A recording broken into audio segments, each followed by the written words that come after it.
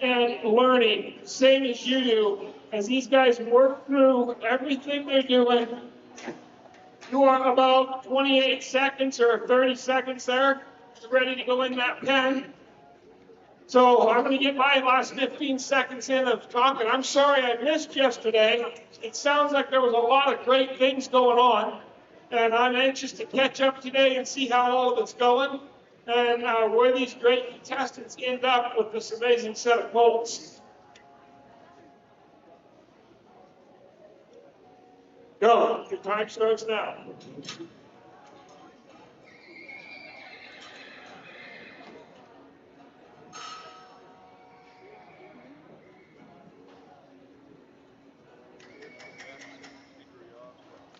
I will remind you again, Liz, but don't forget that you have to take a 5-minute break during today's session. So those of you who were here yesterday, you saw it took me about an hour to get a halter on him. And after we got past the difficulty of that, he kind of came around the corner a little bit, got a saddle on, about all we ended with. And when he first came in here, he's not paying attention at all. He's looking at everybody else, so I'm going to keep him going.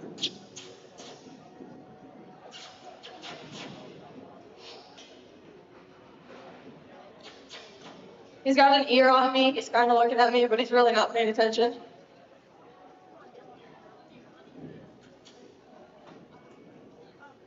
He's giving his face a little bit.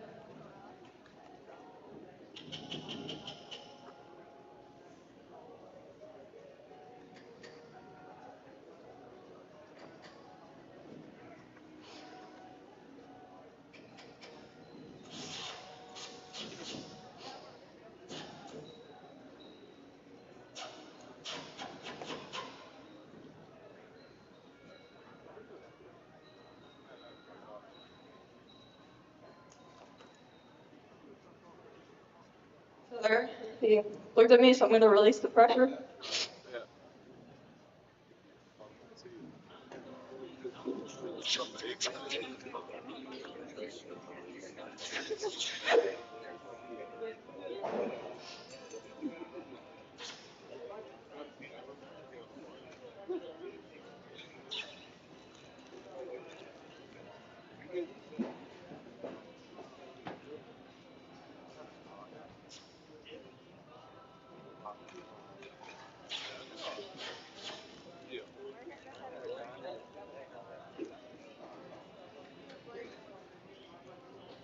So we heard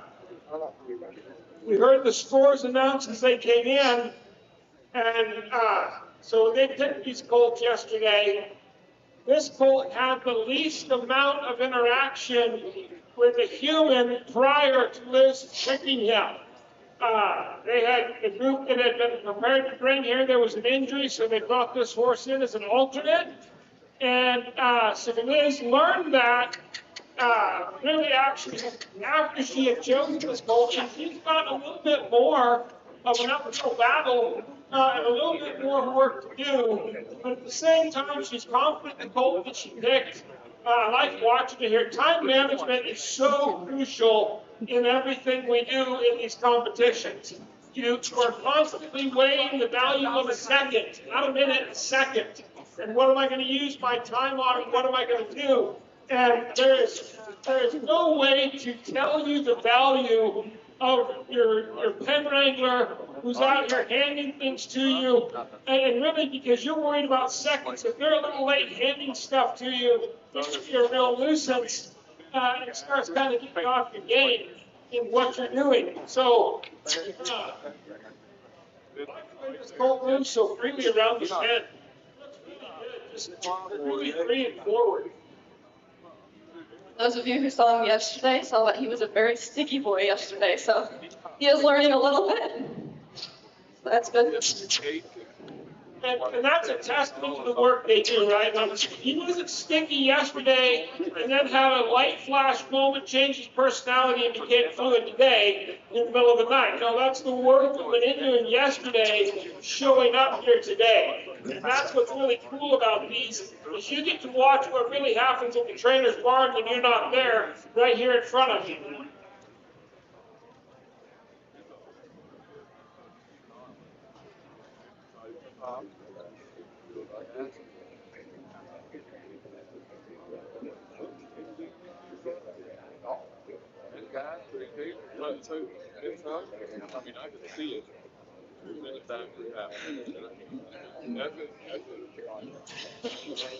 So if he chooses to leave, you're gonna make it harder on him. So we want the right decision to be easy, and the wrong decision to be harder.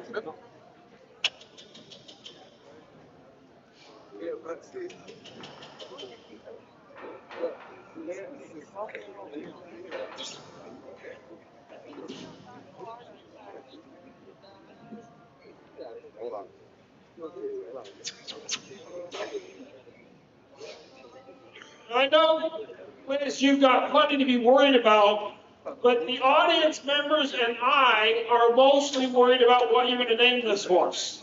My mom named this horse. For those of you who don't know, she's my pen wrangler. She was looking at his papers and she said, she called him Drifter, so I guess he's Drifter. We've got a name for it, Drifter. I like that.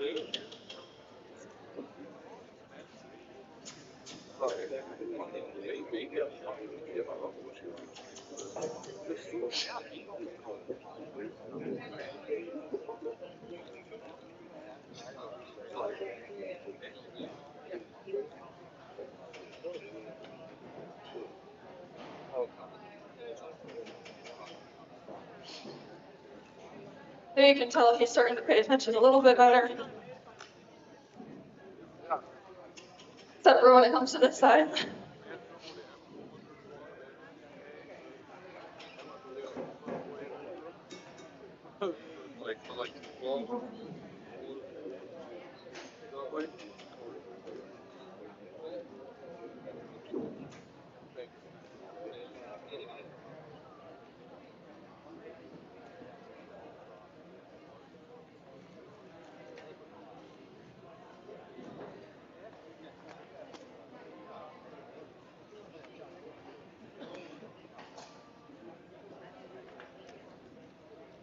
You guys are watching this right there. This is a really good example of enforcement of a cue. She's given a cue, making a request, and then enforcing it. And it's where most of us fall down is we forget to enforce. We give a cue and then we wait, or we don't wait, and we enforce too soon. And it's that balance of give the cue and then enforce that makes horsemanship stand out.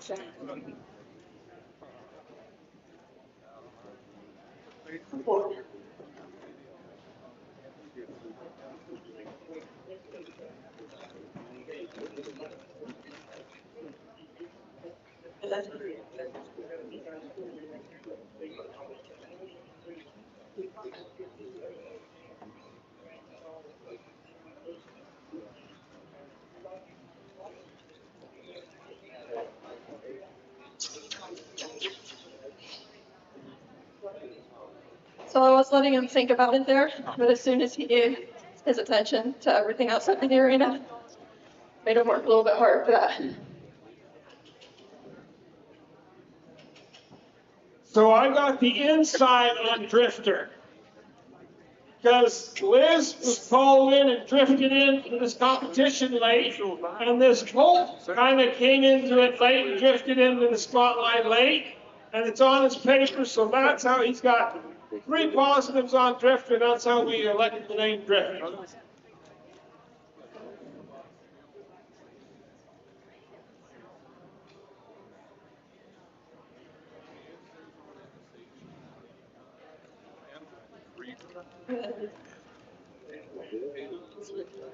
There he's starting to lick and chew a little bit. Processing. If he turns to the outside, I'm going to put more energy on it because I don't want him to do that. So if he were to do that, I would have made that decision a lot harder.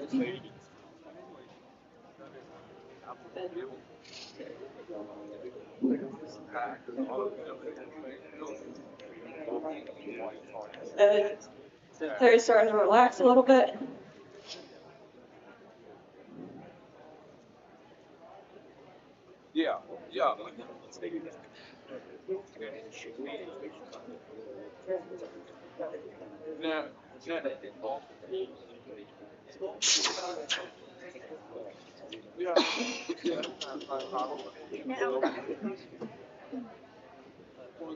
He kind of looks like some of you young guys do right before that girl finally talks you into proposing. He knows where he's going to end up, but he's just a little leery to start with.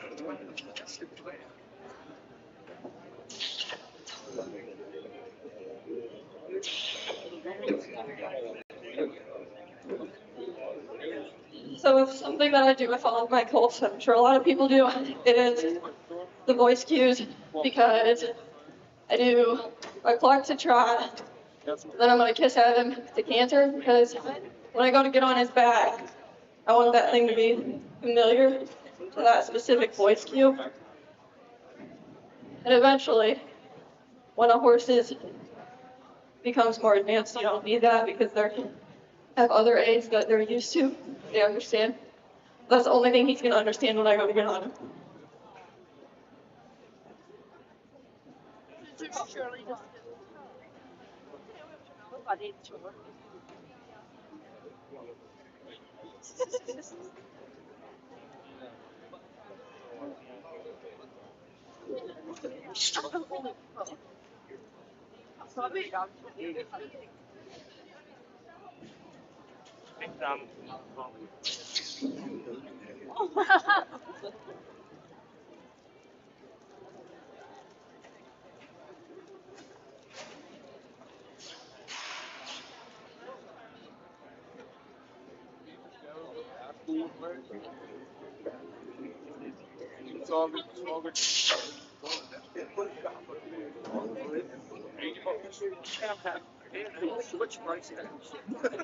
I think one of the key elements of horsemanship is articulating your goals and realizing that the horse does not set the same goals in the morning that you do. I think you need to set your goals, you need to articulate them, and then you need to understand that the horse is going to take the moments it takes him to figure out what your goals are and come along, because his aren't the same. And this little guy right now is still just saying, you know, I'm not 1,000% sure that we're friends just yet. And that's just going to take the time it takes.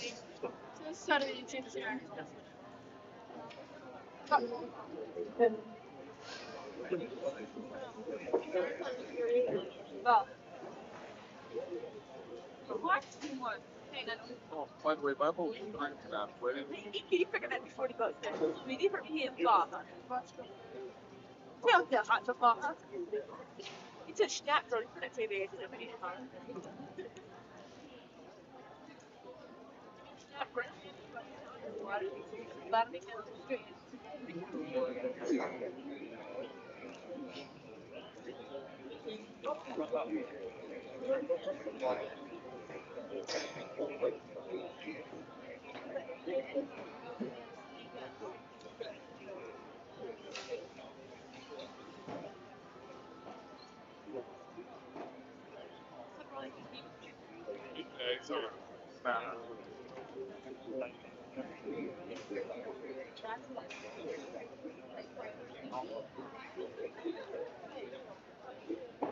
Lifelong relationships take the time to build that it takes to build anything that's going to last, right?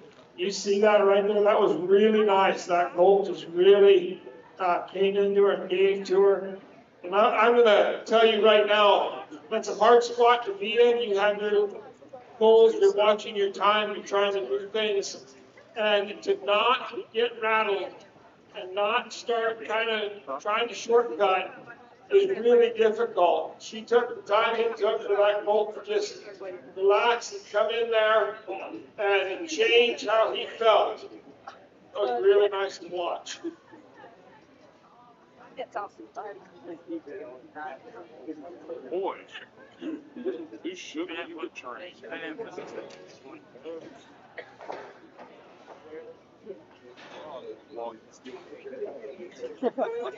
So for those of you who were here yesterday, you saw that I had to use the gate to kind of help me not necessarily corner him, but kind of have that as a barrier between the other side of him and me, so that way I can get a hold on. So today, it's a lot better. He means he trusts me a little bit more than he did yesterday, which was where he was and I was yesterday. I think he's definitely learning, so that's good.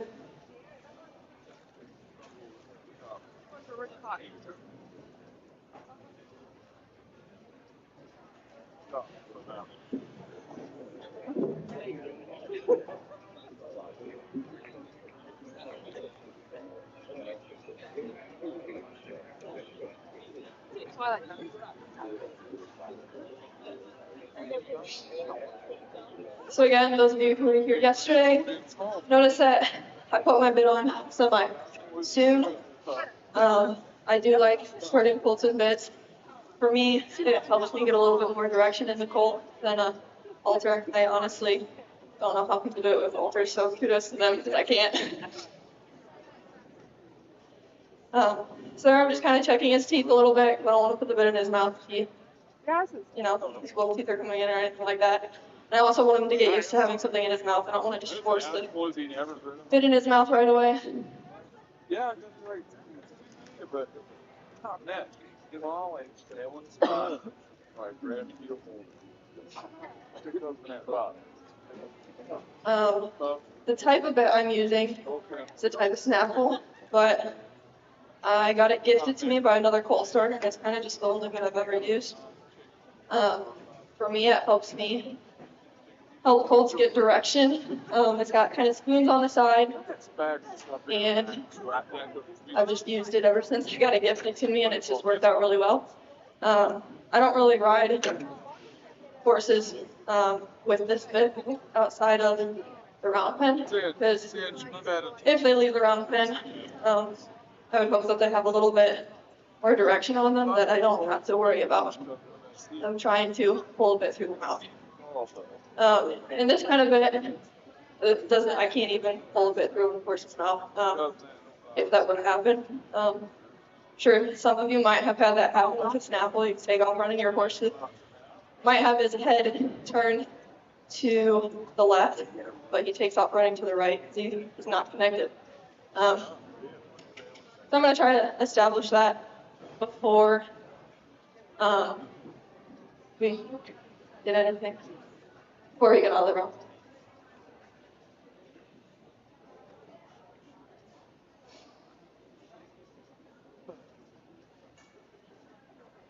I love seeing these Colts just pick up right where they left off. I wasn't here yesterday, but when I watched that saddle pad set down on his back, I know where she left off yesterday. You can see it. He's right there with her, right where he belongs, doing a great job. I'm going to walk over here and just make sure Ruben's awake. I hear he's from Missouri. Those people get sleepy sometimes. I want to make sure he's over here, keeping both eyes on the round pen. You know, I always wanted that job in church where I could walk around with a stick and wake up sleeping people, whack them on the head, kind of deal. So I asked Ray if I could have one of those sticks, but he wouldn't give it to me. So here I'm going to start doing a little bit of the girth stuff that I did yesterday. And for those of you who were here yesterday, I had a 30-inch girth, and it touched the saddle on both sides, so I had to go purchase a 26. So this guy has got a little guy, so I purchased a pony cinch for him. So that's okay though, because even if I could have rode yesterday, I wouldn't have been able to.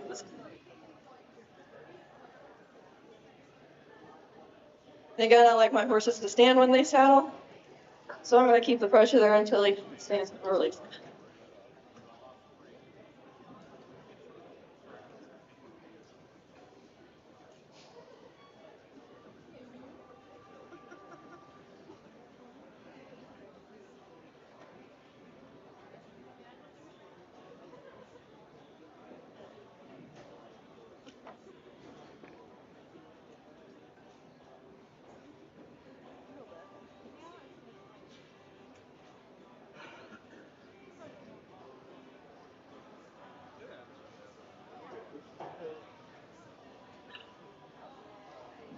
So when I first started, he would have rather me on this side.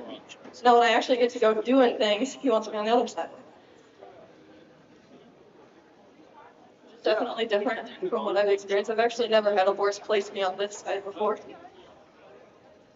But just as we're right and left hand dominant, horses are right side and left side dominant. We would prefer stuff to be done on, so we're just going to go ahead and do them both.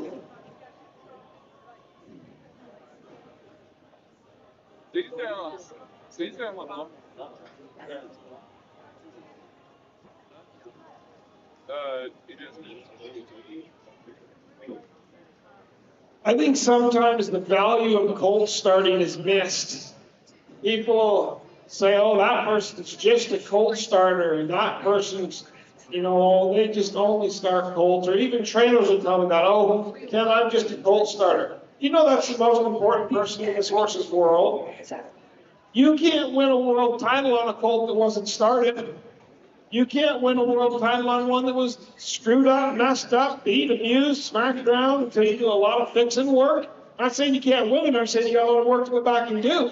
I'm saying everything that these contestants are doing right now is so crucial, so critical. They're trying not to waste one move and make every single thing. They think about this. For the next hour and a half, try to make everything you do be positive forward progression.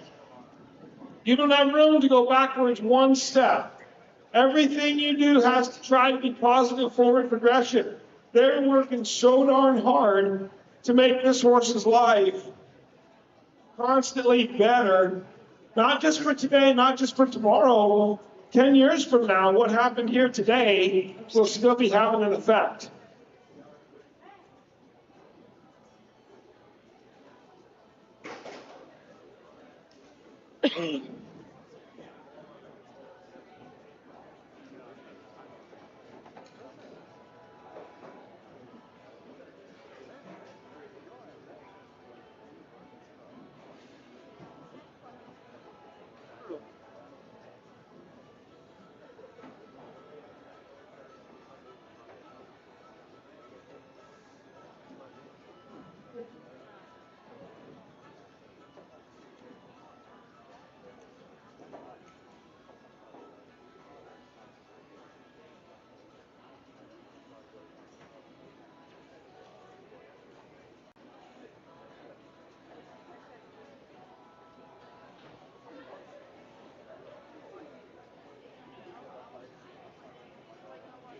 I love the fact that nothing's a big deal.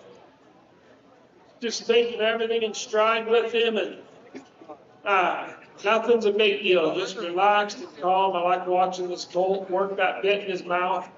Just staying relaxed.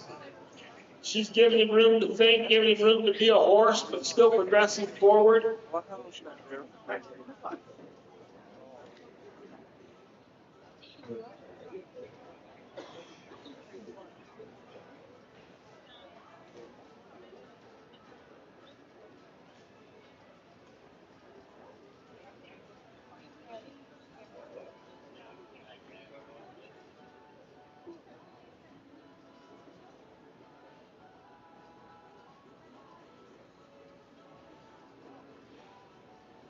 So I want it to be tight enough to keep the saddle on, but not tight enough to make him mad. I also want my back cinch to be tight enough that if he goes to bucking, it's not going to slap him on the belly. So that'll scare him. And as soon as he comes down from the buck, he'll release the pressure. And then it'll teach him, oh, if you just bug, the pressure comes off. So I want it to be semi-tight, touching his belly, but not too loose. Not too tight. And just what I did yesterday, we're going to start to address some direction.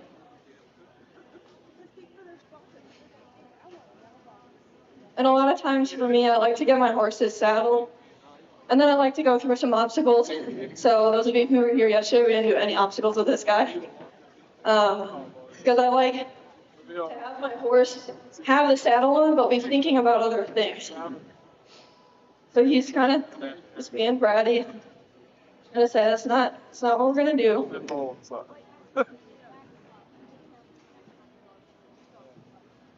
And I didn't ask him to trot. I'm not going to force him to go fast. So, bitch. But I am going to ask him to respect me and what I'm asking him. So again, I didn't necessarily ask him to trot, but if he does, so I don't care. He's got forward motion. That's what I want. Sitting there playing with the bit, that's okay. I don't care. So I want him to be able to be relaxed while doing all of this. I don't want him to think, oh my gosh, as soon as this comes on, everything goes south.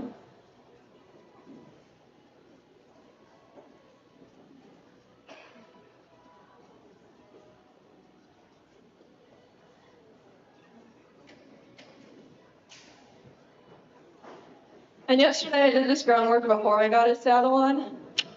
Today I didn't because I knew he was already to a spot of being able to get the saddle on, so I knew that he was capable of having the saddle on before I do all of this groundwork underneath it. Now if I were to have a super sensitive horse who would have taken off bucking yesterday, I would have done a little bit more groundwork, but because I'm on time, and I also knew he could handle it, I'm not going to worry about doing that specifically before.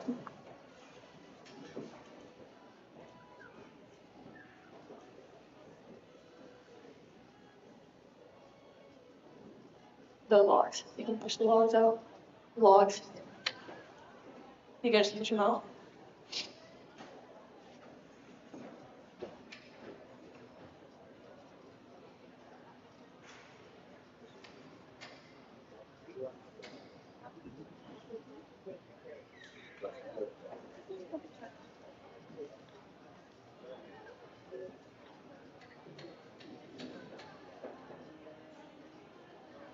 So he's a really smart horse. I really like the way he's paying attention to me now. He was focused on the outside before, and now he's paying attention. I don't even have to tap his butt for him to disengage his highest quarters, and that's what I want.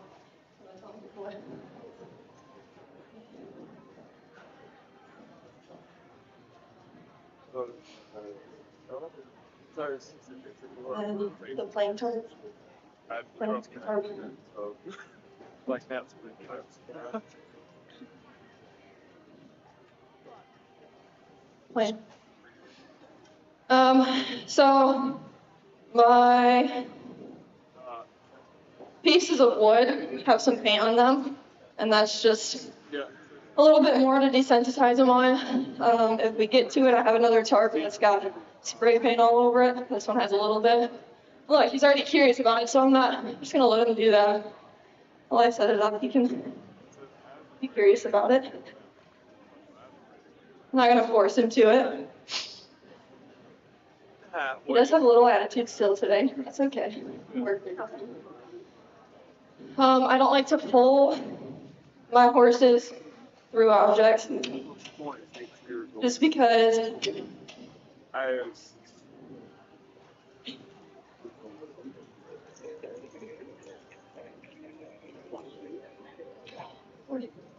Did you guys watch how relaxed and calm she walked over behind that horse and pulled him around? There wasn't a moment of panic in her. She knew exactly what she was doing. back to what I was saying. I don't like to pull horses onto things because it doesn't allow them to necessarily have a time of curiosity with it. So here he's just being dramatic about it. I say we don't have to be dramatic. I just want you to investigate it. And if his attention goes away from it, then I'm going to add a little pressure. He said, I don't want to do that. Say what you have to.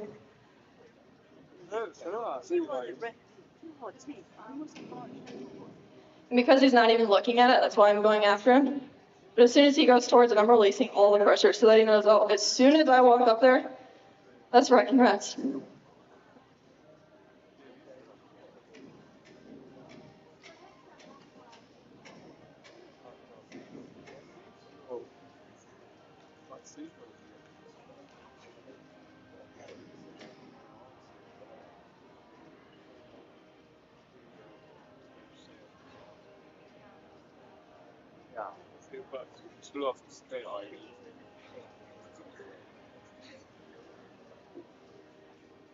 I'm gonna let him think about it. He's looking at you, and I'm gonna let him do that.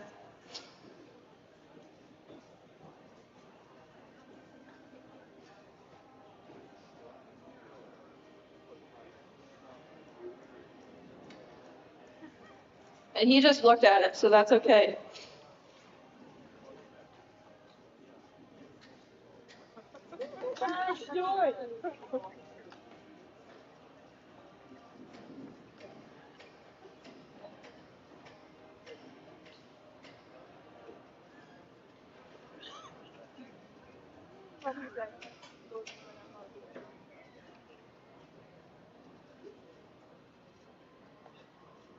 Liz, you have 1 hour remaining, 1 hour left, and you have to take a 5-minute break during that time period.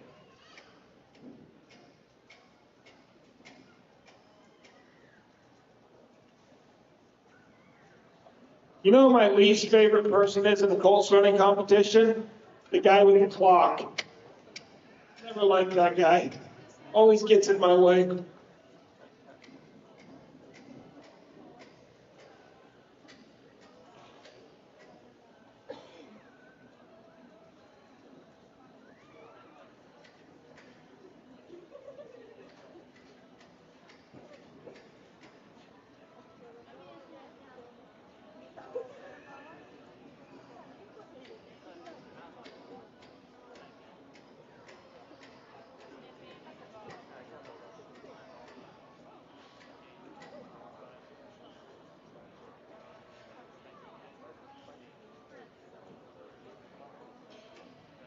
So, I mean, I know we're all here for education, but I mean, honestly, you know a bunch of you are hoping that somebody's Colt bucks this weekend and you get to watch the wreck, right?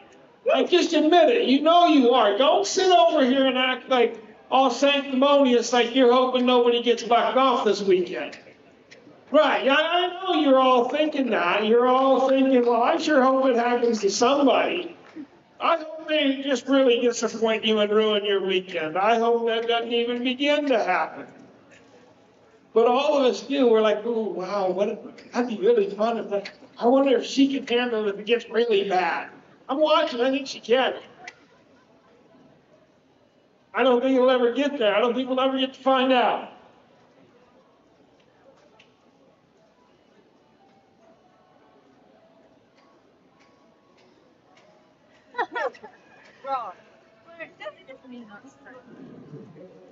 No, what was that? Okay,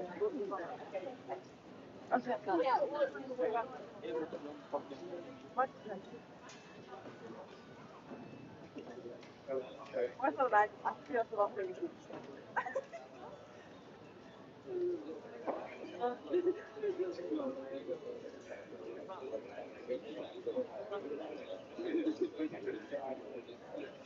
Did you guys notice that your neighbors quit breathing as soon as this horse started to try? I noticed a bunch of your faces are turning blue from holding your breath open.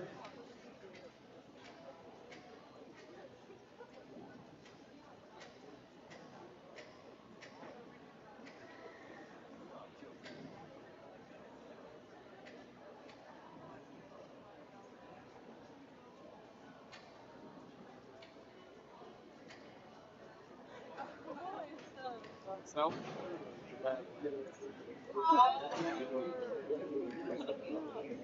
One of the great things about being a Colt starter is that you never get any credit, right? When you do a really good, you guys start Colts, you know this. When you do a really good job on a Colt, you know what everybody says?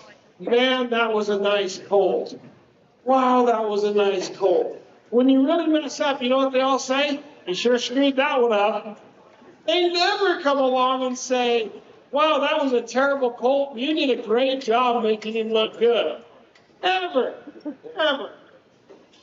They come along and give the Colt all the credit. You just get left out in the cold. So because he's having a little bit harder time with it, I'm gonna pick it up. I'm just gonna ask him to follow it.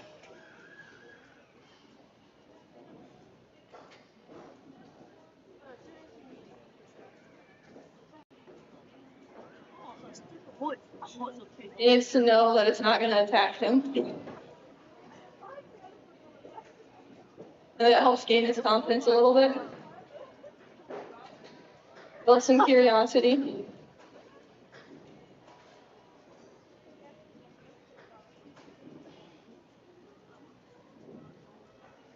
And that's what natural horsemanship is all about. Using what's natural to the horse to manipulate his responses to us. In the world we live in, people think the word manipulate is a bad word, but it's really not. It's really a great word. Sometimes we have to manipulate their responses to be what we want them to be. And we try to use what's natural to them to bring that about.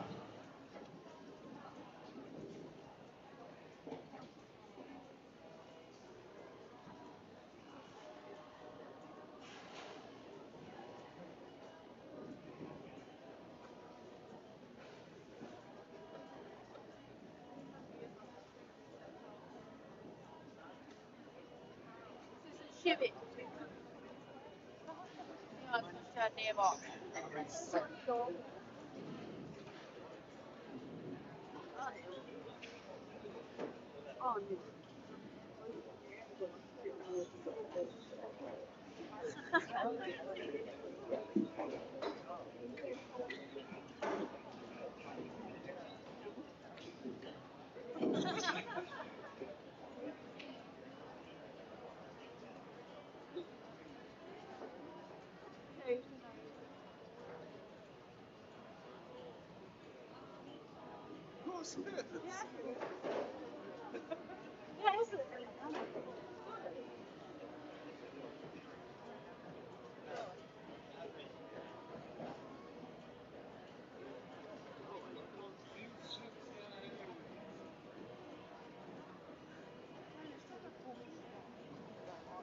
I always want to encourage everybody to be involved in, if you want to be involved in a Colt starting competition, I think everybody in the world should sign up to be in one.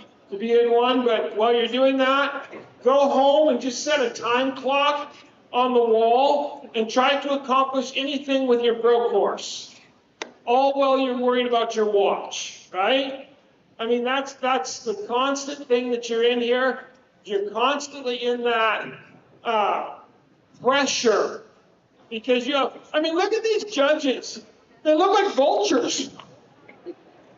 They're sitting in these chairs, just looking like vultures waiting to attack. And you're inside that round pen waiting for the vultures to strike, watching the clock. You have all this pressure, and how you respond under it is what really determines how things are going for you for the day.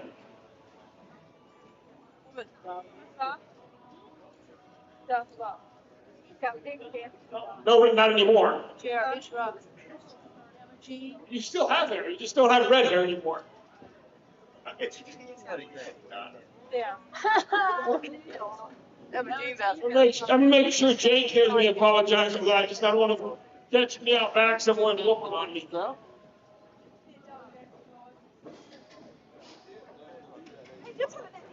So something I do with my horses on the ground is wandering circles. And I want them to understand this from the ground. That way when I go to get in the saddle, it's the same exact thing, just with somebody on them. I'm gonna ask him for forward motion. He's looking at the tarp, that's okay. And as soon as he brings his face towards me, I'm gonna release that pressure because that's teaching him, okay, if you pull this way, my feet should follow.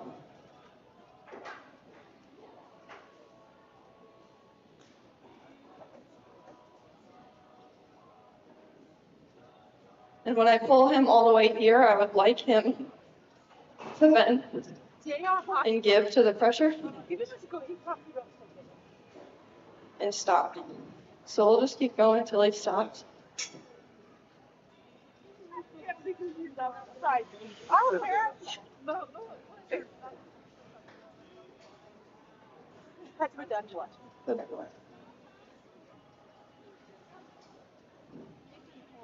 It's hilarious about the sound.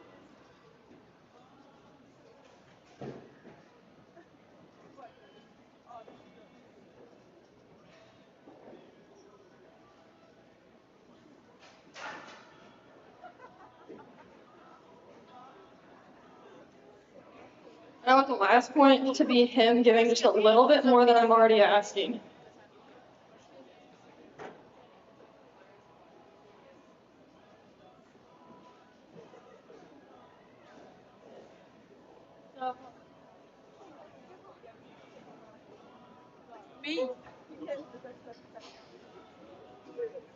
So I'm releasing all the pressure from that because that was really good, and that's also super essential to when I go to get on his back.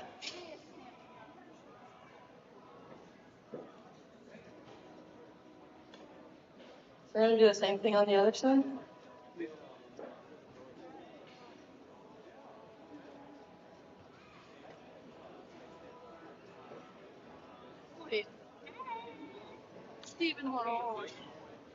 So I'm just gonna follow his back feet the whole time. It's a little bit safer, so I know he won't step on me unless something absolutely crazy happens. Good.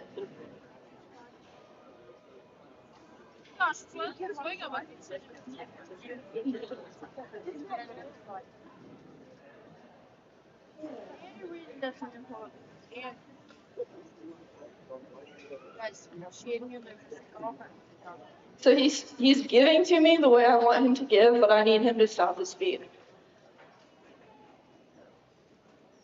If anything goes south, this is my emergency brake. If his head is turned and he knows he's supposed to stop, he's not going to take off running.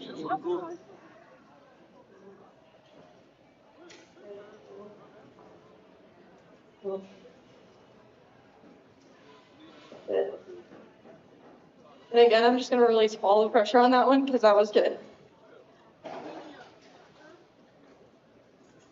Oh, see, so cool.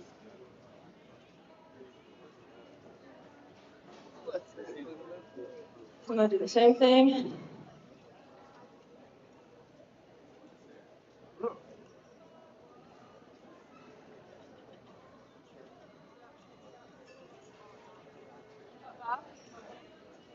It's like watching an artist paint on a canvas because you're seeing the portrait emerge as she works here. Everything you're seeing her do builds off the last thing she did, directs towards the next thing she'll do. And you're seeing the portrait of a well-broken individual emerge as she works this Colt. Each piece coming together as she puts another stroke of the brush on the canvas. Oh, yeah. So my timing was a little bit off on that. He did take a few more steps after I released the pressure.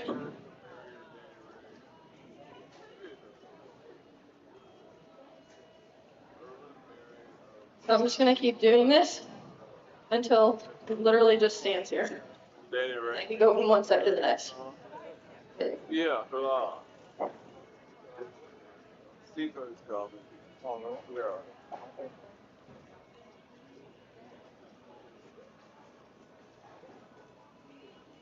Fish food.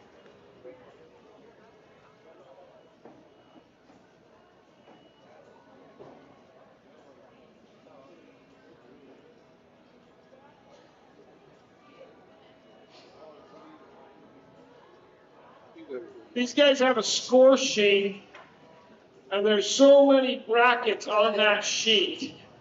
And their goal is to put points in every one of those boxes and to make sure that they've checked every box.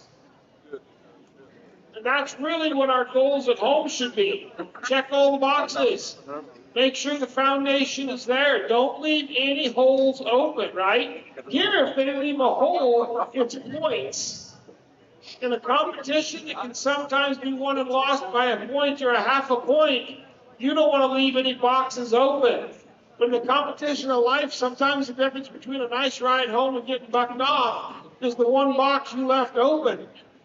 You know, you want to go through there just as methodically and check all those boxes, just as if all of the judges were sitting at home watching you score in those boxes, because that's just exactly how crucial it is for your safety and the success of your horse.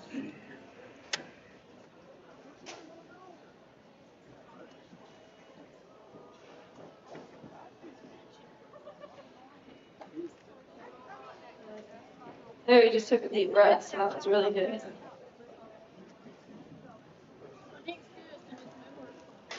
So then when he gets over here, I'm gonna add a little bit more pressure because I still want him to just stand. Because when I go to get on, I'm gonna be higher. I'm gonna make a little more noise. And I want him to be prepared for me to get on.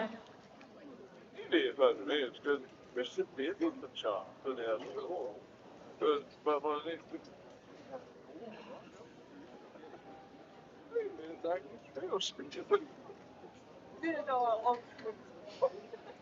really. Big sort.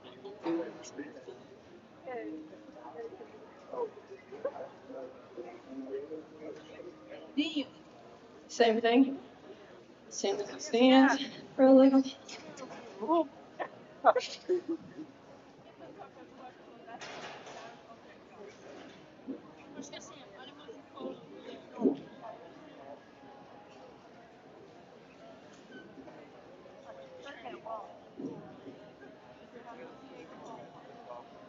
I'm just gonna keep this pressure here until he actually stops. Because otherwise he's gonna say, oh, as soon as you jump, if I'm crazy, he'll get away from me.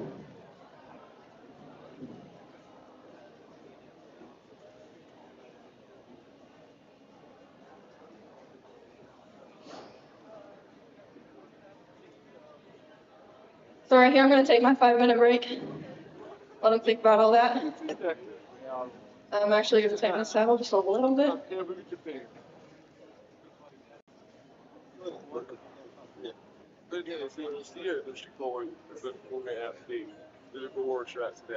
go.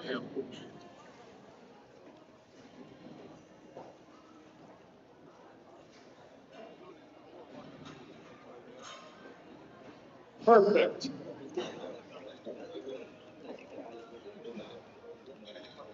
So Liz, tell us, are you where you expected to be? Did he come back the way you thought he'd come back? How do you feel about yesterday, today? How's it going? He's definitely doing better than I was. I was prepared to come in here and working for another hour, so I guess you can expect the worst and prepare for the best. So yeah, he did pretty good. He's a little bit more sensitive than I had anticipated, but he's a little bit more free going today, so that's definitely in my benefit. I don't have to chase him as much. So yeah, he's coming along, and I'm very happy with where he's at right now. So especially given with where he was. So Perfect. And any predictions of where we're going today? hopefully we'll get a first ride. So we'll see, and work with the tarp, and we'll see what he does. All right, well, enjoy your break. You know, I can tell you from experience, that break right there is really crucial for you as well as for the horse. You need to have that chance to kind of let down, think through where you're at, get away from the horse for a minute. And honestly, I think a lot of times there's a lot of good that happens in that break for both of you, really. The judges get to stand up, wake up, move around, but really you get the pressure off of you, off of the horse, and both of you get a chance to think about it and get ready to move forward again. And I think it's so important. I do it all the time at home. I do it at home when there's no judge, no clock. I get away from that horse. I step away, move off. I do it before I get on him. When I'm working a colt and I'm thinking about getting on that colt, I'm going to walk away from him for 30 to 45 seconds and just get away from him and ask myself, am I really ready to get in the saddle? And that's one of those questions, the answer has to be yes, not, it's probably going to be okay. If that's how you answer that question, don't get on, right? Like, you don't want to get on. You're looking for boredom in colt starting. That's really what you're looking for. You want, for colt starting to be really good, judges need to be almost falling asleep, right? Like for colt starting to be really good, you don't want that super high level of excitement and anxiety. So you step away from that colt and give him a minute, and you think about it and you ask yourself, am I really ready? And if the answer is yes, then you step back in and go back and get to work. What's Robert doing? She's going to find out. Look at seeing it, you guys nearly. I used to at least come here a couple of times a year. Now I'm lucky I get to come to Horseman Mission once a year. Okay. Watch that Colt move around and just explore all on his own. There's education happening right there. He's playing with that bit. He's thinking. He's learning. He's becoming a more mature individual. And the reality is, we love our horses. All of us do, right? But bottom line is, they're an animal who does do things wrong, does make mistakes, and can accidentally hurt us. So we need them to have that level of maturity about what we're doing and raise our level of expectations to think that way so that we're gaining that. Just to keep you apprised of where you are, you have 1 minute remaining in your break.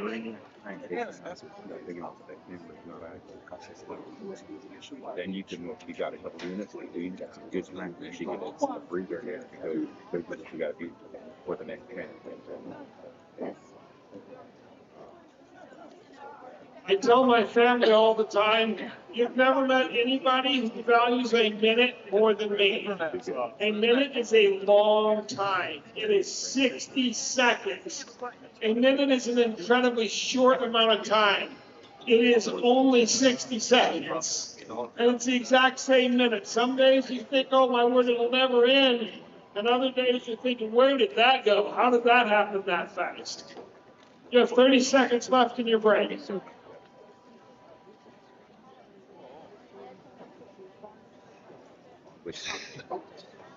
Yeah,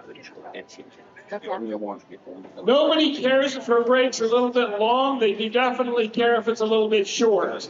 If she's a little slow getting back in that pen and isn't in a hurry, that's okay. Your break is 5 seconds per lap. And that is your 5 minute break right there. that screen fun.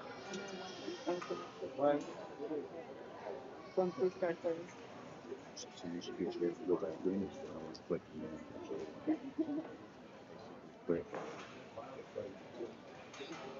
you put it back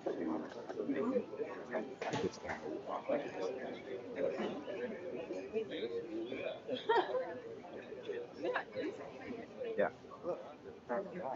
You want me to do it crazy?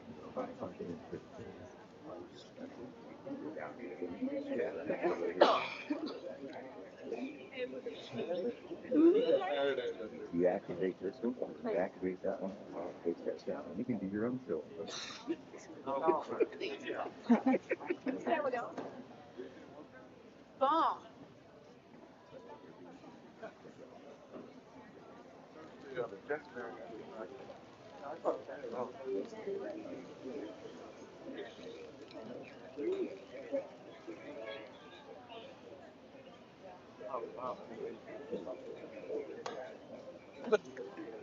Belmont's sitting there.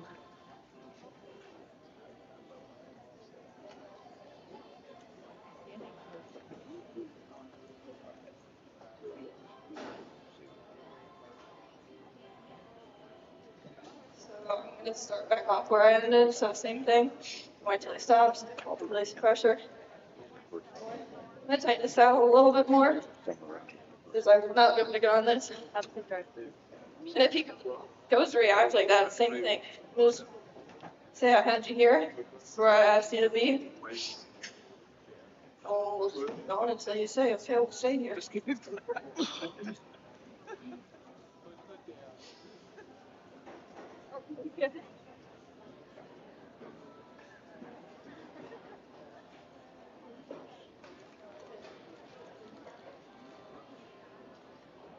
So he's definitely still worried about everything. That's okay, we're just going to keep working through it. He's actually a nice little guy.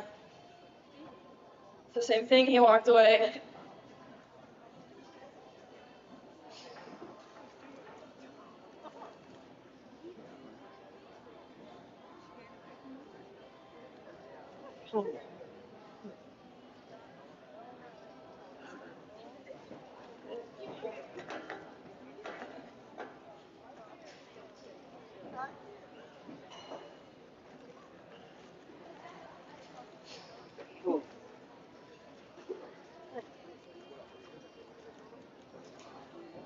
I get asked a lot of times why I don't ground drive my colts.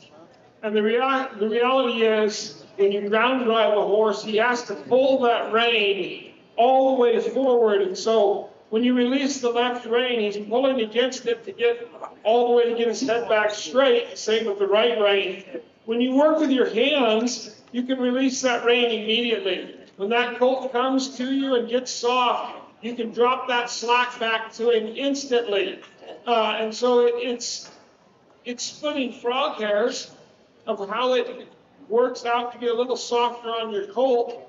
Not saying one is correct and one is incorrect, saying that that's the advantage of working with your hands up close to the bridle like that. You can feed an instant release back to that horse. And remember, that's where our horses learn, is through that release. We're given that release, our horses are getting a reward, and that motivates them to learn. All right, so now I'm going to go back to do a little bit of wandering circles. Ask forward motion.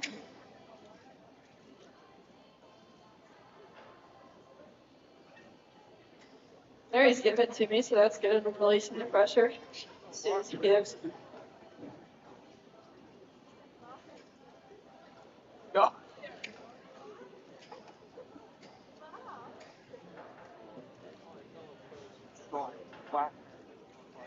Kind of was saying before, I didn't ask him to trot, but if he trots, okay, that's his own doing.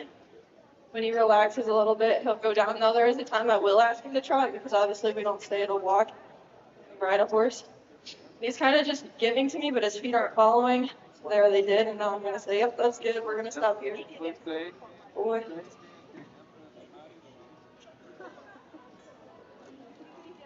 Look at that constant release and reward, constantly building that horse's confidence.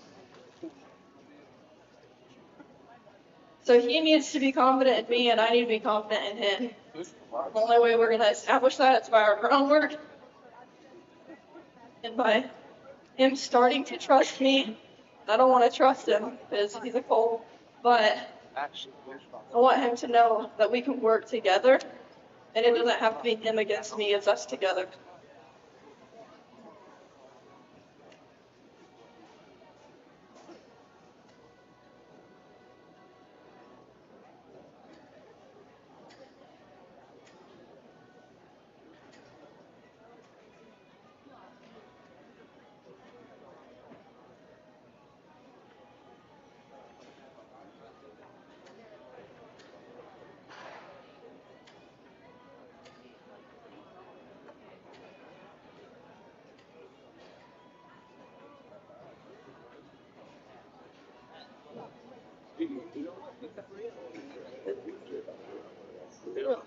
You notice when I first, he was going away from me constantly, so I planted my feet and he had no choice but to come towards me.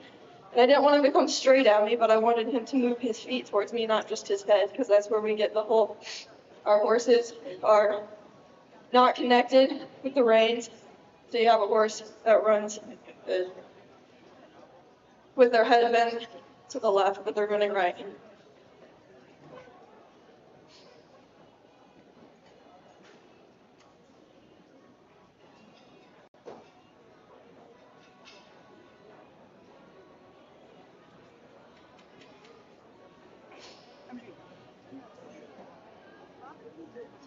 So he's getting a little bit more comfortable.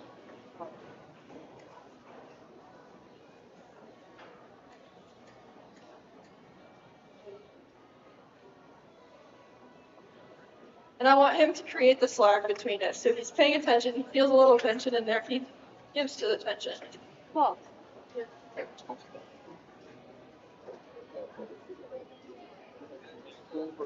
Good.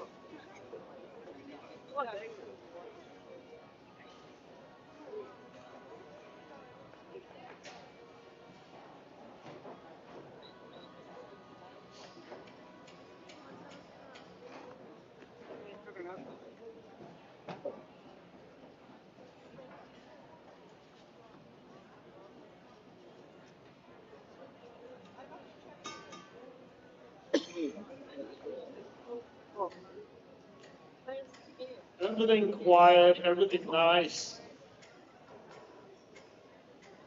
You really are trying constantly to build confidence, and yet you have to raise the pressure at times. You've got to bring the temperature up and expose that horse to pressure and things that are going to bother him. You know that he's got enough confidence to stay with you when things do go bad. So you're always trying to be quiet, but then you've got that moment where you've got to come back and add a whole bunch of pressure and move things quicker and change things up and make sure that the responses you've taught him will actually stick.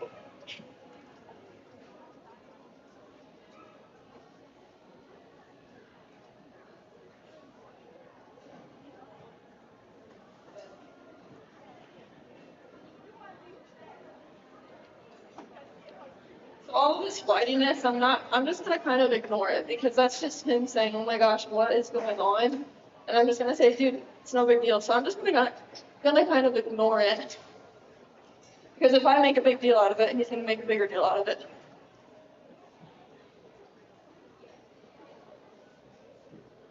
Obviously, no, that's how I'm gonna go deal on it.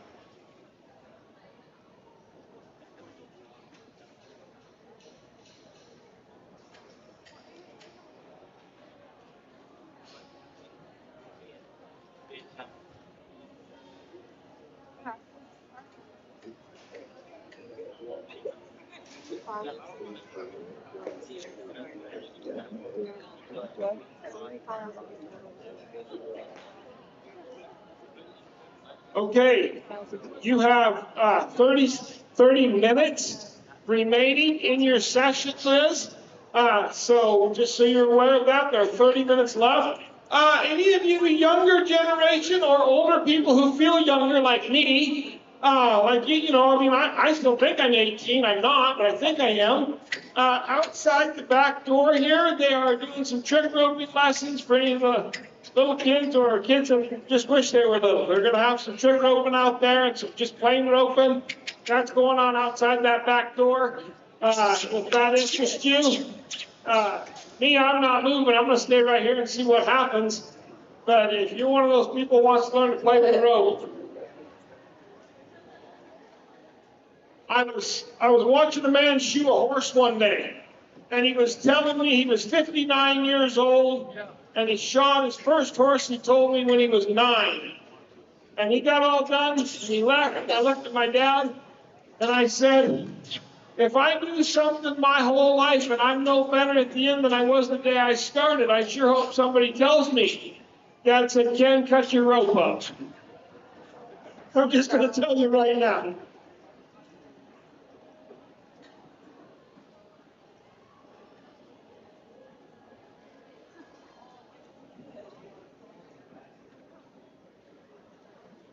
So I've set him free again because I didn't ask him to lope before at all. So this is the first time I'm asking him to lope, and you see he doesn't really care that he has a saddle on, which is great for me. The only time he really cared is when he got scared of all the obstacles, which is okay. Oh, it's the outside. So.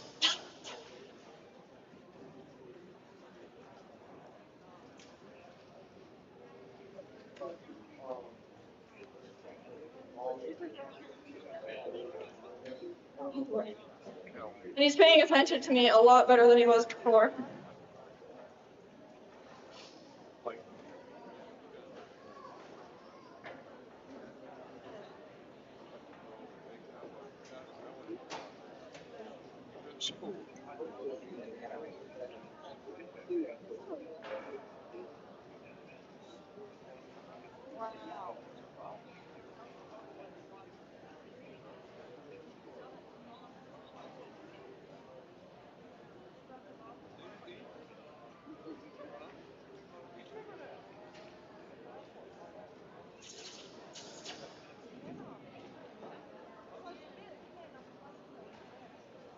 So he gave all his attention to the outside, so I kind of got after him for that. It's kind of.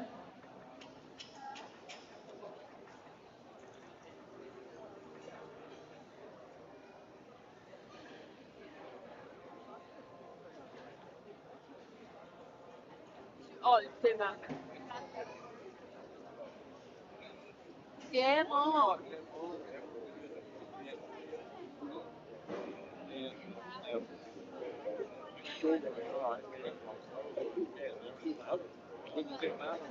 Yeah, you can clap for her. He deserves that. So does he. They've earned it together.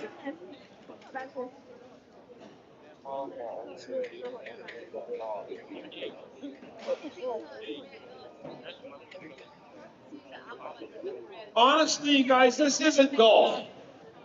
Don't feel bad about clapping for them. Don't feel bad about cheering for them when they do something good. Maybe don't do that when they get on and sit down for the very first time, unless you're cheering for one of the other contestants. But honestly, it's good for them. It's good for the Colts. It's good for the trainers, and they appreciate hearing it. So don't be worried about getting involved and telling her when she's doing something good.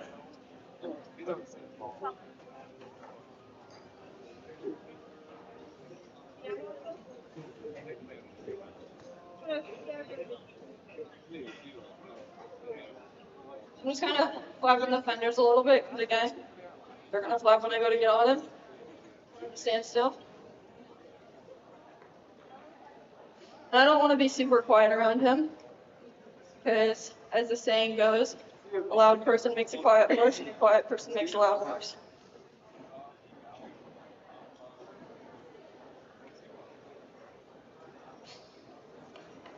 That's why my horses are so gentle. I've never been quiet in my life. You didn't have to agree so wholeheartedly.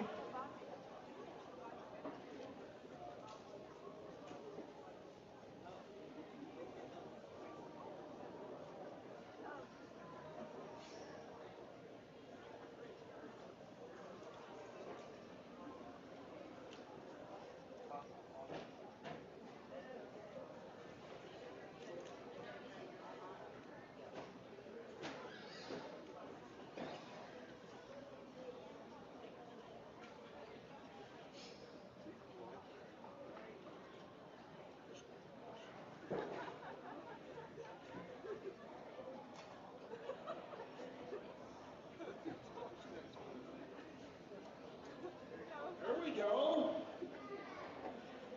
2/3 of the audience just tensed up.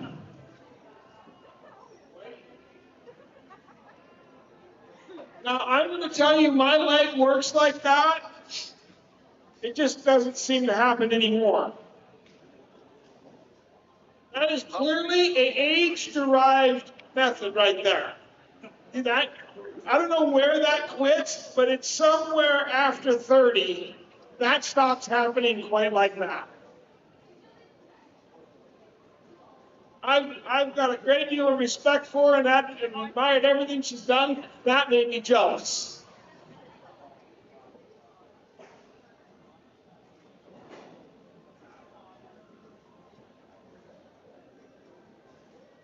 You got to get worried. You're going to start losing it.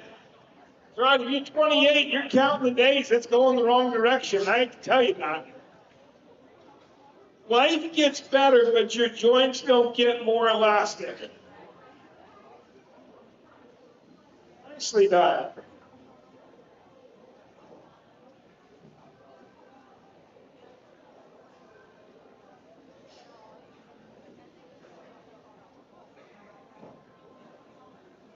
No wasted motion. Moves from side to side, working this pole. You guys better be taking notes and taking this stuff home with you and adding it to your program.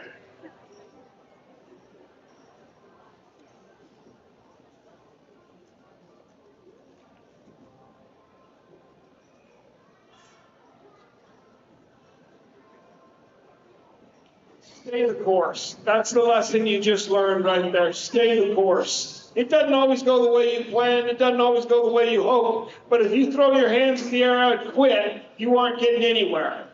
Right? You got to stay the course. When things go wrong, don't quit the critter. Stay the course. Stay with what you started out to do and build from there.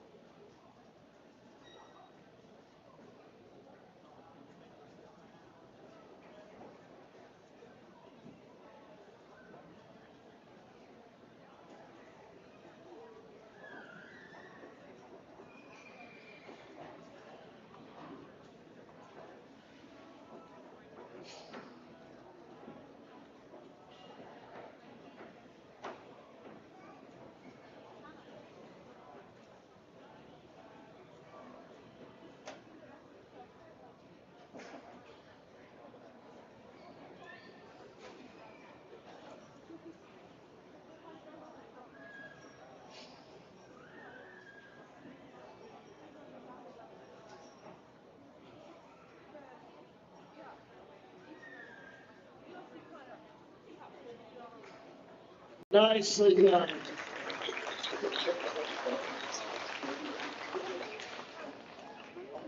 So again, he's being a little bit more dramatic on that side, and that's okay. I'm not going to release the pressure until he does what I ask, because he knows the right answer.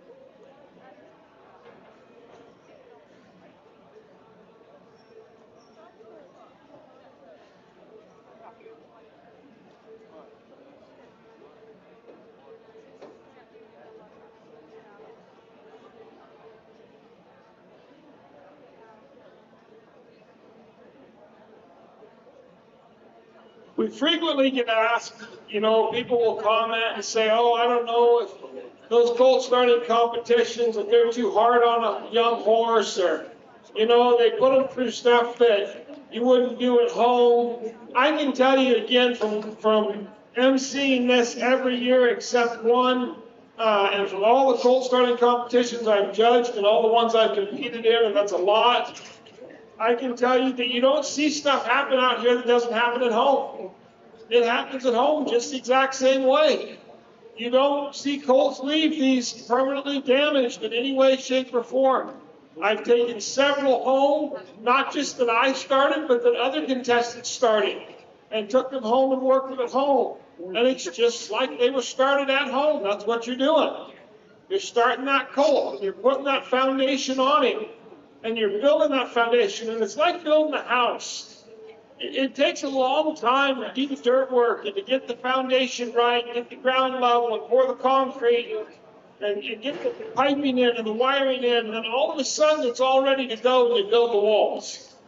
It takes the time it takes.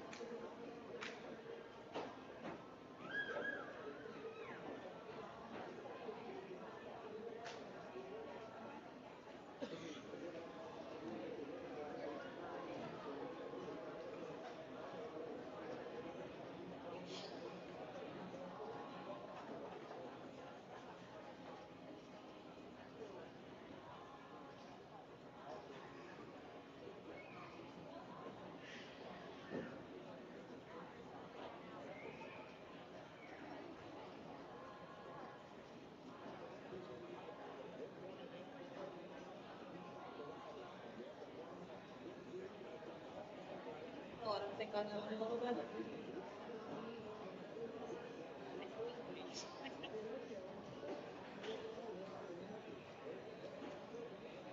So I just checked in with Liz's pen wrangler / mother, and she told me, she said, I said, has Liz been in any of these before? She said, no.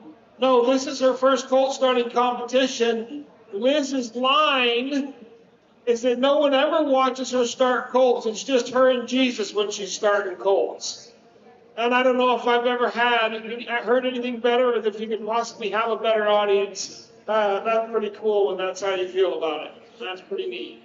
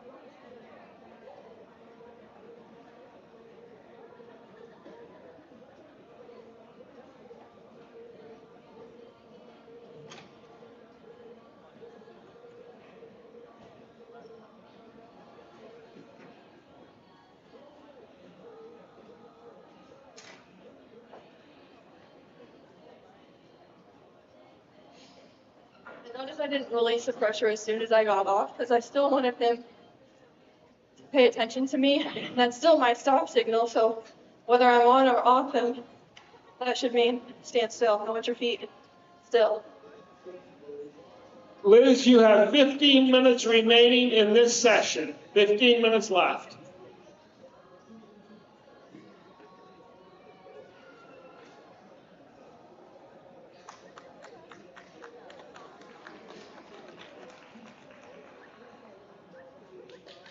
But I'm not gonna ask him to go as soon as I get on. Because again, I want him to know, yeah, I was on you. It's not a big deal. I'm off you.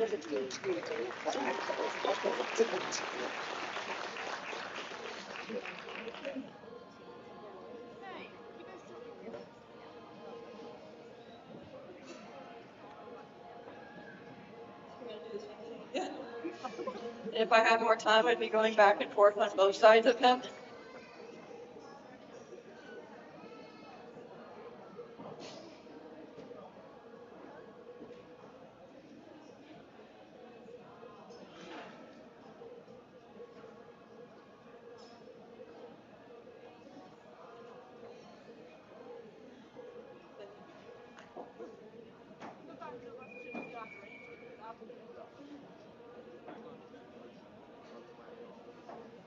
The time management is so critical. As you just heard her say, if I had more time, I would.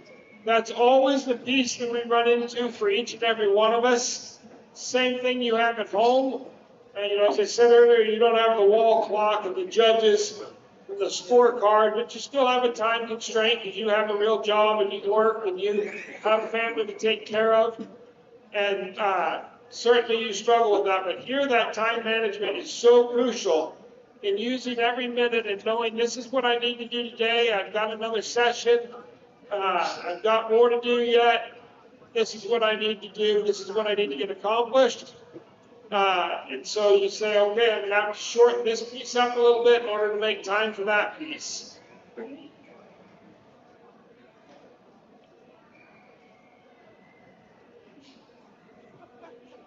Well, I'm sitting here a little bit before I ask him to go.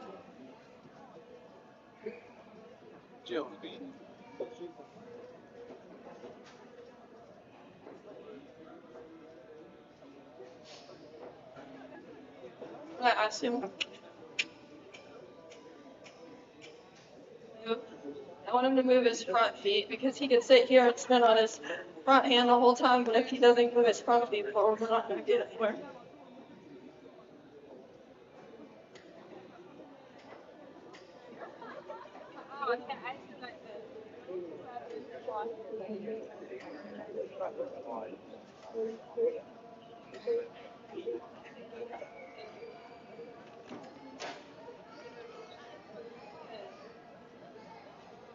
I just want to stop. I just wanted to use skip.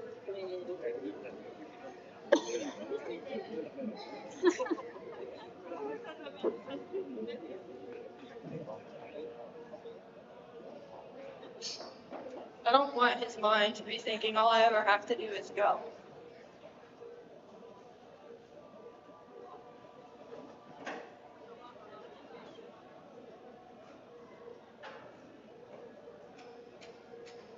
This is the same thing we did with the long range circles on the ground. I'm just in the saddle this time. Okay.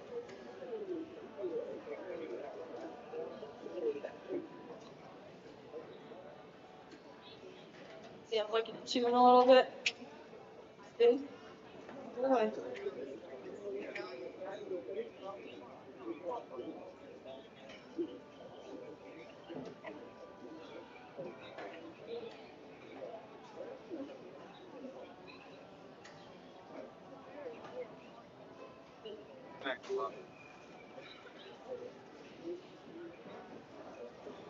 So again, if I had more time, I would completely get off. Let him know that that was good. Here we are. It was a little bit rougher on this side, so it's expected that he'll be a little bit more dramatic on this side again. If he stands, I'm going to say, oh, that's the answer. Good. Did you guys truly appreciate that? She brought that rein to the right. That colt squirted forward, kind of got tight, and she never even altered her voice while she talked to you. She maintained control of her emotions, just so quiet, so soft. It was really nice.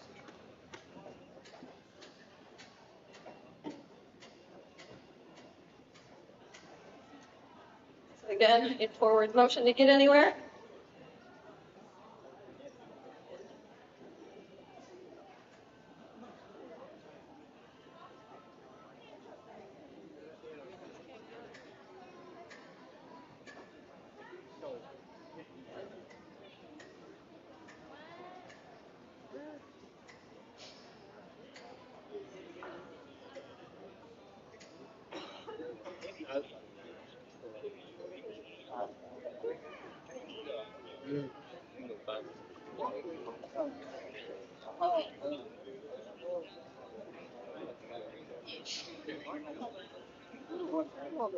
A lot of things moving.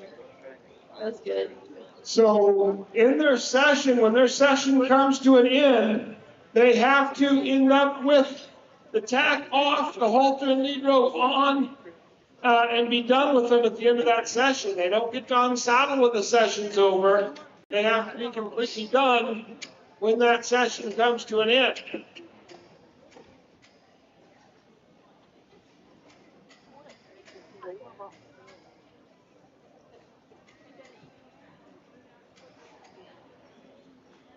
As long as he's going forward, I'm not gonna get all trappy on him. I want him to keep his somewhat smaller circle, just so I have a little bit more control. But I'm still gonna stay loose.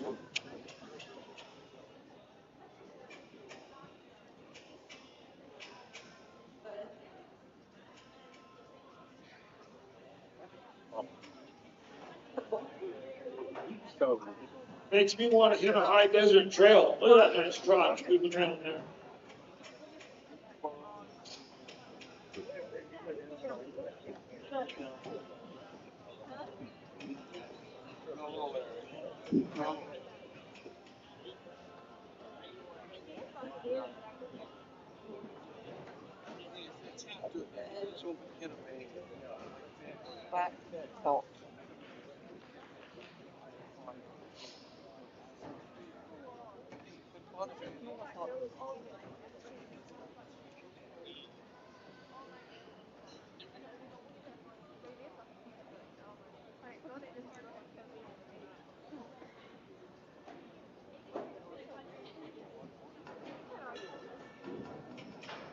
Liz, you have 7.5 minutes remaining in this session.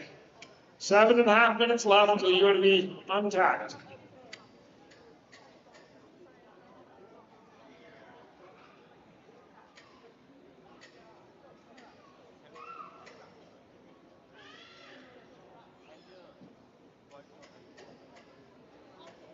So still here, I'm asking him for forward motion, and I'm still gonna ask him for direction.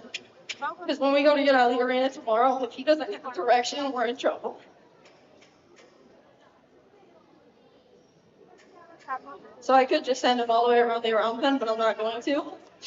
Because again, he needs to understand direction.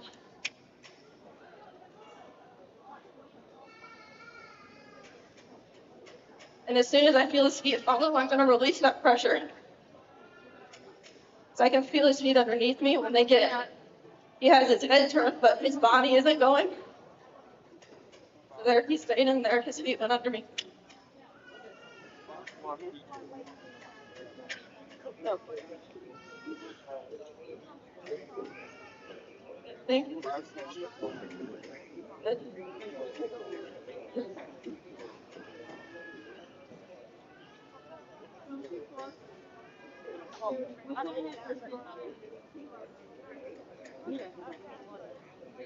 Give me a look at this movie. How much do you have left?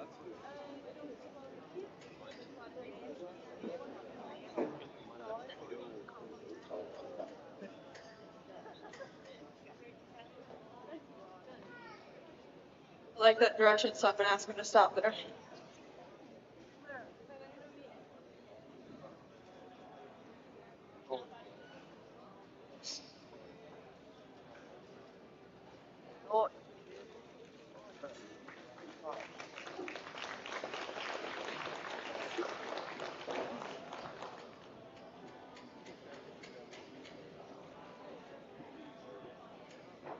And I could go on and push him to low, but I'm not going to because I want to establish the direction before I ask for speed.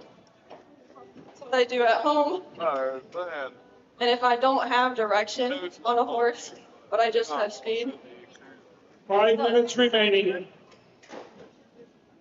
be where we don't want it to be. So I'm just going to ask him for a little bit more direction this way, and we're going to be done with this. Look, I use There is the one under himself. Stop. the main thing is this. But, I mean, that's What's good? And I'm going to keep him here control. until he decides to stand. I like to fish and tranquilize Scott. Good. Get bait. So there's his first try.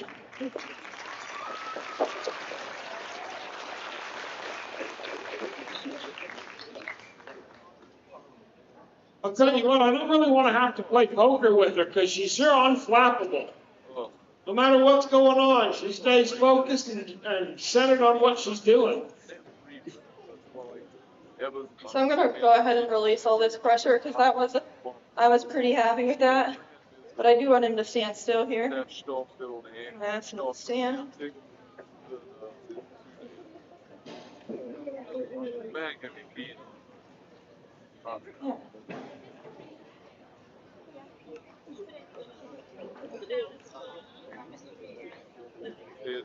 That's the speed.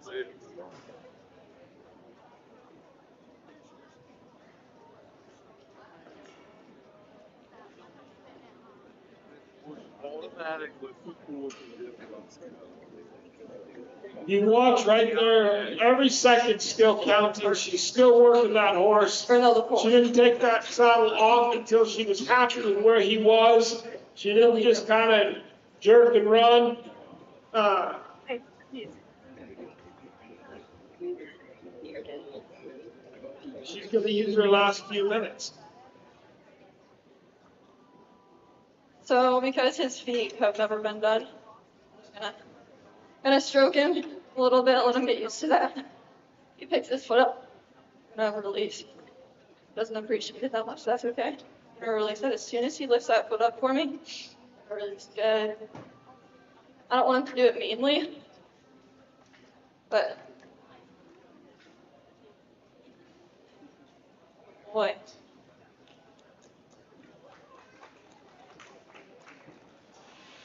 2.5 minutes remaining.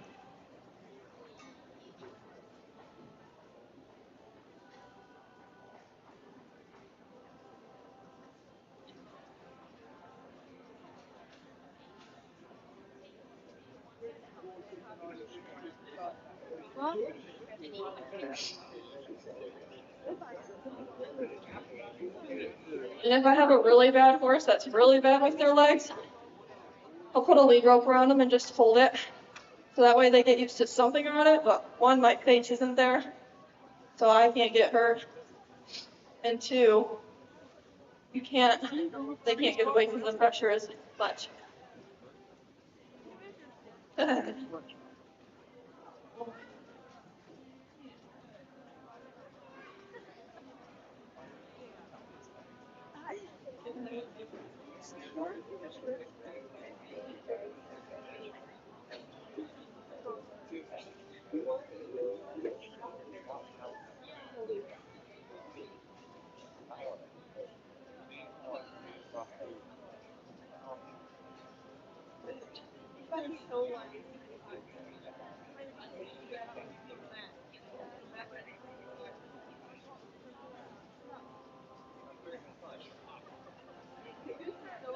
One minute remaining.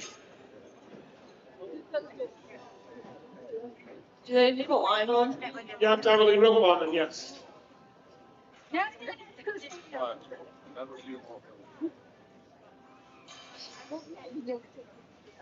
45 seconds remaining in this session.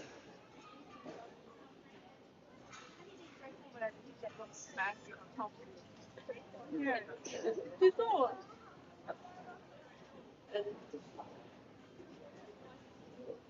30 seconds remaining. I'm gonna nickname this girl. This is last second Liz. She ain't giving up a 1 second to anybody else. She's using them all.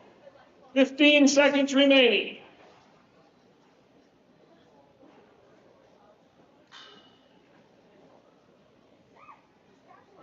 Session ends.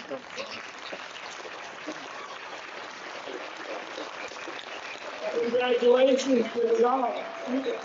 If you have one thing you think, where are we going to start tomorrow? Tell me where we start tomorrow. We're gonna start where we started today. Catch him, put a saddle on, hopefully get to some obstacles a little bit sooner. Yeah. Happy with your session? I am, yeah, especially with where we started. I can't be mad at him for anything, so I think he's a very smart colt who has a bright future, so. I love the fact that you're constantly complimenting and seeing the positive in him. I think that's a crucial piece. Good job. Nice session. Well done. Congratulations. Okay. We'll be a short couple of seconds here. Wayne, you can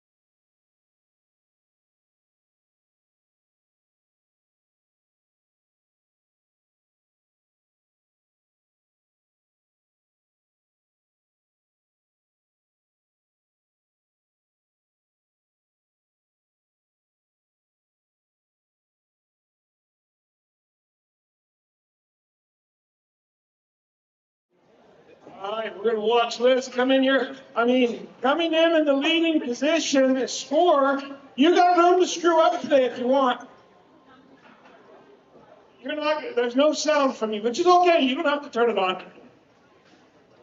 Sometimes it's better if I don't have sound. There you go. There you go. Now we got sound. All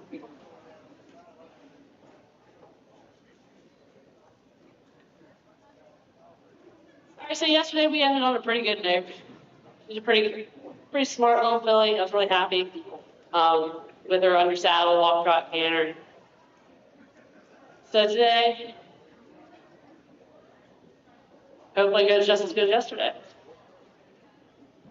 One thing I found with working with young horses is you can have a really good day one day, and you never know what you get the next. All depends on how hard they think about it overnight.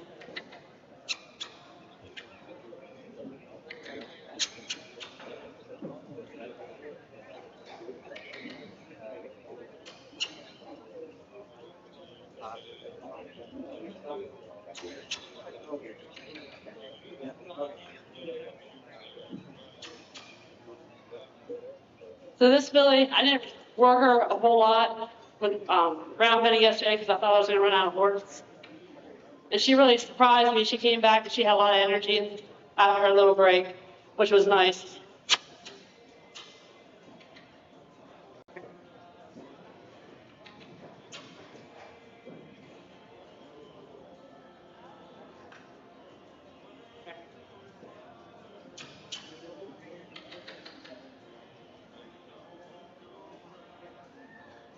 So Liz, we were talking about Liz, who was before you, as last second Liz. Yeah. But I got to come up with are you like ER Liz? ER? Yeah, like emergency room. Well, no, my doctor makes farm calls. Oh, your doctor makes calls. Yeah, because she knows I'm not going to go to her, so Yeah. she comes to me. I thought I had enough summer of injuries, but it sounds like you far surpassed me. All within the past month. Hopefully it's 3 and done. I should be good for a little while. Yeah. Knock on something hard. All right, so right off the bat, I asked the last competitor. I wasn't here yesterday. I don't really know how it all went. Have you named this horse yet? I have. I wanted to have a really strong name. Something to be proud of. Okay. So we're going to name it. Sadie really liked the name Hashtag. So this is Hashtag Sadie. This is hashtag Sadie. Hashtag Sadie. Nice. Plus, if I didn't include her in, she probably would beat me tonight. Yeah. Well, using it like that from a former champion, you just kind of putting forward all the positive signs you can. I know. There's big shoes to fill there. You do.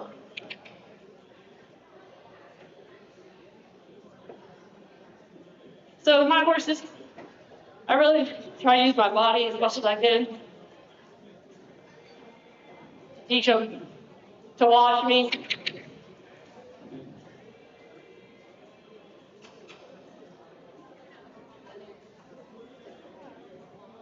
This little filly, she really actually, that's no wrong, really nice. I couldn't ask for a nice little horse about.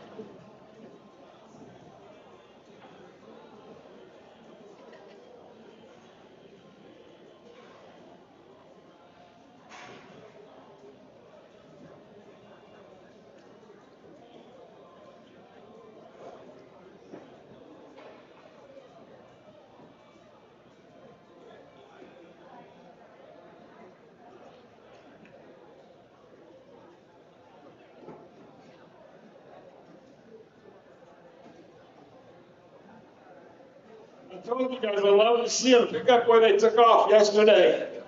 You see that the mare comes in, she's ready to go to work. She's little, there's still a Colt in that pen. She's not a 10-year-old broke horse. And she comes in here ready to go to class, ready to go to work.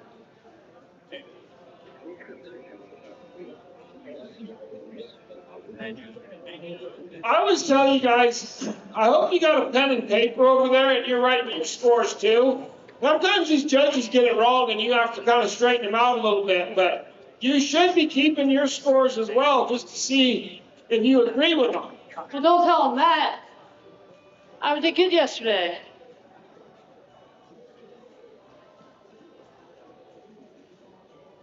Good point.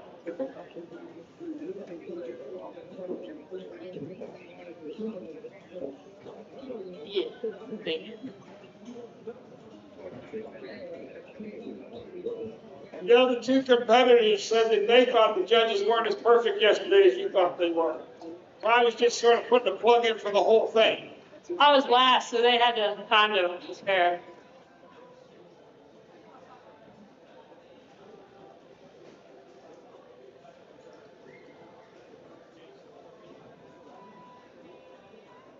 I really like how this Billy is always watching me, keeping an eye on what I'm doing.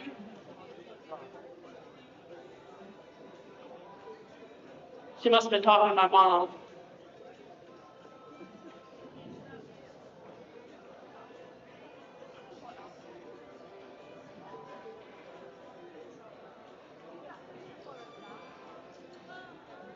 This horse just staying here, kind of absolutely relaxed and quiet, acting like she's done this all her life, like it's no big deal.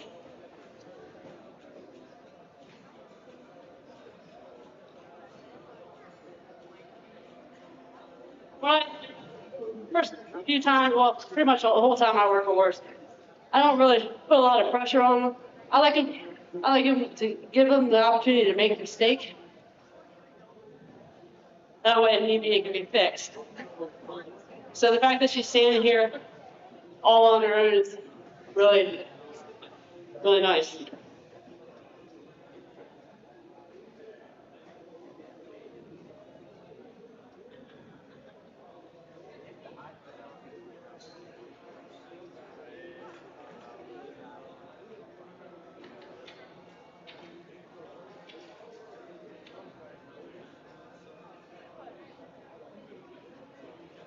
Beat around a little bit. Make sure she's paying attention. You notice the reoccurring theme of not making a big deal out of something. Just take it all in stride, make it natural. Don't act like there's a big problem here. And there generally won't be, right? She's just taking this in stride, treating this filly like she's been broke for years.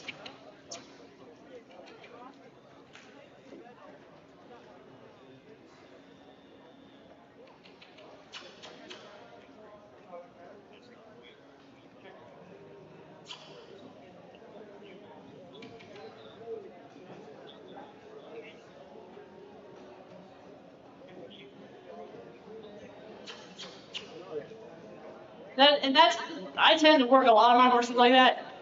Somebody brings me a problem horse, and I try not to even listen about what their problem is.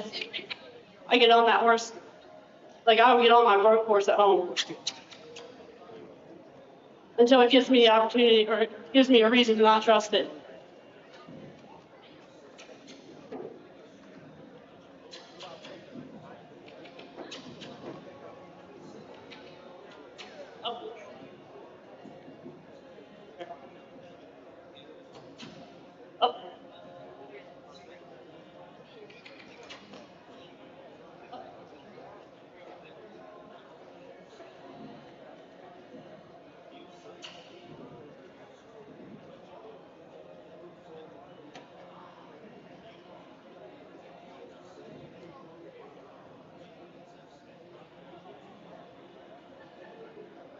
We'll go ahead and put this poles on. Yeah. I'm gonna bring back her chart. She really liked this yesterday. That was a really good question just asked to me. Why do we start long 2-year-olds or early 3-year-olds? Why don't we let them grow up in these competitions and even at home? But in these competitions, why don't we let them grow up and become 4-year-olds? And the answer to that is these competitions are to mimic what's happening at home. That's really what we're doing here, right? We're mimicking what's happening at home and letting people showcase their talent for our entertainment and putting the competition and the personal prize and all of those things into it. And so if we're going to do that, we're going to mimic what actually happens at home. And the truth is, most of the horses in the equine industry are started as 2 and 3-year-olds. So when you use 2 and 3-year-olds, give an example, it would be like, if we switch to 4-year-olds, it would be like high school kids playing football at a college level without ever learning to play college football, right? So we bring them along at the level we bring them along at. And it's one of the things I talked a lot about when I'm traveling around the country and starting colts.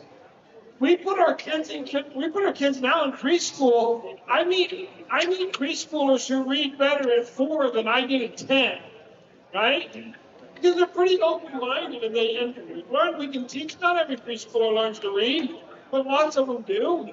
And so we start these colts young. We don't have to hammer on them.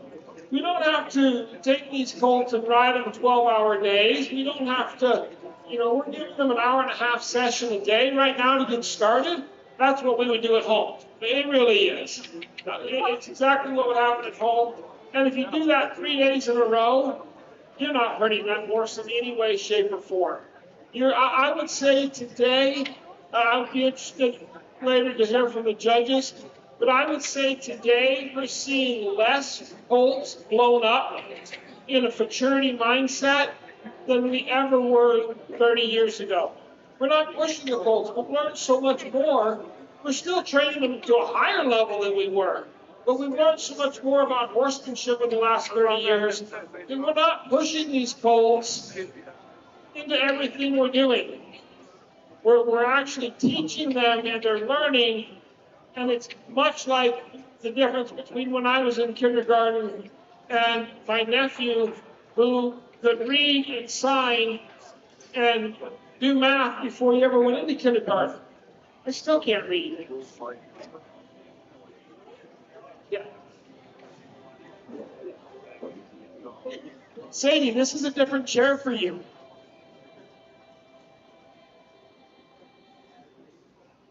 How was it yesterday to sit in this chair? It's fun. All fun. I'd rather be in there, but this is a lot of fun.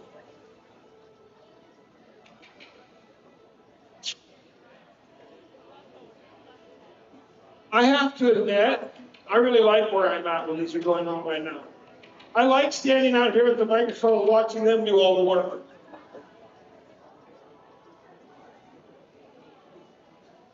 So yesterday, anyone that was here yesterday, it took her a long time to accept the fact I asked her to go over the chart. And today, it took her a little bit of convincing, but I couldn't be any happier with how she's retained it. So that's exactly what we were just talking about. Half hour yesterday to go over the chart and moments today, right? That's exactly what we were talking about. We've learned so much. We don't fight the battles that we fought 30 years ago where every day we're whacking on them again.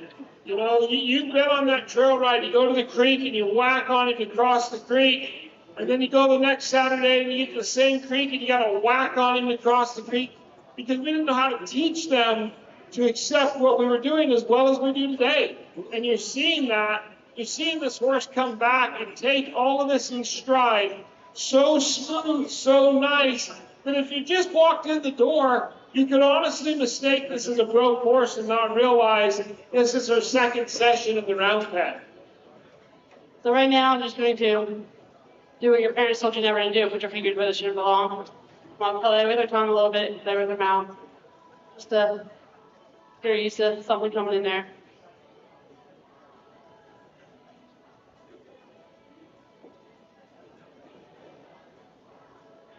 I'm going to ask her.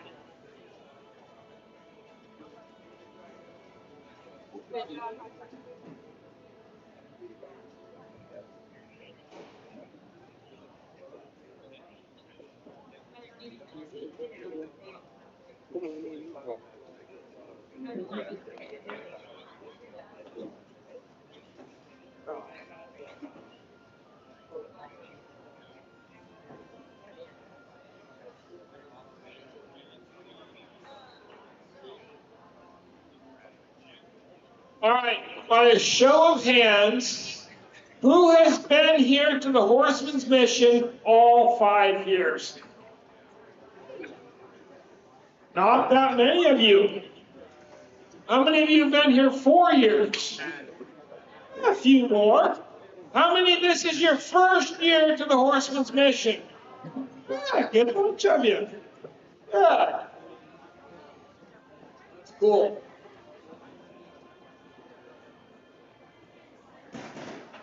I'm gonna adjust this up for her a little bit here. If you do not, if it's your first year and you do not have your tickets for the night show, find somebody who does and lug them out back and get their tickets. You do not want to miss the night shows. I will tell you, I travel all over the United States. I go to evening shows on both coasts, all over the U.S., and I will tell you the talent and the level of entertainment, not always talent, but entertainment, that you will experience at the night show here is equal to any show anywhere. There's some amazing talent, and then there's just a lot of good entertainment.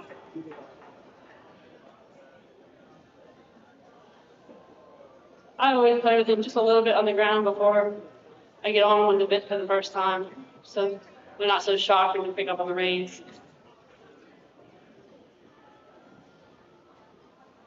And I have to be honest, normally I work them in a halter for a long time, but that makes Sadie nervous. You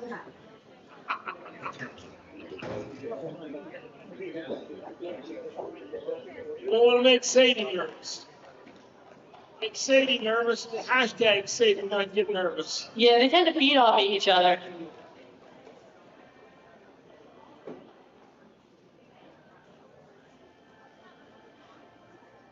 I read she regretted saying she liked the name hashtag yesterday.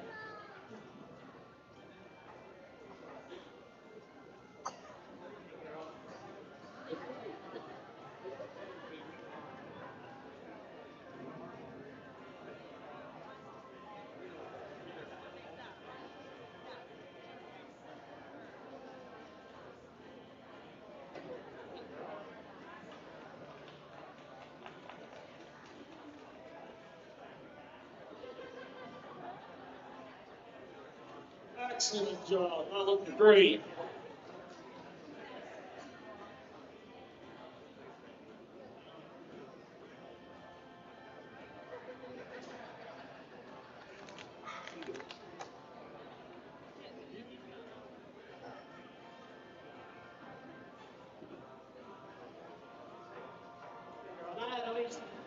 Do normally get on off both sides at home. Been used to it because you never know if you're ever out trail. You get in a sticky situation, you might only be able to get on and off one side.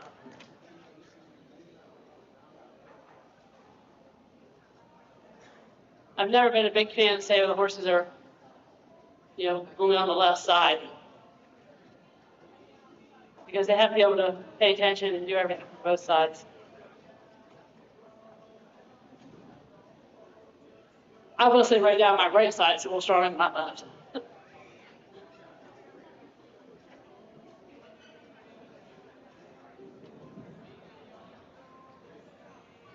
Watch this filly standing there, absolutely relaxed and just, her ears are back, listening to Liz, but she's not looking for a problem. She's not uptight. She's not nervous. Just looks really happy about what's going on. She's paying attention and waiting for the next cue from Liz. I'm just gonna ask her to move her feet a little bit. It's like I said yesterday, I'd rather a horse that moves its feet than a horse that's idle. The feet are moving, the brain's moving. So today with the bidding, try to work on a little bit more of our stops, our turning.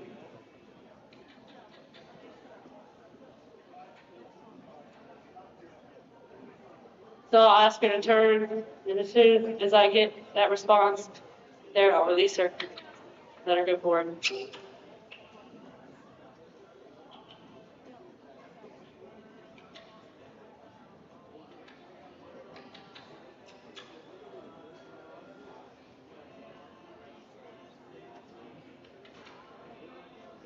I'll ask her with my hand, but I also will push her across with my leg, just to help move that shoulder over.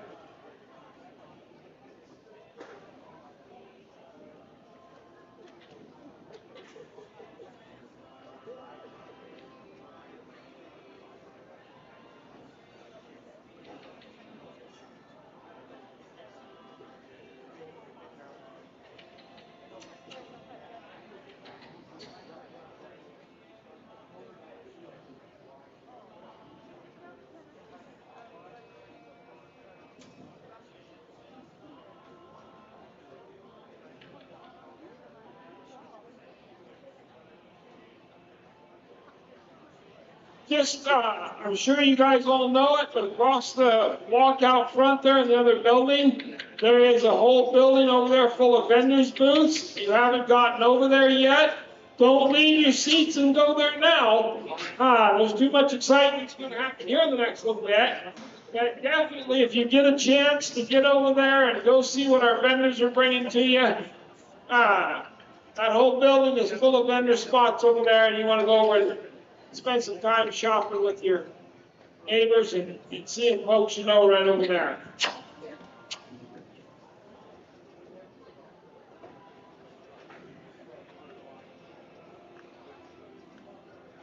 I think arguably one of the most difficult things in Colt starting is just achieving that consistent forward movement, right? And you're going to see three different Colts handled three completely different ways. You saw the last Colt have a ton of really easy forward movement today. You're watching this Colt, this Billy be just a little touch more resistant in that department, a little stickier. Doing great, however, handling everything pushed at her. So how we build that is crucial in where we go from here, right? We're going to need a lot of movement in these horses. These horses come into the finals. They're going to have to come out here outside that round pen, walk, trot, lope around this arena, walk over obstacles. They've got a big chore ahead of them. You need to have that consistent forward movement.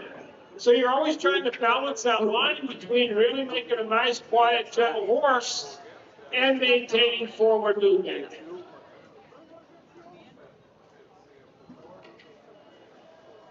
So my goal for her is I want to work on her stops a little bit and her steering. So whenever I stop a young horse or any horse that I'm working on that needs to stop on them, I always make them take a couple steps back. That way, they think every time they stop, they're going to be a couple steps back. They'll land themselves a little bit easier when you ask.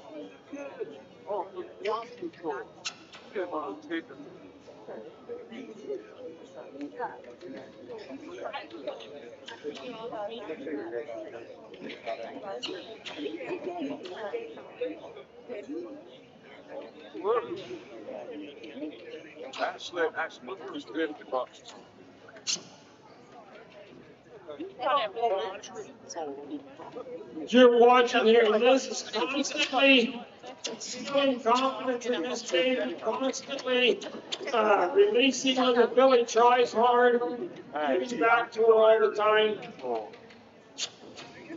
Man, look at here.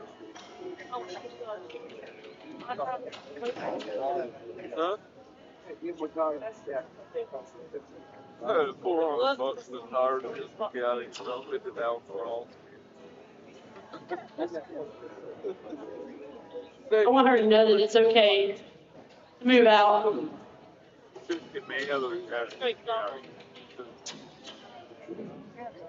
So when I get what I want, I just want to make her feel better on board. That's what I want. No pressure. Because that's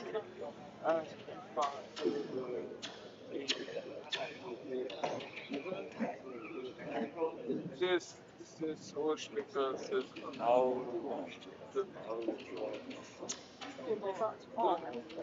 yeah, it's not I always tell people at our sale, if you want to judge the gait of a horse, watch the girls' ponytails. If they're bouncing all over the place, it's not real smooth. If you watch Liz's braid when this filly's trotting, it ain't moving. This filly's like trotting on glass. This filly is not as smooth as anything when she's trotting around here. because his the inside is sits tight.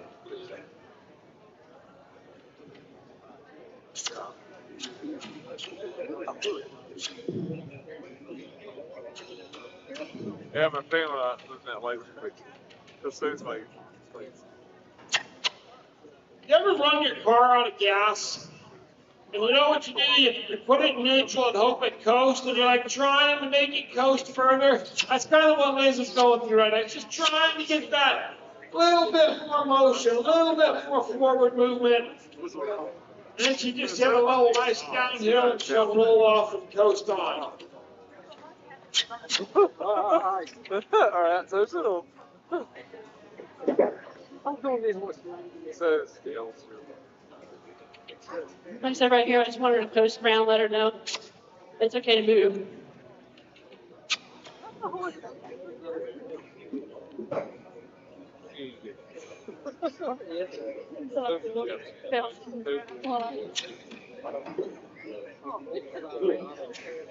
Yeah, I'm just Jeff. Now, Liz, is it really true that your other hobby is racing drag cars? It is. I like to live a little faster than I probably You're should. kind of an adrenaline junkie, aren't you? A little bit. Yeah, I got into that last year.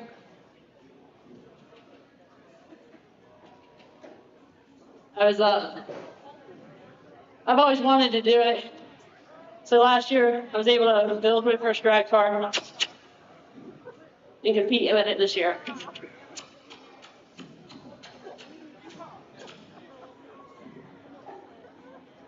It definitely is an adrenaline sport. See how fast you can go in under 8 seconds.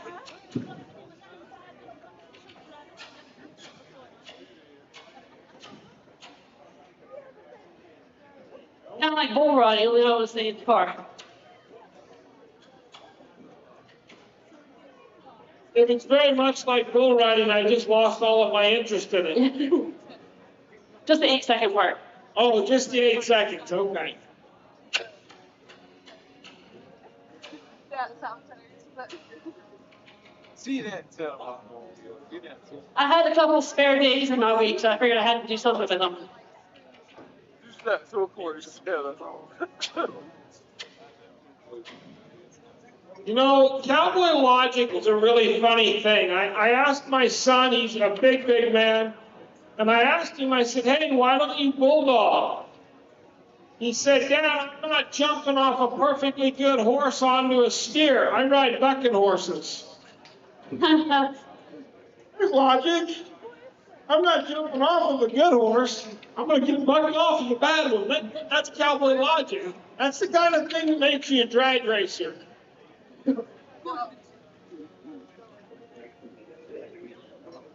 Well, it wouldn't let me go that fast in my truck on the street. So I had to do it in the car. See, I do sympathize with you. I mean, everybody here that's been here very often knows that I have an ongoing relationship with most of the law enforcement officers in the states I drive through.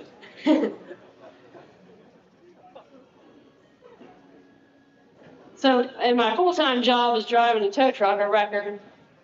So, in the town that I grew up in, the day that the officers found out they actually needed me as a first responder on there, they were quite shocked.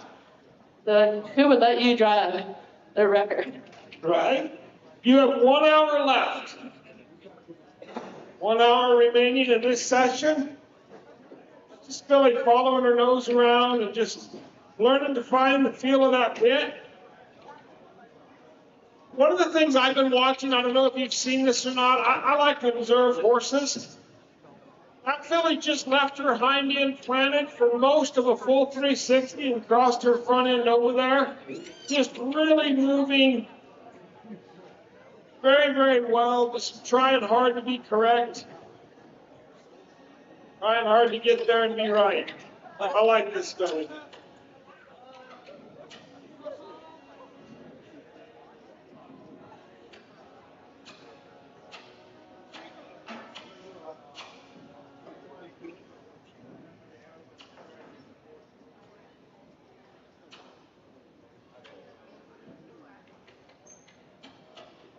How much freer she just moved out there. Really nice, really pretty.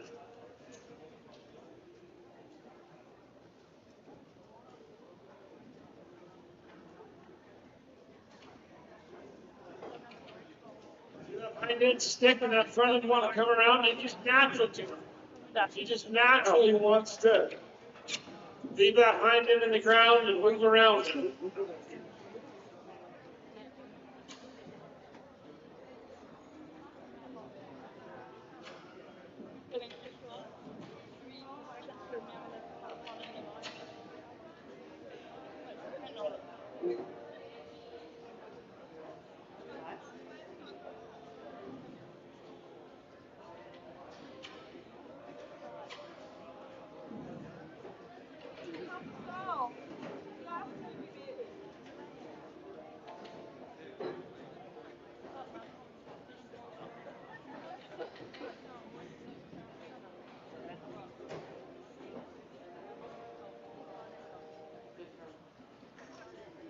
So asking her back, even if I don't get a full step, I want to release that pressure, just even if she's just thinking about it.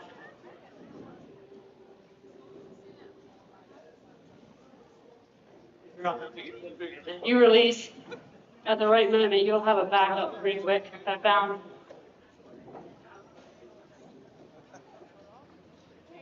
Ultimately, horses don't want pressure. So I found that if you can do it and release it quickly, you end up with a pretty soft horse.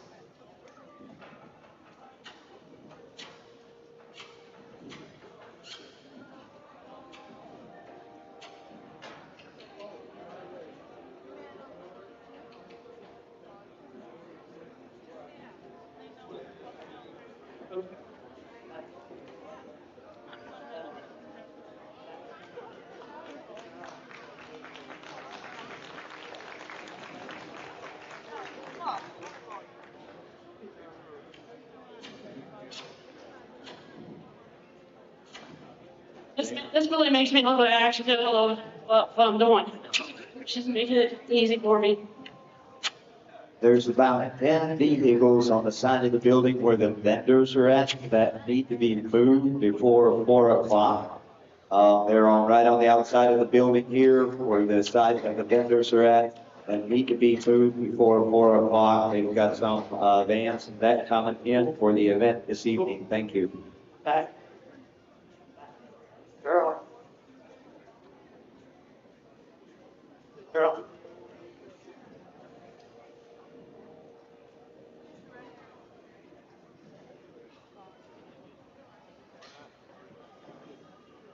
So then as I ask this filly to bring her nose around, I also will push her across with my outside leg. I'll open up my inside leg like a door and try to get her to come around. As soon as she does, I'll release all the pressure.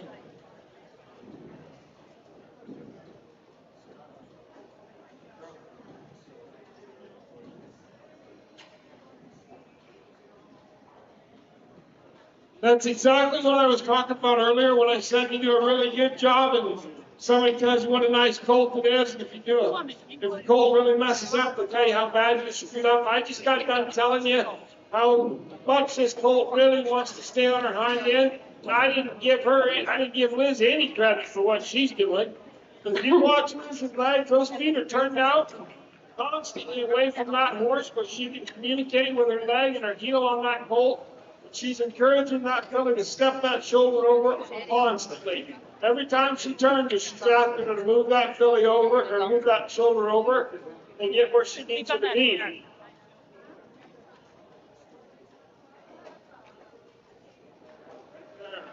See her drop her little head and take those 2 steps across there, so pretty. Love to see stuff like that.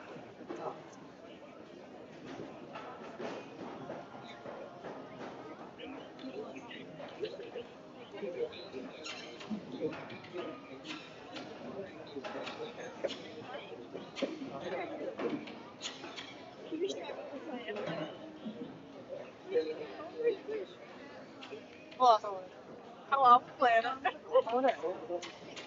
If you're watching right now, one of the things you're seeing is that you're almost not seeing Liz really work on anything except that turn. If you're watching, you think, well, I mean, it's not like she's got to work on the tarp or the poles or that. What's happening is all the foundation that she laid yesterday is working, and she is solidifying that foundation, strengthening it, and adding to it a little bit at a time. Every couple of minutes, you see little changes, and they're going to add up to a big change in the end that's going to show us a pretty broke-looking filly when we're all said and done.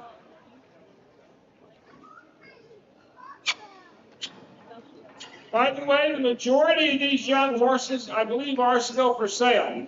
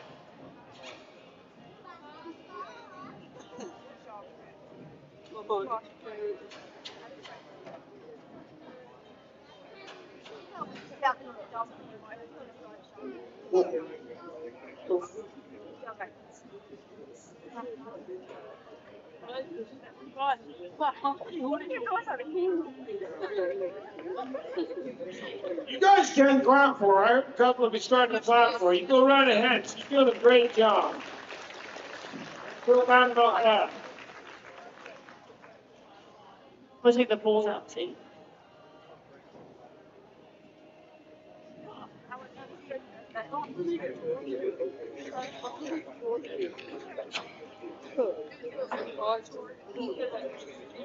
I think I'm sweating more than she is.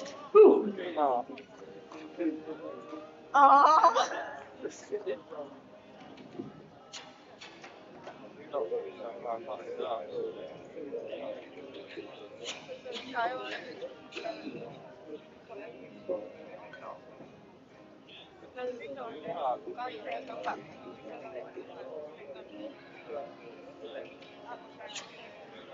You know, in the last session, I talked about time management. The other piece that you're constantly working on is how much horse do I have? Do I have enough horse? I don't want to overuse my horse. I don't want to run my horse out of energy. I want to use up as much as I can and teach as much as I can. But I need to maintain enough horse and enough energy to always be gaining and building. So it's another piece that you really are working on, and that's a piece you really don't worry about that much at all. You're not worried about having enough horse to get through tomorrow's session. We should be always trying to leave as much horse in as we can, right? But we don't have to focus on it quite as much as you do here. When people say, oh, I think a colt starting competition can be a little hard on these young horses, actually, it makes you really pay attention to not overriding them. Because if we override them, we end up regretting it later on. I remember I was about 11 years old. My dad was working down in Round Pen. He had about as pretty a bay roan horse as you could ever ask to see. He was almost strawberry roan, but he had a black mane and tail. And I was watching Dad work him, and as pretty as he was, there was nothing there. There was something missing in the horse. He was just listless. He was about a 5 or 6 year old horse. And I asked Dad, I said, Dad, what's wrong with this horse? And he said, Ken, when they started this horse, they took all the horse out. And they forgot to leave any of the actual natural horse in him. And that's a piece I've never forgotten from that day on. I've never forgotten that conversation. And I've always tried my hardest to leave as much of that horse in there as I can. You want to leave that natural curiosity, that natural movement. You want to leave as much of that in as you can, but take out the natural instinct to flee and get out of Dodge, right? We want to get rid of that instinct, but keep all of the curiosity. And that's a fine line. It's a hard balance to hold on to.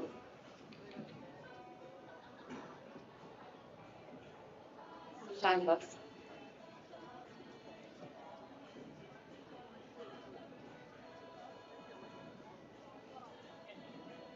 All right, so I'm going to go ahead and give her a 5-minute break.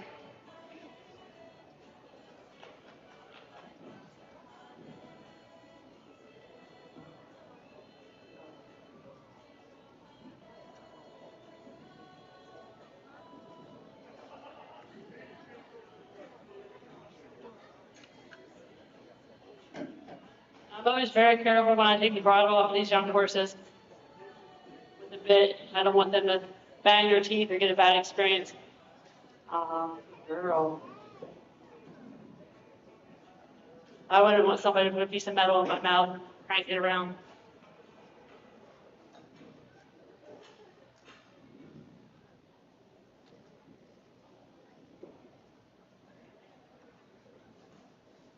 And that's what I'm going to keep control.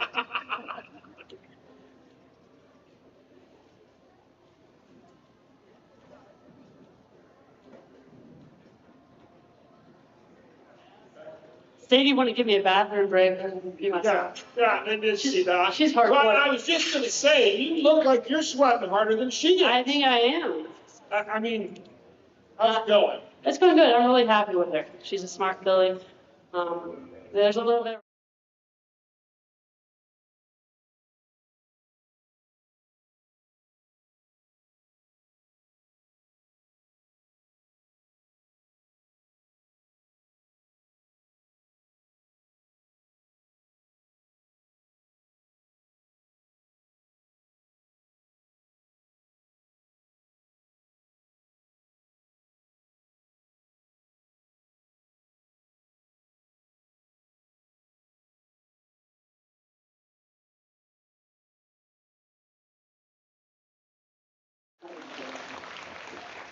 The perfect environment for colt starting is an imperfect environment, right?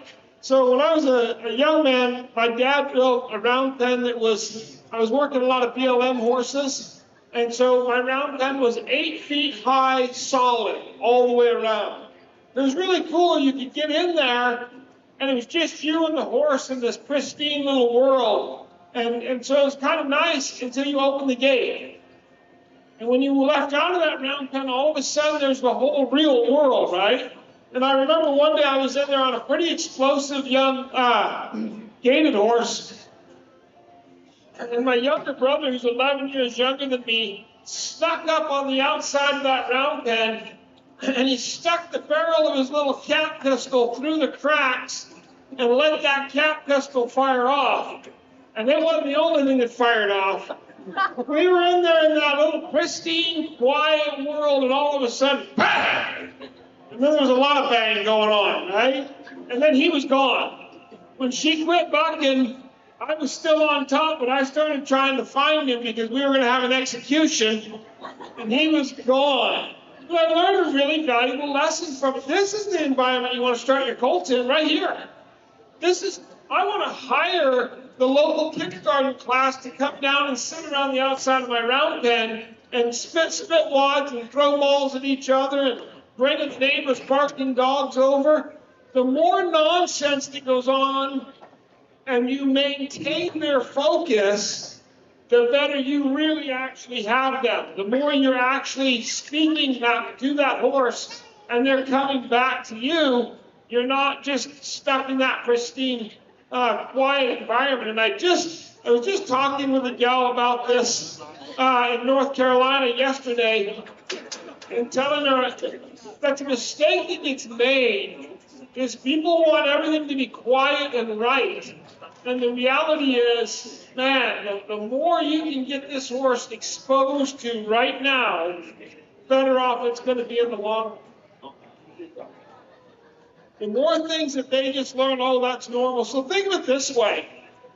On day one, everything we do is brand new, right? So by the time you get to brand new thing number 40, they're not bothered by brand new anymore. But if you keep everything so quiet and so smooth, then all of a sudden on day 3, you introduce something brand new, and it's the first brand new thing in a couple of days, and it gives them something to freak out about. Keep it up. Keep the things going. Bring your dogs. My brother used to have a border collie that laid outside his round pen and bolted around the round pen both directions nonstop. And that drives owners nuts. I loved it. That dog was making my job easier because he's constantly distracting that horse and causing me trouble. Look at her just standing there soaking. I talked about that earlier. Lots of times that break is so good for them mentally. Just stand there and soak and think and go through this process. You have 30 seconds left in your break.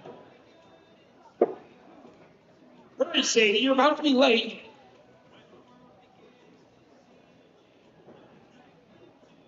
You're the only person who pushes the clock as hard as I do. You have 20 seconds left in your break.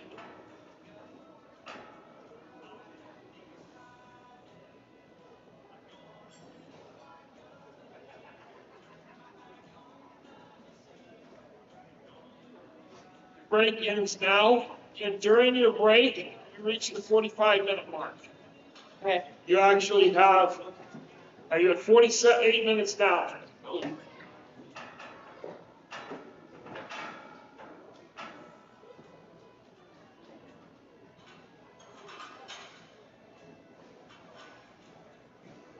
I love to watch when you come back in. Where's the horse?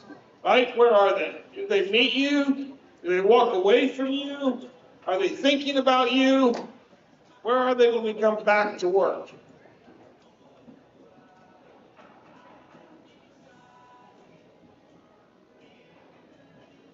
I think that they stand still hoping that you won't see them.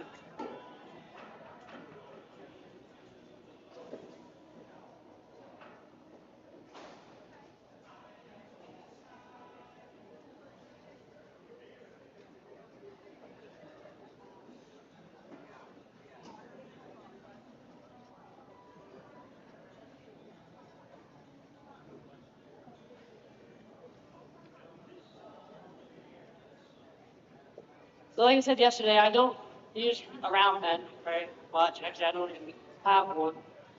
So I do a lot of my stuff just in the arena or out there, out on the trail. But everyone that comes over and watches the horses go and stuff like that, they always ask me how I get my horses so quiet. And I really have to give the credit to my kids. Because every time I think that everything's going good, they usually pop around the corner with a kite or on their bikes. Or lately, a zero-turn mower, and they come around the corner as I'm working a 2-year-old. So by the time they leave, they're pretty much used to anything popping out of the woodwork at them. just a question, does your zero-turn mower still have a deck on it, or have they taken that off and turned it into a drag racer yet? No, they have four-wheelers for that. Okay, it's still, I'm telling you, when you take the deck off that lawnmower, things get exciting. Don't give them that idea. They're here. Oh, yeah, you can soup that thing up and race them. They're pretty fun.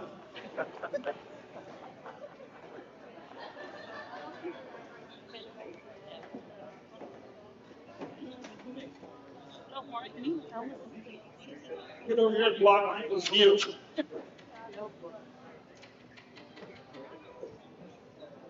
See her step on. Billy just stood there like a rock. She stepped right on like a broke horse.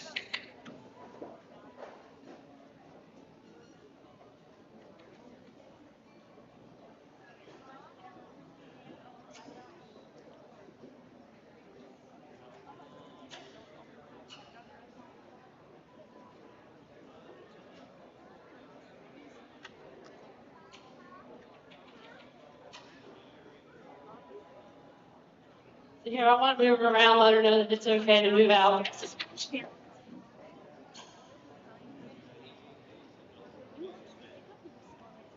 I said, here to go with her.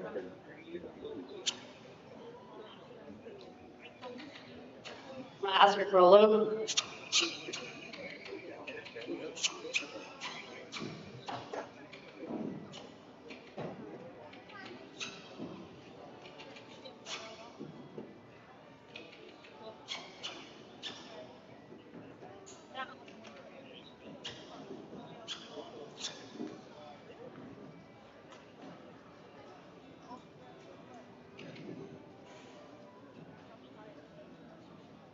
You guys feel free to clap. Give her some energy. There we go. Good girl.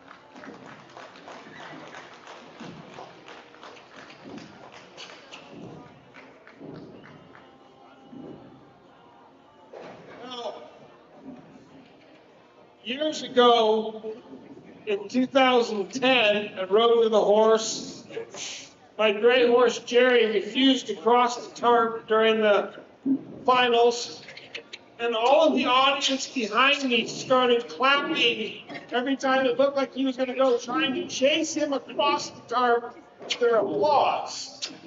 Y'all reminded me of that just a little bit just a moment ago. Sounded like you were helping her.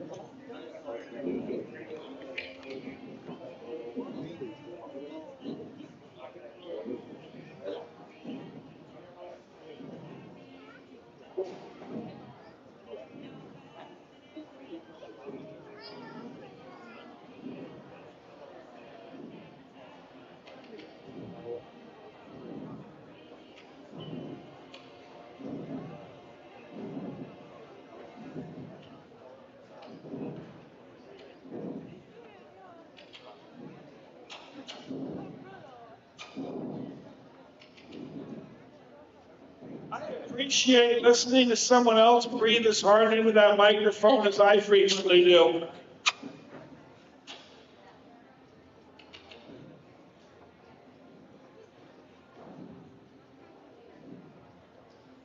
Well, we got our stop down.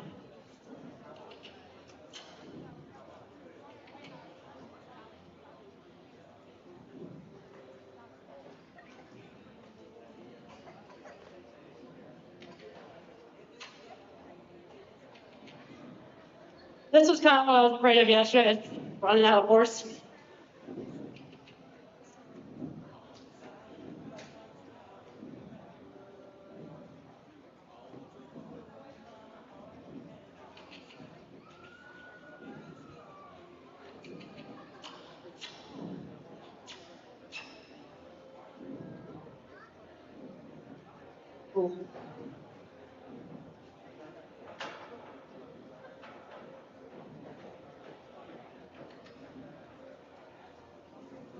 Is it okay if I take her out? You're allowed to leave the round pen. You are not allowed to leave the round pen. Sorry. That's all right.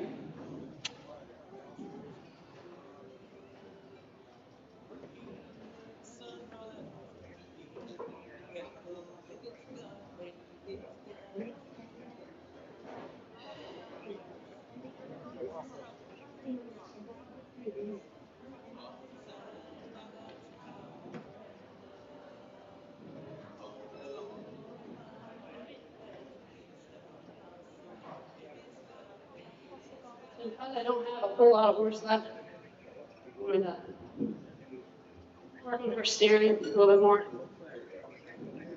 Okay, so you're hearing what she's saying. She's slowing things down, having to back things off a little bit because she doesn't want to run out of horse. Exactly what we were talking about a few minutes ago. And it's just part of that whole process of managing what you're doing, trying to get it to be better constantly, working for the best program for the horse.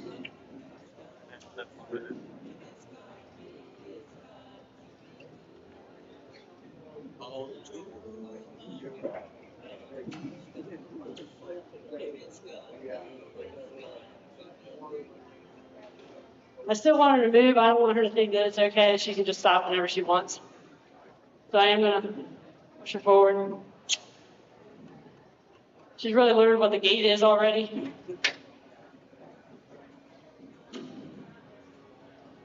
So instead of letting her stop there, I'm going to make her work there. She wants to stop. I'm going to push her through it.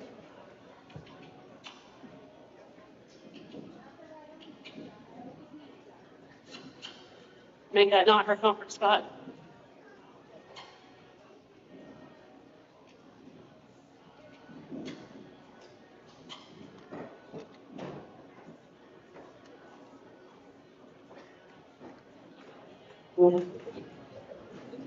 Girl. Watch this mare. She's getting better and better. Setting down and stopping and moving that hind end around. She's just picking those pieces up as we go along. She's guiding with that bridle better constantly. You're starting to see her head come down. Starting to see her relax a little bit into that bit and become more respectful to it. All of these little pieces that are just being built a small sliver at a time. Inside this chunk of horse is a really pretty finely finished animal. And you're just carving the resistance off a little bit at a time until you finish the product. We want to get rid of that resistance in everything we're doing. We want to convince the horse to find a way to respond willingly to us and get rid of that resistance. Get it out of there.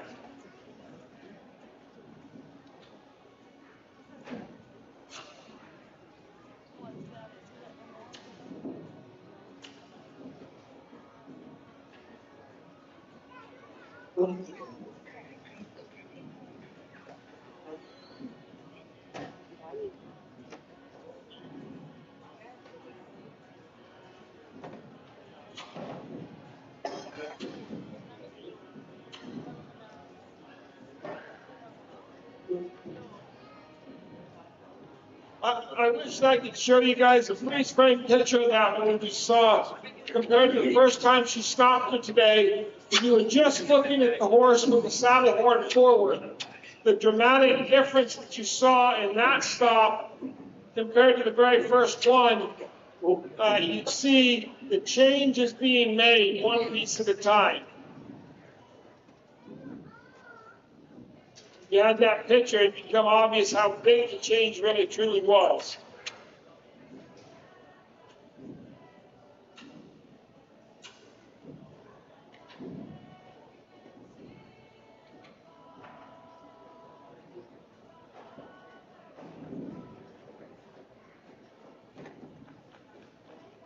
You have 30 minutes remaining in this session, Liz. 30 minutes left.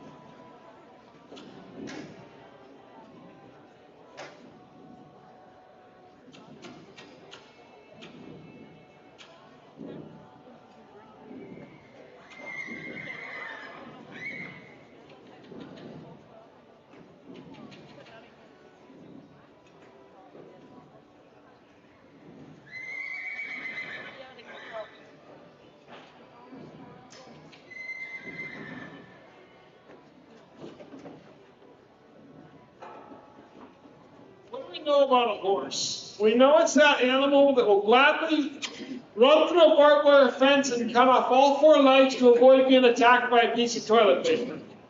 Right? I mean, she walked across that tarp a few minutes ago like it was nothing. But now because she's got a rider on her back, everything is changing, right? Why consistency is so important in everything we do. Because they have things that change in their mind over nothing, right? You know somebody who is 40 years old and scared of the dark. If you didn't before, now you know somebody who's 48 years old and scared of the dark. I hate the dark. Do you know that in my whole life, the boogeyman has never got me once?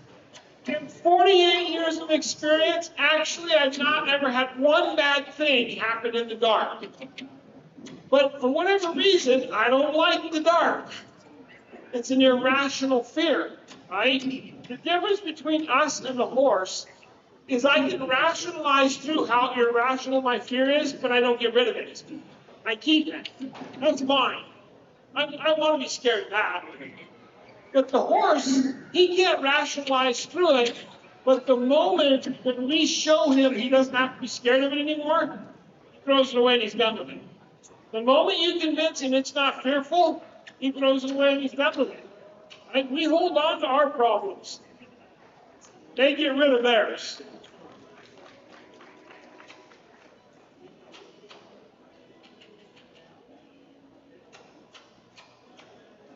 I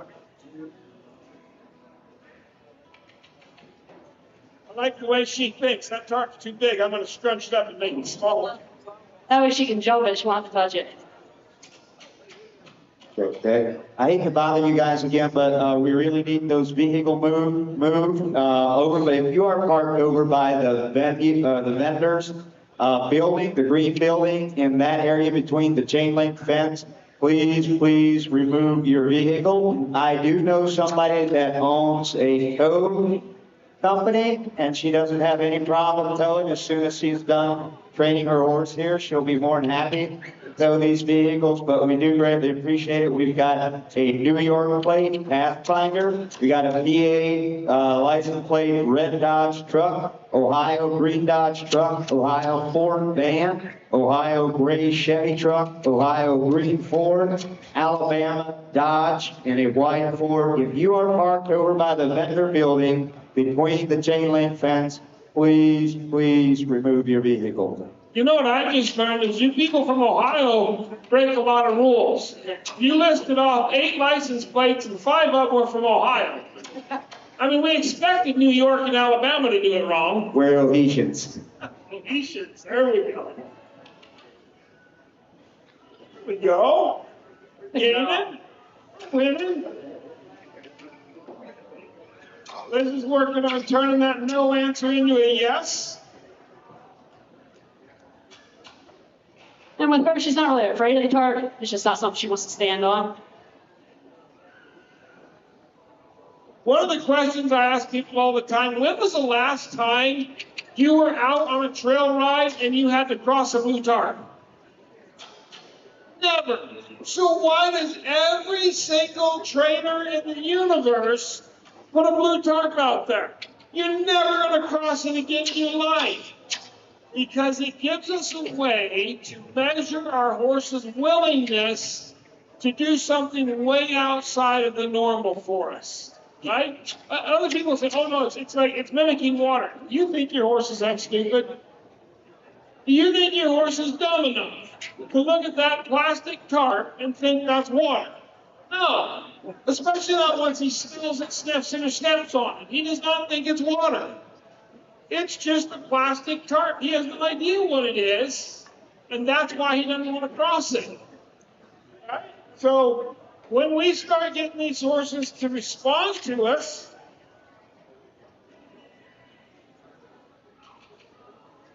then we're getting somewhere with them. It just gives us a way to test their willingness.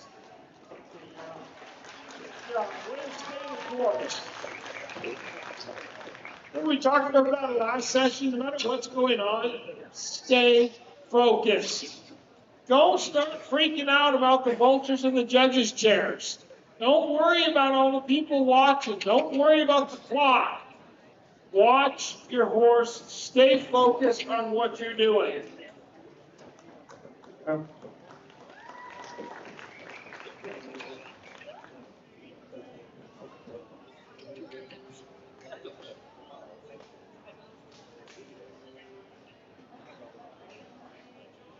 You roll that ball in here. We'll give her something else to play with.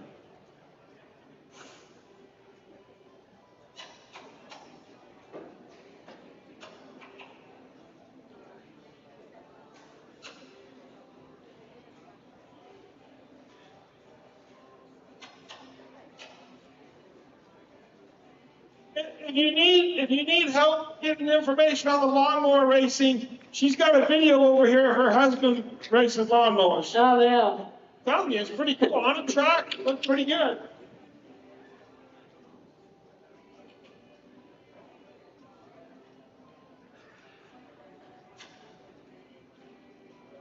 I'm gonna let her check it out.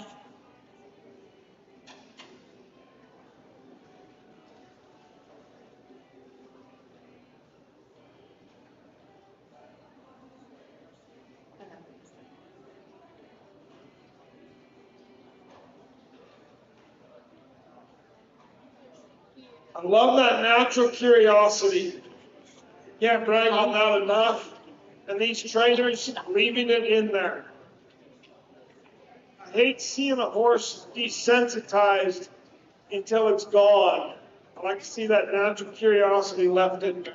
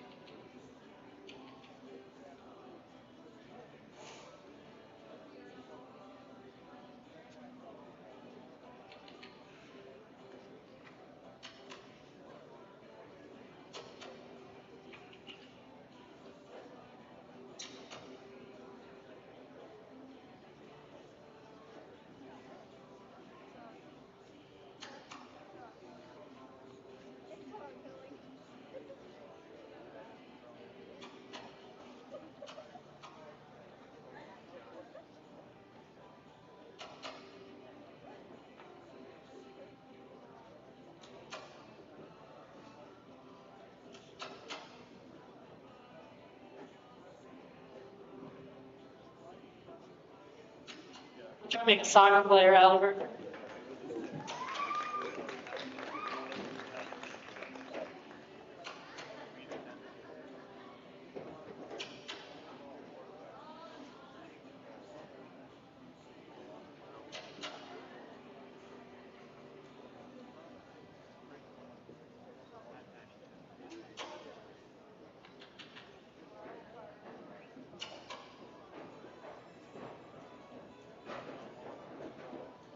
Horses are naturally kind of inclined to be bullies, so when you get something rolling away from them and they know they're bigger and stronger, it's easier for them to fall in love with chasing it around. That's why working cattle works so good to build their courage. They just naturally push things away from themselves.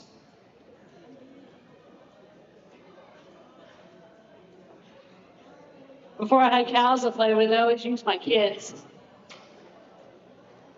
I get them in there and I make them run back and forth. To teach my horse how to track them. They're all still alive, so. I always maintain horses, dogs, and children all need to be tired. That's a program you get it both done at once. Kids out there working your horses, they both need time. Good job. Excellent.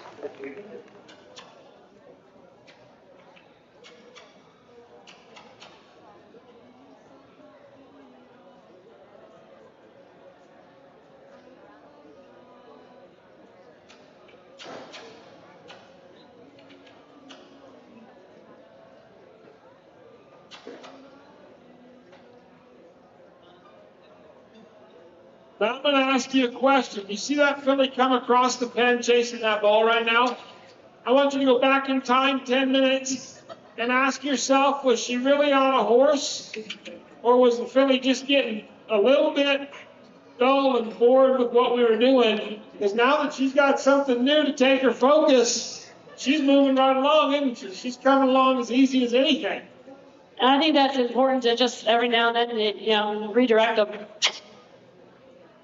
Give them something else to do. Sometimes we get so fixated on what we're doing, we forget that they're only 2-year-olds, they get bored quick. I think I need more air in my ball. You need more air in your ball or less cloth in your flag, one of the two. Yeah.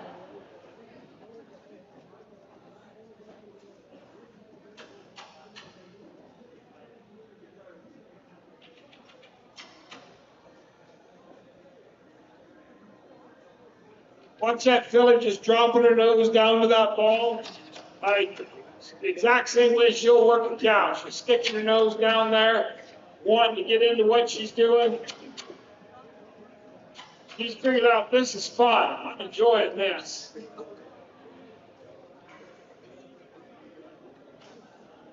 Really the hardest part of horsemanship is maintaining that curiosity and bringing that horse along and figuring out what they're going to be good at.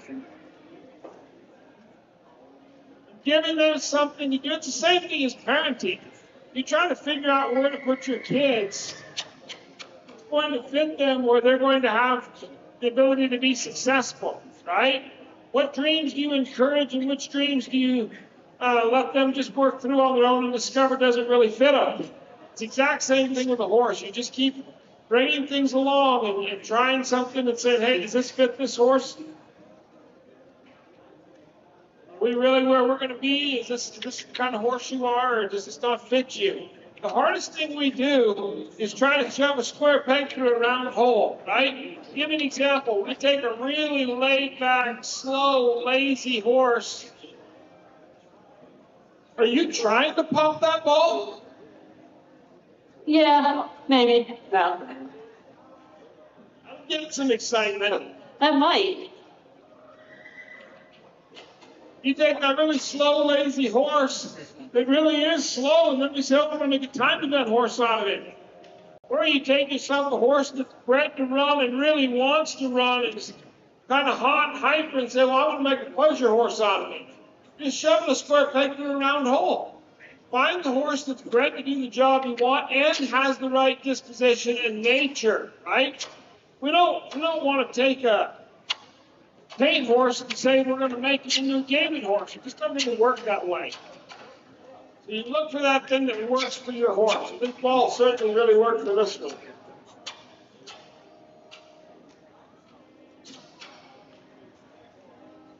You have 15 minutes remaining in this session.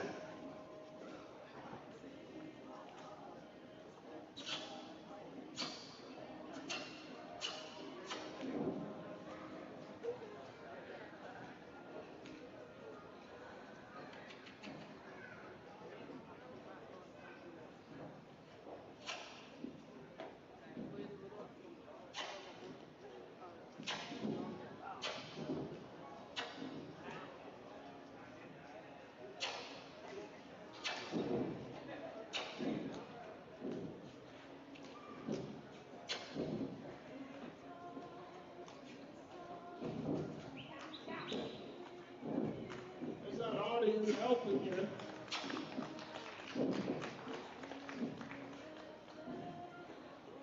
So really now, I really just want to get a good load out of her. Because she's learned that she can not be sticky.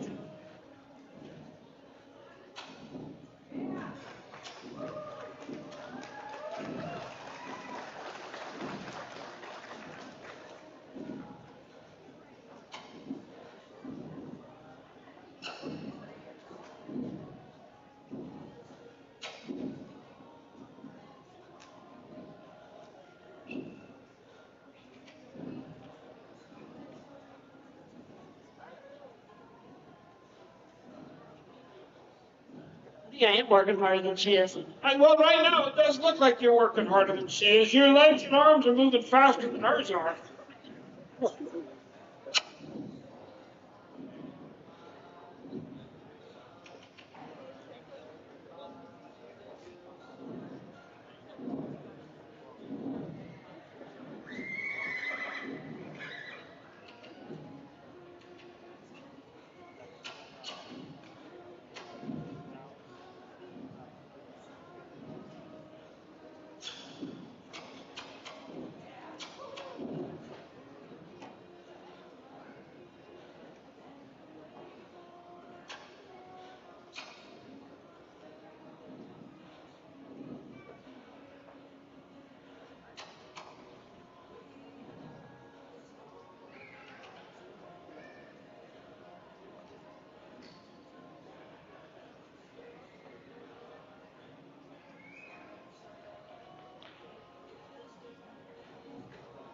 I had an old man tell me one time, he said, Ken, there's only two reasons why an unbroke horse goes to the bathroom when you're riding them. The first reason is they've relaxed.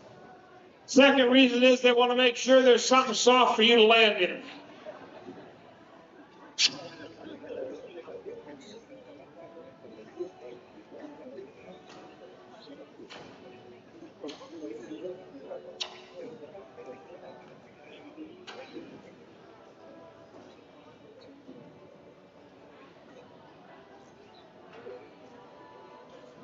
I'm going to digress from horse training for just a moment while she works here. I don't know if you guys can hear this song. The title of the song is We Have This Moment. This year has been a rough year for a lot of people in a lot of ways. And certainly we're at a point where all of us believe our world is spinning faster and more out of control than it has ever seemed to spin in the past. But we always have this moment. I've loved this song all of my life. My dad used to sing it to me, put me to sleep at night when I was a little kid. And we have this moment to hold in our hands and to watch as it slips through our fingers like sand.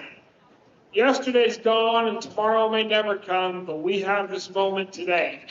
I hope each one of you is holding on to each moment you have each day and getting the most out of every one of them. Because really we aren't guaranteed another one, but we can certainly enjoy each other here and now in this moment.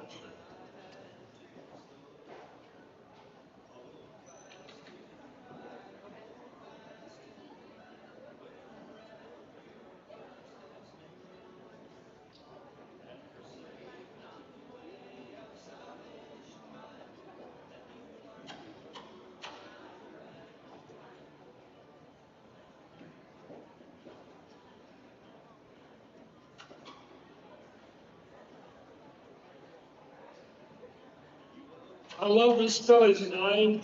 She gets a little frustrated, or a little stuck, whatever you want to call it. Then she finds something like the target ball, and she's like, oh, I got this, I can handle this.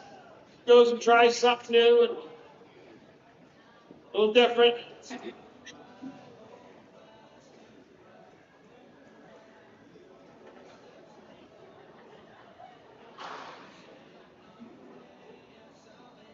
I think it's very important that even though they get frustrated or stuff or something, you got to bring back the confidence. You have to give them something fun to do to boost them up a little bit.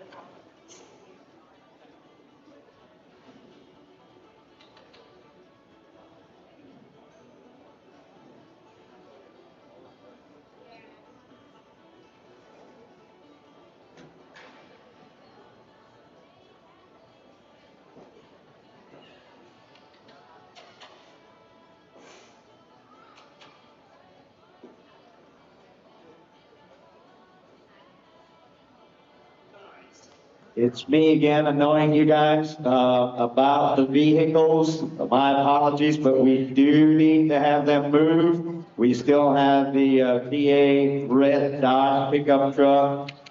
We've got the white Ford truck is out there as well. The gray Chevy Ohio plates.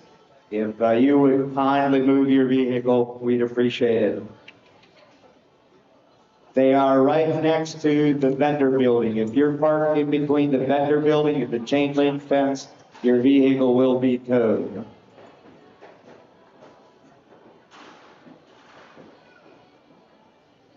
Liz has right about 8 minutes left before her tow truck is going to be available, so I wouldn't waste too much more time getting out there and getting those vehicles moved.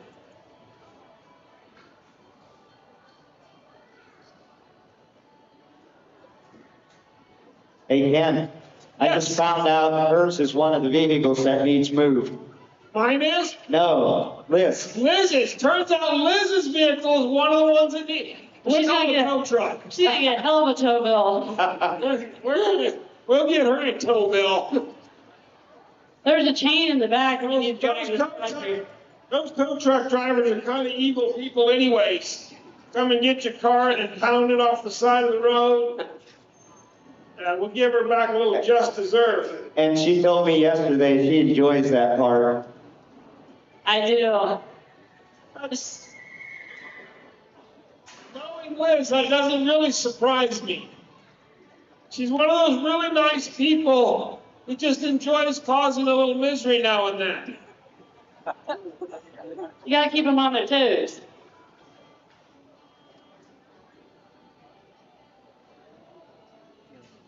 You see different approaches and different levels where the horse is at. In the last session, we watched Liz use every single second productively, creatively. And in this session where this filly is at, we're watching Liz take her time, relax, not have to worry. This filly needs some time to just relax, and she's taking a whole different approach to it. You have two different horses, two different trainers, and that gives you 4 different personalities to work through the same session.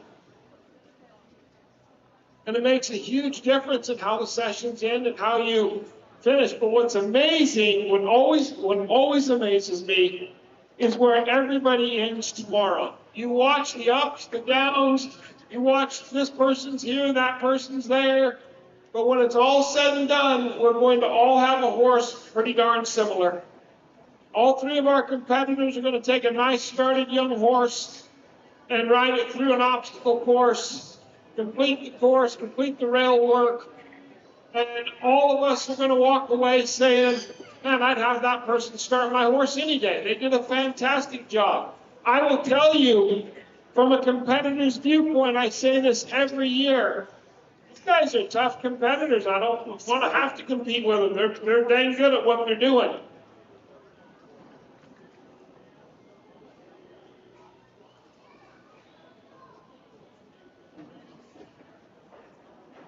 I mean, I ain't going to say that I'm not sure that I've ever watched a grooming session in a colt starting competition before. Well, I like to, where I'm at with her, I don't want to really frustrate her on her load. I know that she's got it. We had it yesterday. We'll get it again tomorrow. So I really want to praise her because she has done a really good job in here. I'm really happy with everything that she's done. You have 5 minutes left. Remember, all tack and obstacles need to be out of the pen, and the horse just halted and lead rope.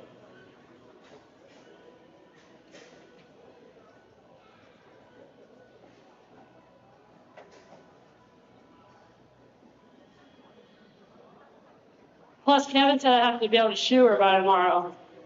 Well, I was kind of surprised. I looked around your tack cart here looking for shoeing tools earlier. If they're in the back of that red Dodge, you're going to tell. I mean, if I was looking for like bonus points in a freestyle, I'd put a set of shoes on that thing on the front or something.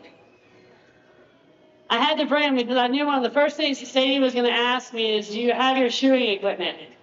There you go. And it was maybe the second. Nope. She asked how I was doing first. I'd make a great freestyle tomorrow. Just pick them up, tack a couple shoes on.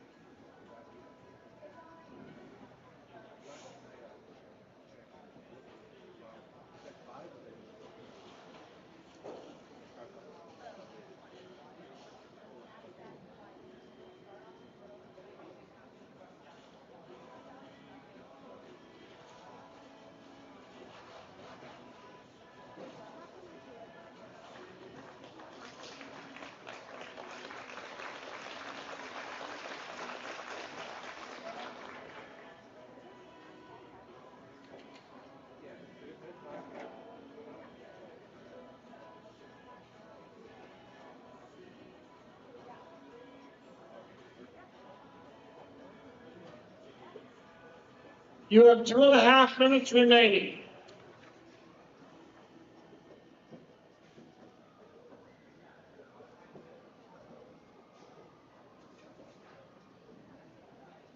So I have these balls in my arena at home, and I find it funny to be working horses around. And when my kids are riding, I'll go up to them and I'll start bouncing them until I get them high enough that I can hit my kids with them. It's like dodgeball on horses. It's amazing how much just doing silly little things, like everyone thinks that you got to work your horse in the arena, you know, for an hour, 45 minutes or so. But I think it's just as important to play with them. You can desensitize your horse by making the game into just about anything. The more they're exposed to that way, the better off your horses will be. I wouldn't hesitate to take any of my horses, and I have up to cook force, my 2, 3-year-olds, and I hack them out with my little kids on them, and everyone thinks I'm crazy. But I know when my kids pull on those horses and they tell them to well, that they're going to stop. And 9 times out of 10, they'll take better care of my kids than they will an adult. I've seen them taking the adult and run them into trees and stuff because the adult isn't paying attention to the horse. But yet, when my kids are on them, they make sure that they're very gentle with them.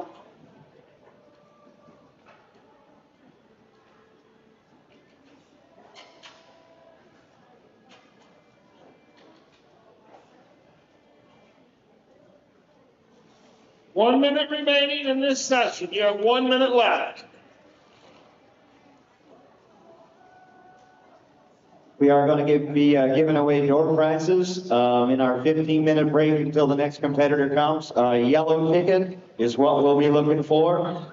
So when Liz is done, don't go anywhere. We got door prizes we'll be giving out.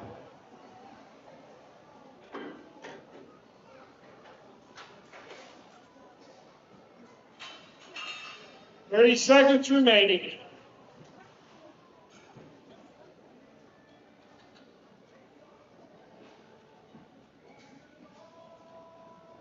With the leader up on as well, right? Lead up left on, yep. Yep. 10 seconds left. Good job. Congratulations. Thank you. What were our surprises for today? I thought that, well, yes, yesterday I was concerned that I wouldn't have enough horse, and today I ran into that problem. I know that she will load. It's just a matter of, you know, we worked a lot on her turning and stopping and stuff, and kind of took a lot out of her. So I thought I would have a little bit better luck with her, but hopefully tomorrow I'll get it. She did load off for me. She's tired. So we should move on to something else. And how do we see tomorrow going? I think she'll do pretty good. I think a lot of times when they sit and think over it overnight, you can either go one way or the other. I always tell people that, but she seems to have a really good mind on her, and I don't think I'll have a problem tomorrow getting pick up a load. Congratulations on a good job, really well done. Thank you. All right, I'm gonna hand it back over to Wayne.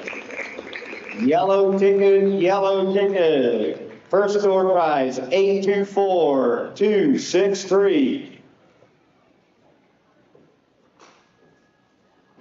Yellow ticket, 824263, and this is for the calendar. Horseman mission calendar. 824263.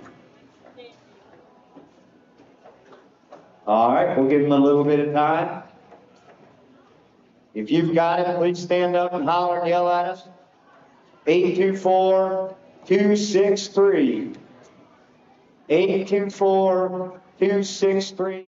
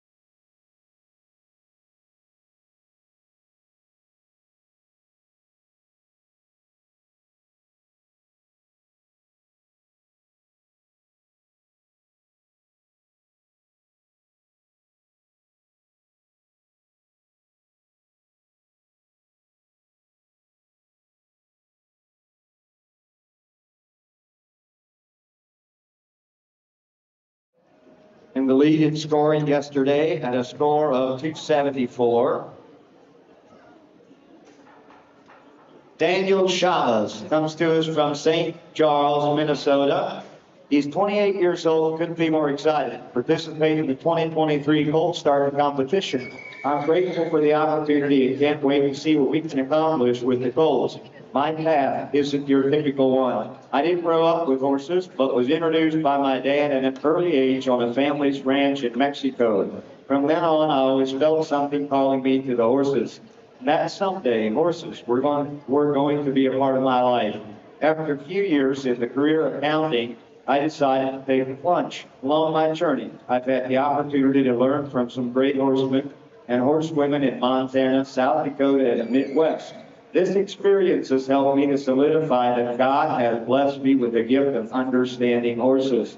This leads me to start Chavez Horsemanship LLC in St. Charles, Minnesota, where I primarily start colts using the natural horsemanship methods. I also have a selection of young quarter horses and Friesian quarter horse crosses of various breeding lines and colors available for sale. Feel free to follow Chavez Horsemanship on Facebook and Instagram. You'll see more of what I do and the horses that I have available. Daniel Chavez, St. Charles, Minnesota is going to be our next competitor.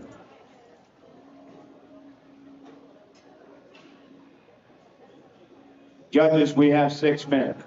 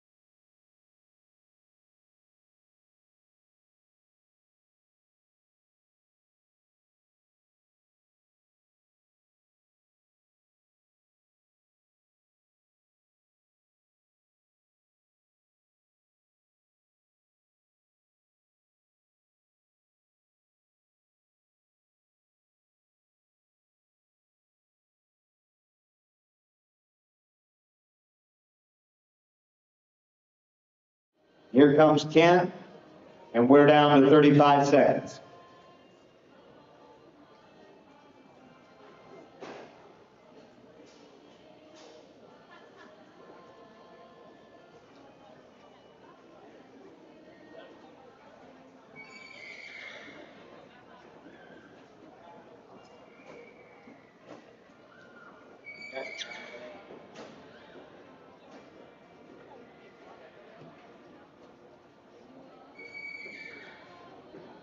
Five seconds.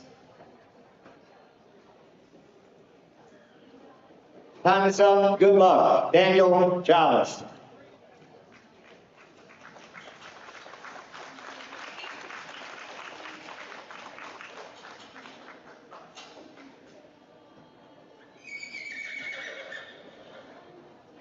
All right. Long day. I don't know about you guys, but it's been a long time sitting for me. So hope you guys still have energy left. And hopefully it's more energy than this horse, because I know she'll have some. So here, just off the bat, not because I don't think I can catch it, but just because I know she was stalled all night. I'm just gonna get her moving around, just to kind of get some motion in her, get some movement. I like to think that motion releases emotion. So whatever she's pent up anxiety, it's being boxed up, just getting her moving will get her more out of her mind, essentially, and just more relaxed. It's kind of like ourselves. I don't know if you've ever had a long day and just at the end of the day made yourself take a walk, or maybe you like to exercise. You tend to feel a lot better after you move around, or after a day of long hard work, you tend to feel better than when you're cooped up all day.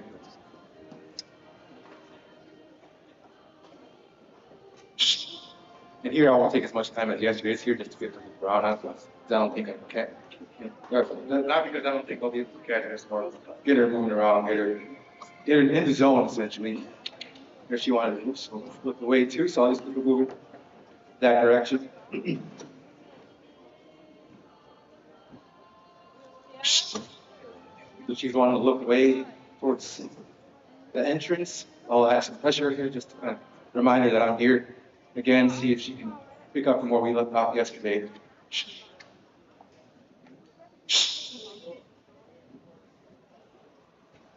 Draw her in a little bit. Sit on her hand. Yeah, as I'm coming in today, I'm really just coming in. No set game plan, but really just coming in with an idea of where I left off yesterday, where the horse left off, and where we can pick up from there. I think just being a horseman, not necessarily about how you grew up, but essentially about how are you can be about yourself, and how are you can be about what you're reading and the animal you're working with.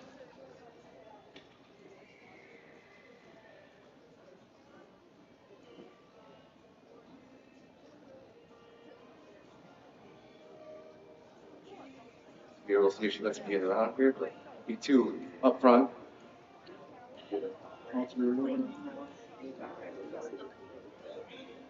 Better remember maybe here she got. I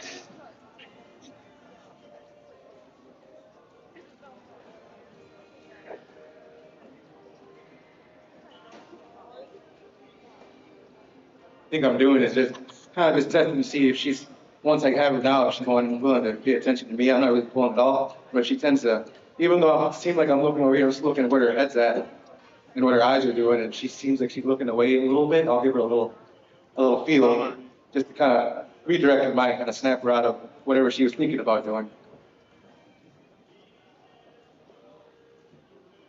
Here I won't take it too long to put this halter on, because at this point, kind of how it's been said all day, we started a foundation yesterday, and we're just going to try to pick up where we can here, and should be better off than start off better than we started yesterday.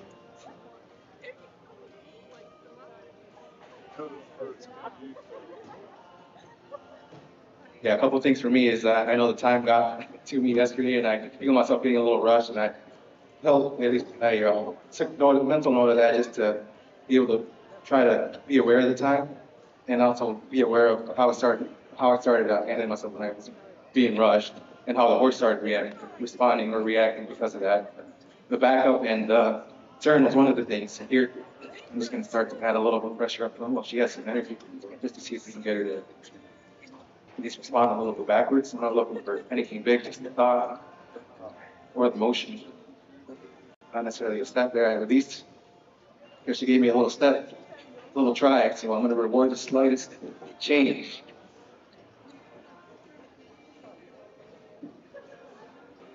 Licked and chewed a little bit there, so she processed a little bit.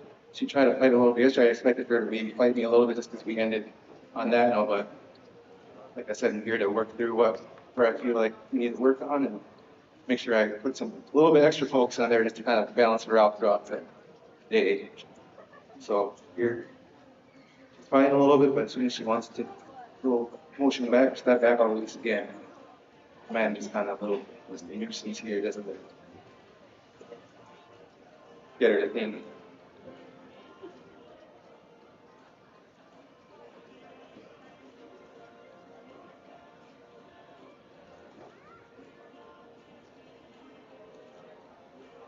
Here too, before I get to anything else on the left side too, she kind of left me hanging on the left where usually you want her to pick up her nose there.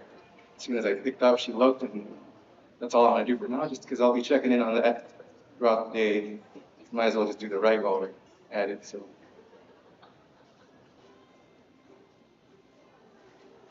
You've heard it said, don't sweat the small stuff. Actually, I think the small stuff's exactly what you sweat. You work at it a little bit here and there, now and then, but you don't lose track of it. You keep bringing it along. If you forget the small stuff, it turns into big holes later on. And all three of these trainers, you've seen them. Get a little bit here, move on. Get a little bit there, move on. Come back to it. We've got time. We can come back and build on this again. Just get small pieces, and eventually you'll have the whole bite. So here I'm just feeling out to see how much she remembered from yesterday and where she's at and how in tune she is. First day out, she's never even been exposed to me or exposed to any pressures that I might add. So she, you sometimes have to be a little loud up front so you can be quiet later. And here, my goal as I go along is just to be more quiet as either the progression goes or as the days go. So here I just tested her out to see if me pointing that way and adding a little bit there would get her to move her shoulder, which you can see it's not taking too much try right now. And while it's not making big steps, she's moving out as a thought, moving her shoulder off, which is what I'm rewarding right now, and then she'll pop forward, which is better. Whereas yesterday, maybe you saw me adding a little bit more, maybe adding some more with the lead rope and everything. Here it's like building up to this to be able to refine a little more, get a little softer. And see, just get some more energy in there. And then tame it back down. But there we'll just get it right. Part of this works, unless I'm on it. You can kind of see yesterday how she was, just kind of wanting to get out, go over towards where her friends are, and just really kind of being impatient and anxious. But as soon as we got her here, worked, and just kind of started the teaching and education. And as soon as she felt the lead rope on, she started to kind of get back into game mode, essentially. She's like, okay, well, this guy, I was picking up when he was throwing down yesterday, so I think I'll pay attention.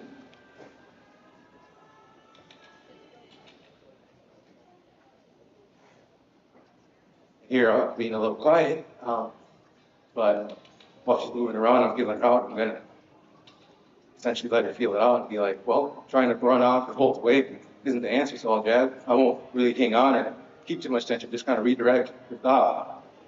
And I'll just keep being careless because this isn't a big deal. Who knows, maybe Ken might wave at me later and I might want to raise my hand up and she'll want to spook away. I don't want that when I'm on top of her, so she's got to be used to just things moving around in her or above her or around her, I mean. Here she just wanted to, she's kind of tentative about this and not sure how to react, but really she'll find that it becomes easier. She just keeps moving forward and doesn't pay much mind to it. It's not to block it out, just to know that it's there and know that there's nothing wrong with it being there. There, getting her hiding away and just keep essentially. Add some pressure there just to keep it moving. You want her to be listening and responding, really not reacting. Right now, with their little jolts and jabs are more reactions than they are responses, but the redirection is to get her to start kind of processing a little more and thinking about it.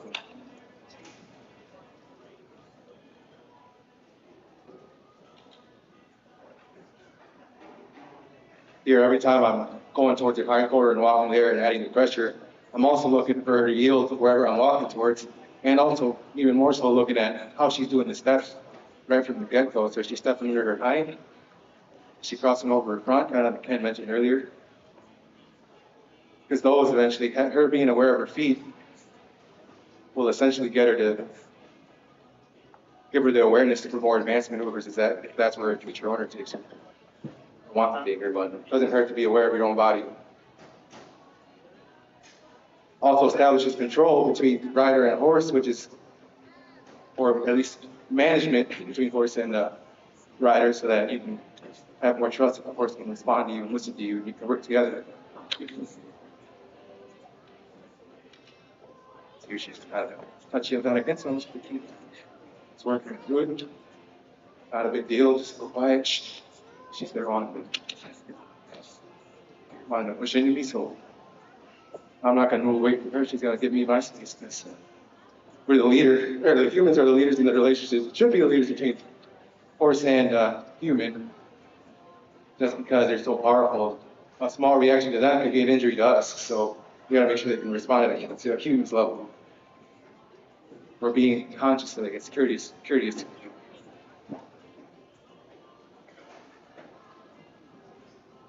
Oh, there. There you go.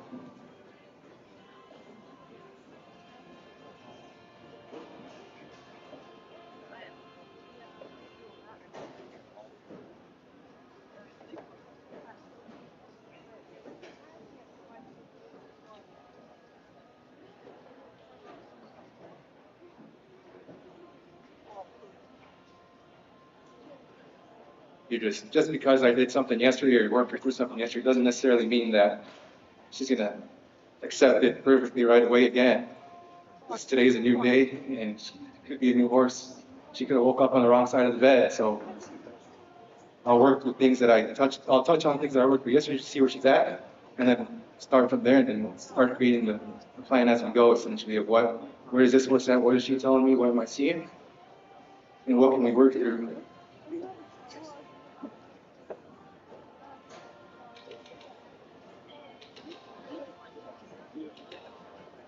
Here she's reacting a little bit against it, just get her to yield and I'm there and it's before.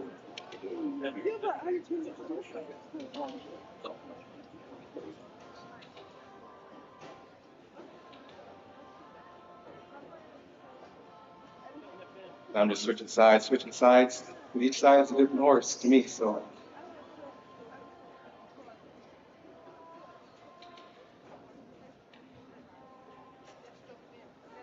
She's kind of being all over reactive, but that's all right. I'm not feeling any sort of way about it. Because I understand where she's coming from. She's something new. She's only seen it once in her life, and her natural instinct is more powerful with her now than her, I guess, thinking side as far as what she would need to usually do more on being with humans. She just wants self-preservation, so she's gonna do what she can, either run away or try to hit or whatever. And hopefully it's not kicking Jake, but could be. I'm here to be in a good position where I'm standing to be able to at least see any sort of inkling to what the kid is. There she can too much, make too much fuss, so I'll release that pressure there and let her think on it.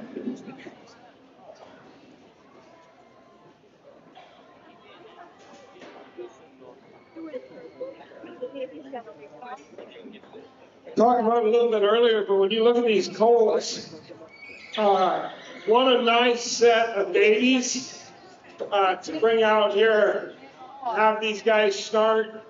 They're just, every one of them, quality young animal, willing to learn, willing to work. They've each got their little pieces they are a little different about, or they do a little work in this area or that area. Each one's an individual. But what a nice set of colts to have here for our trainers to work. Like watching well-bred horses work. It's one of my favorite things to do is watch well-bred horses move and work. Here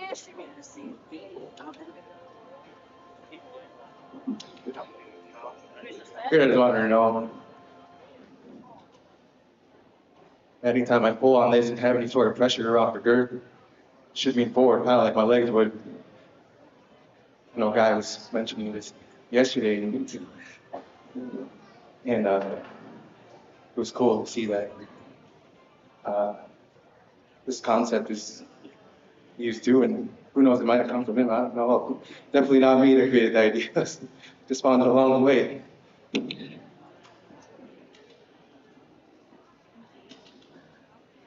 Here, I'll start gently pressuring the girth, and if she doesn't respond, then I'll start to add a little bit more until she just starts to move forward, just to get her to connect with me there as far as movement at this point. Maybe sometimes got to add a little more, but get a little bit more. See, she's still looking outside right now.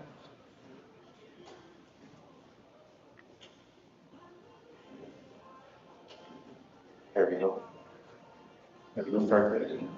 See if we over here, get her attention. A little more.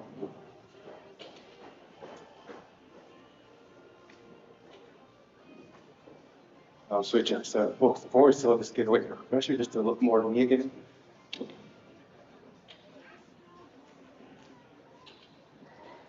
We'll just naturally just let this thing slide back because her flanks were just going to be more touchy. We'll just see where it's at. Heard it yesterday.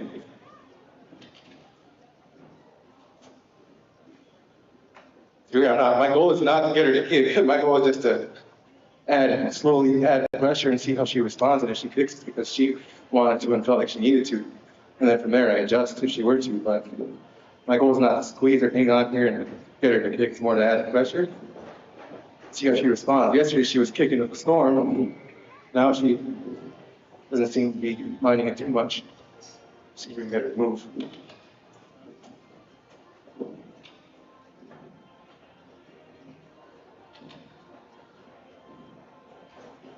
That's good from here, right here.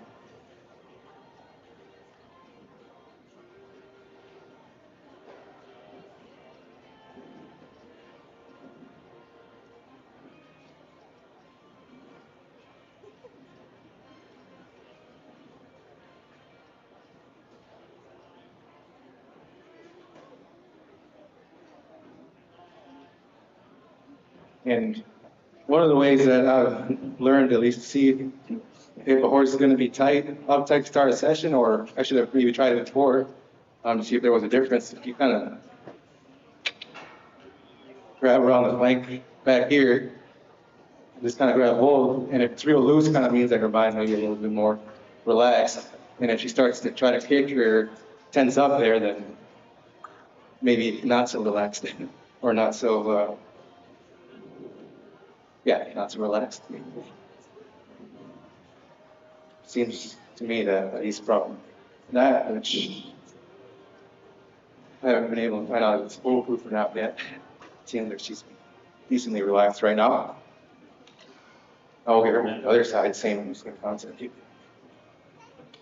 The reason I'm spending time just checking this out is just because yesterday, at least trying to get her to move forward, she was kind of pump a little bit, so it's more just to get her used to thinking about the field down there. There, picked up, and she looked like she tried to pick up that step a little more, at least for a couple steps, and that's all we need at this point, just to build on there. There, yeah.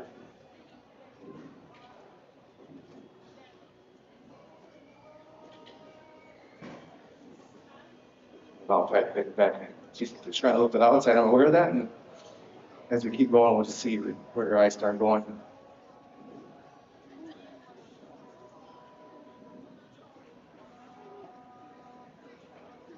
You watched three completely different approaches to the first 20 minutes today. And the things that they're teaching, the things that they feel are important to the Colts, the complete different approaches, and yet great horsemanship displayed on every front. What I like to do here is just, I started trying to work at rate as soon as I can, so I just pressured up a little bit to get her up. I'll try to look to her hindquarters a little bit, maybe jab a little to get her to walk back down. Just to get that feel going of being able to just adjust her rate to a certain cue, which at this point, that's where I'm directing my energy. Here, I'll pick up. I'll have to pick up as much. She picked up her pace a little bit more. I'll pick up a little bit more. She can trot. Keep it going. And here, I'll try to get her to walk. Then maybe a stop. There, she's still new to this, so don't expect her to stop right away, but we'll just kind of keep going until she wants to completely face up, get her hindquarters away from me. Adding a little bit of pressure to the hind, but also directing with my rein. She's going to go there. Just get her pay attention to different things, not just moving forward, but also what am I doing? What are the different pressures on her, or different cues that I'm asking her or aiding?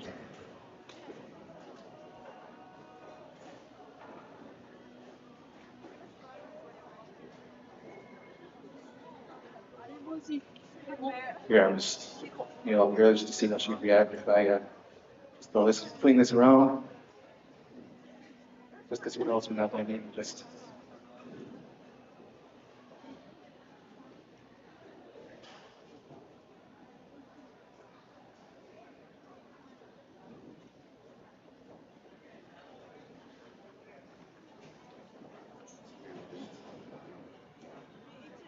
Feel this pad back out again.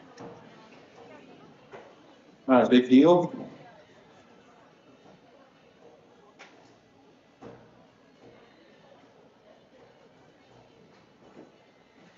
See, I'm not really holding on to her at this point because I think we left off on a good note as far as what we did to try to get her just comfortable around different stimulus, the different things I was using. But she's planning left. I love the way, again, look at this filly just stand here like a broke horse. Same thing we've been seeing, different approach, same results. Come in here today or this weekend and walk away with a world-class Colt starting education. Walk out of here knowing you can go home and try these methods and find what works for you, because the methods will work. You're seeing it right in front of you.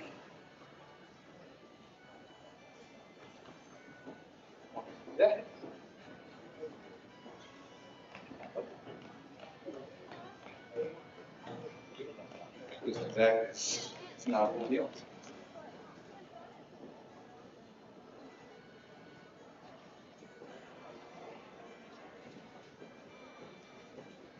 Kind of being, at least doing what I do, you're always riding a fine line of trust and maybe crazy.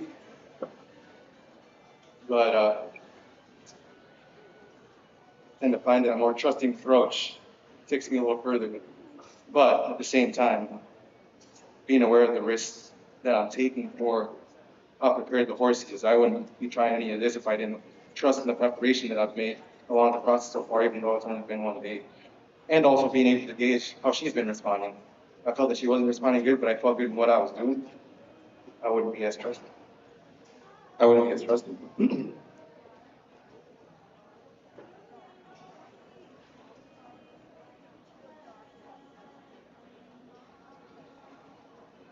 So here,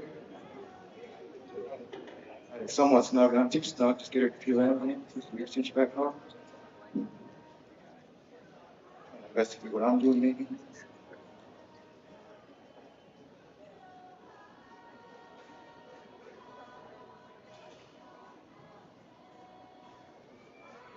Just watched her saddle up there flat-footed, just like a broke saddle horse.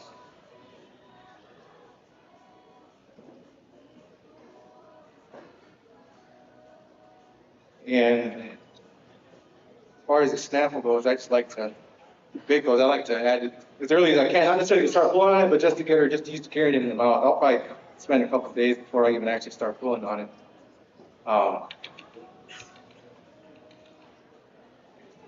Actually.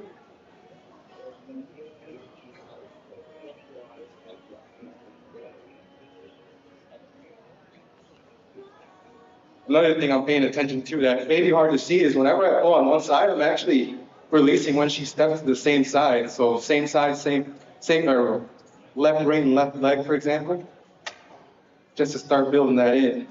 And I do that throughout the whole time. So it's maybe something that maybe somebody wouldn't be observant, but that's all building up to when we ride, her to be able to follow her nose, but also with her feet, not just her head. You know, just speaking of what Daniel just said, a good friend of mine tells me all the time, if you want to learn from horse training videos, shut the volume off. Watch what they do, don't listen to what they say, because lots of times we say one thing, but we're actually doing or moving a little bit different. As you're watching these guys, that's the pieces you want to watch for, the little pieces, the little things they're doing that makes their job easy for them, the little things they're doing makes it so the horse understands. And I might snug it up a little bit more than I normally would the first couple times, just because sometimes I know horses might try to get their tongue under there, and I feel like if it's a little bit snug on her mouth, it's a little bit harder to try to get her tongue all the way back there to put it around.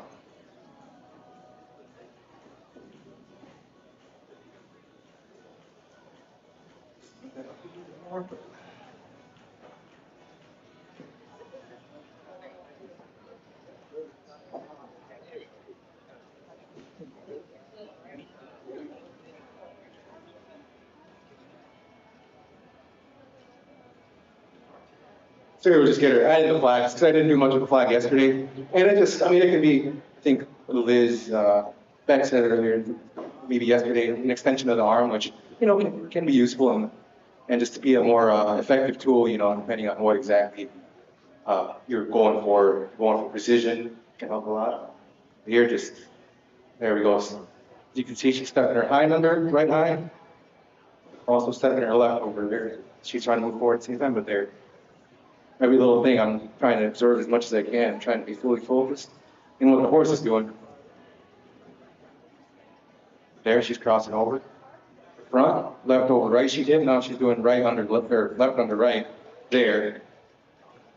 One up there. Let her process that while she's getting the bit. Working the bit. See how much pressure you get her shoulder off. This will help the riding, get her hips away, body control here. Maybe get her shoulder back over again. There. Keep moving forward though. Drive her through it.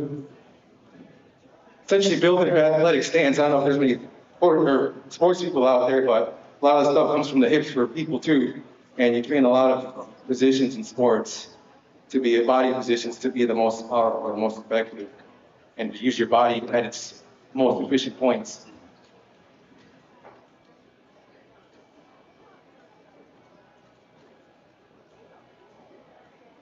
Here you can see I didn't even add the flag there. She's along the way of adding the cues. I've also been adding my hands as other cues that are really the real driver that I'm hoping her to get out of it. Walk towards her hip. Push it away, get the shoulders through, get her moving. Whoa. I'll put in the back step again there, a lot easier than it was earlier, so we're making some progress.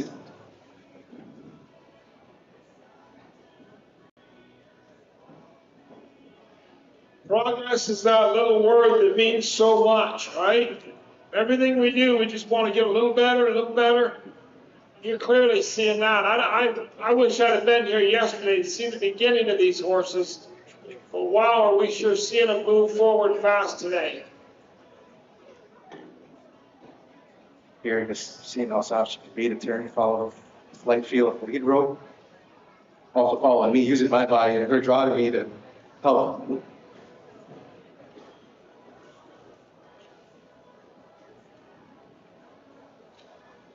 test this again. I'll just test it from different, I'll test this from different points of view, different blind spots to see how she reacts.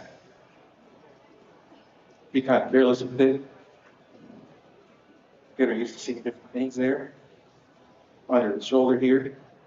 See that spot there that, maybe for an obstacle course, it might be good to cover.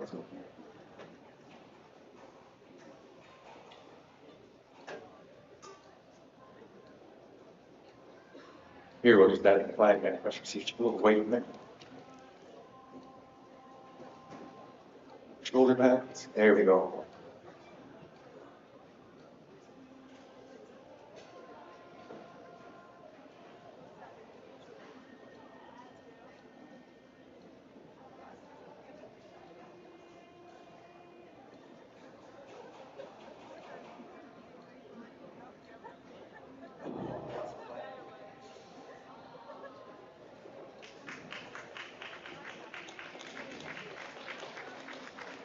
I'm glad you noticed that. You saw where he started when he came in the pen, right?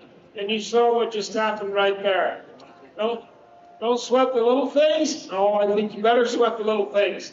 Pay attention to them that little piece at a time. That's exactly what we were talking about. And you got to see it there really work out well for Daniel. That was really nice. Here, we covered this yesterday, so I don't expect her to react too much to it. So I'm just gonna let this here, just to see how she's going. We move her around because a standing horse and a moving horse is also could be two different horses. We want to test them out at both.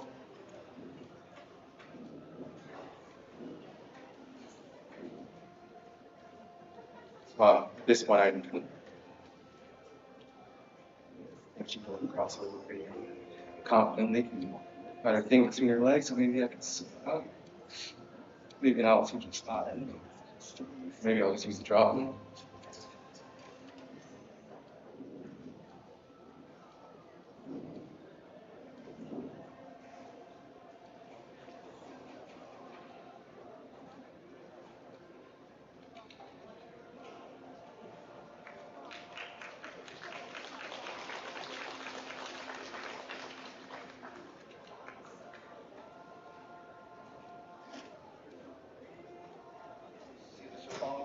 She'll follow me wherever I go at this point, which is the kind of place you want her to be at.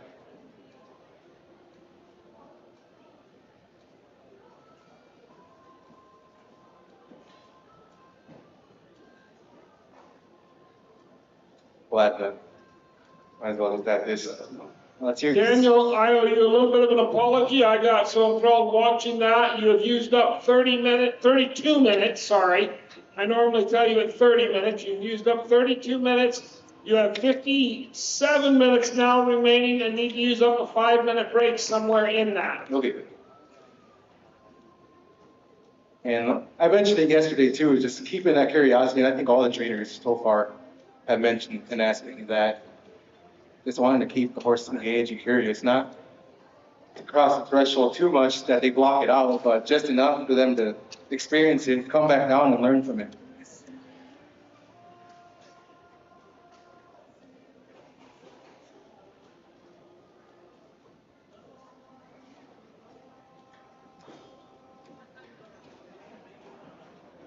Here, I'll just ride her a little bit, just because I feel like she's ready.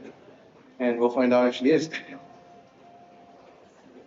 And by the way, I named her Sweet Tart, so I don't know, maybe the crowd wants some input. If you think she'll be more sweet, clap. If you think she'll be more tart, then don't clap. All right. We better hope on the sweet side. Yeah, well, Good name. and here yesterday, I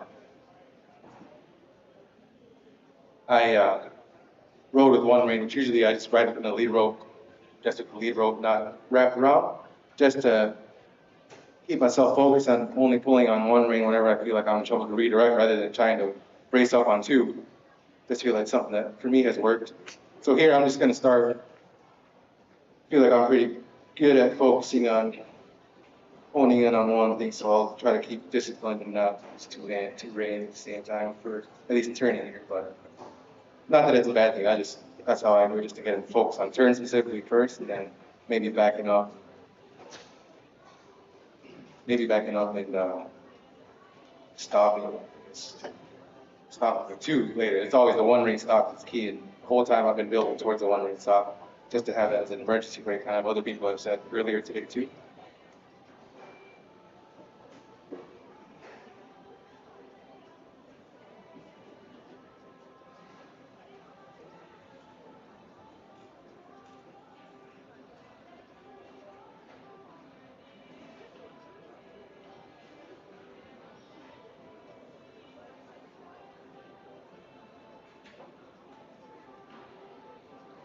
I was picking on Liz early on today because she had that leg that was under 30 years old. If you noticed what he said a minute ago, I'm going to ride her because I think she's ready. And if she's not, well, I guess we'll find that out. That's also under 30 years old. You may experience it still at 35 or so, but I guarantee you most of that's under 30 years old.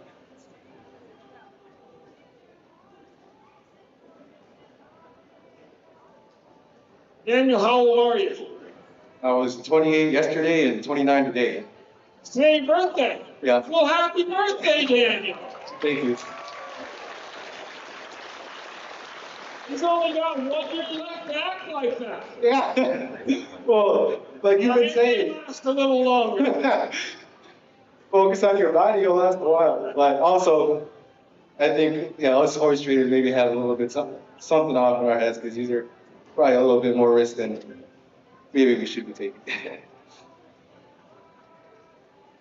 But yeah, I just want to test it out, see how she react or respond. What I do, I mean, I focus on key things, a lot of preparation, just to really key things along my process, essentially, or the process that tend to be overall, and the bigger concepts tend to be the same across disciplines is what I tend to find. But I just trust in the process and make sure that she's responding good before I get on. And if I am getting on, I'll at least trust and have some faith that the preparation worked, and I'll be able to redirect her if needed. Here she goes around.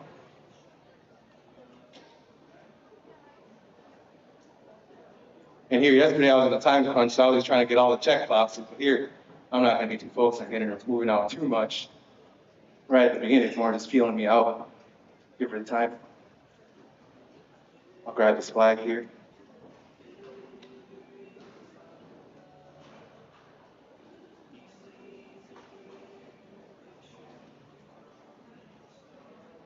Start to use it, maybe see if she start yielding her hips, kind of like how we practice on the ground, see what's translating over. Feeling pretty good. There. So you can see I'm keeping on one rein. If I would have had two there was likely chance that she would try to brace something more, but see if she can just redirect her hip. Just think about moving. Just movement in general, doesn't have to be forward, just figure out her body here. Here, there, you can tell, I can feel by that jolt that she just wants to do something. So just paying attention to that, redirect her, going again. Redirecting until. Right here might be one of the best things all day we should learn to take home with us.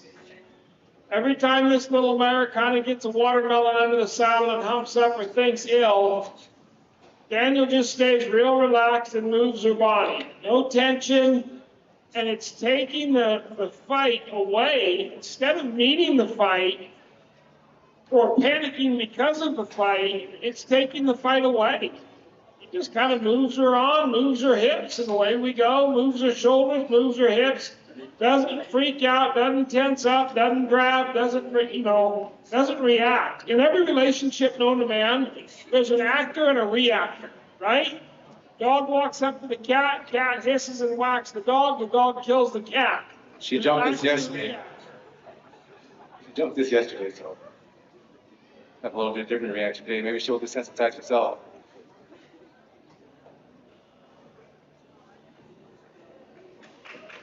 Good job.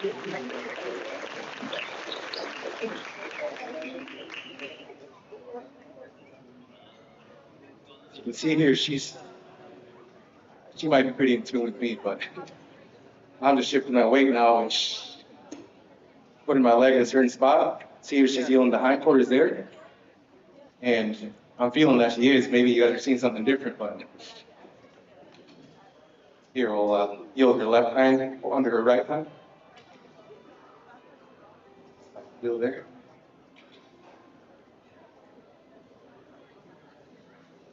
Get her trying up. She tries to do something funny, we'll redirect.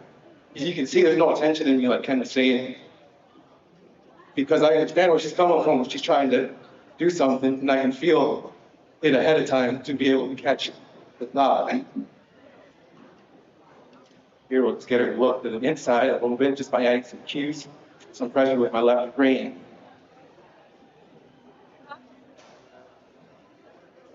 There we go. She looked in softly there.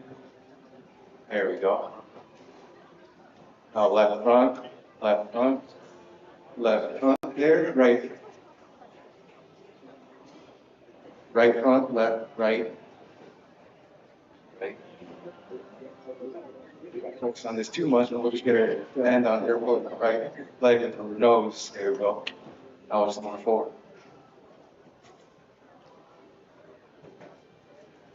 This is no big deal.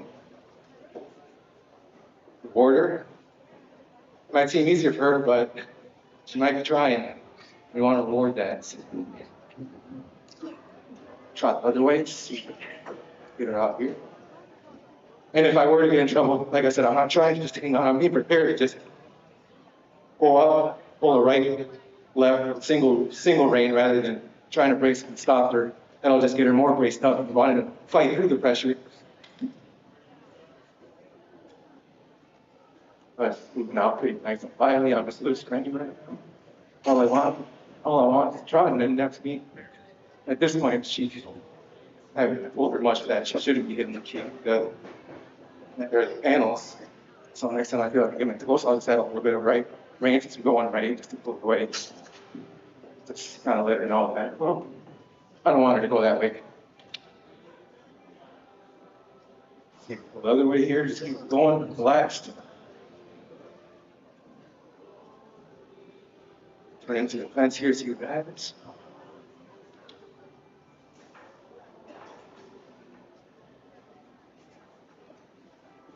She'll give me a load. A lot easier than yesterday.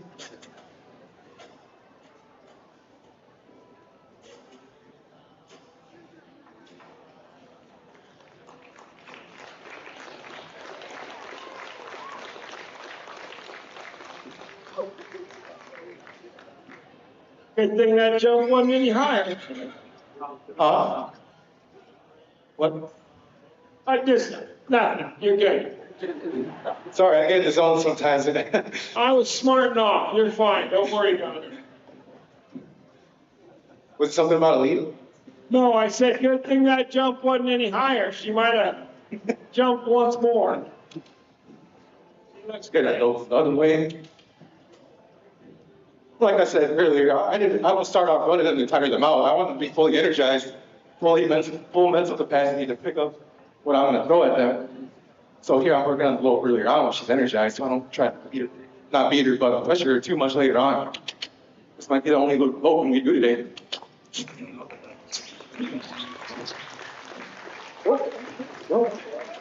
That's all right. We'll just keep going, find it again.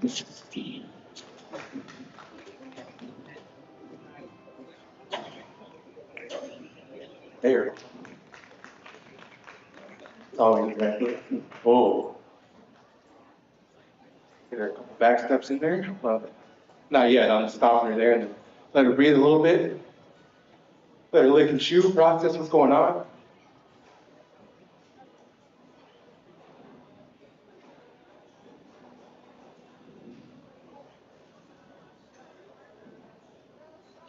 Get a couple back steps again. So we'll just apply some pressure, kind of like how it's on the ground. see how she flies along.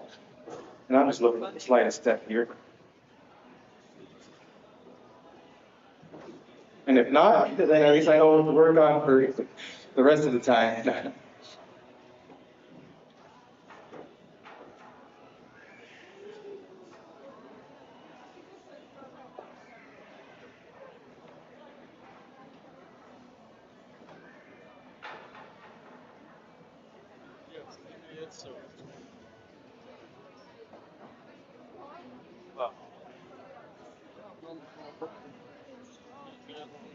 I guess it's kind of in the, there you go, back step.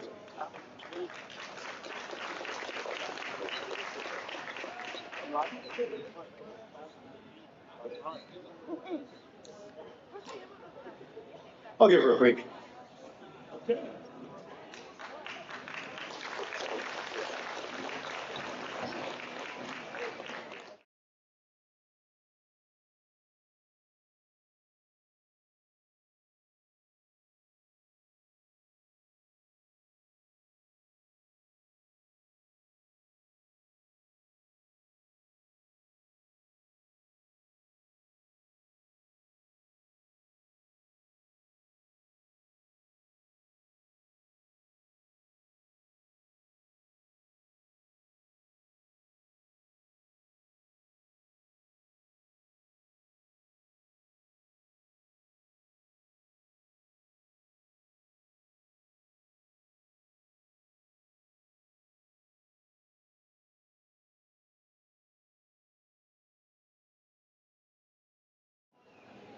I figured she'd take off somewhere from where I left off. Not necessarily all the way, but somewhere in the middle.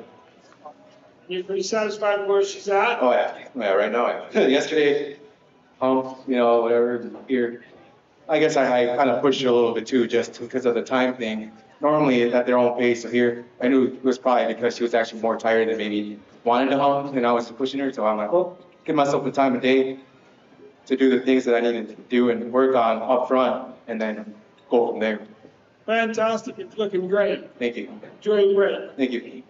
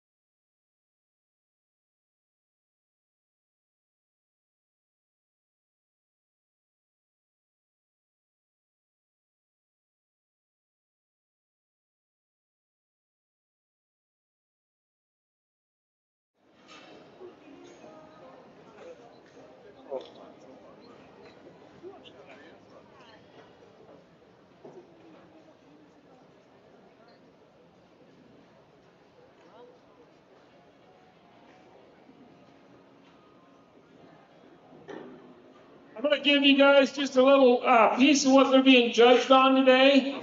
In the round pen, it's the ability to get the horse to forward motion, control the walk, trot, lope, explanation to the audience, how the horse stands to be saddled, how they strike the panels. In other words, are they running around frantically smacking into the panels, or are they kind and quiet and gentle? In the groundwork, we're looking for how the trainer gets the horse settled, the use of the tarps, flags, ropes, ground poles, getting our horse used to the saddle and pad. How prepared were they for the saddling? How soft is the horse in the head and neck? How well does he handle his feet? How prepared is the horse to be mounted? Does the horse stand to be mounted?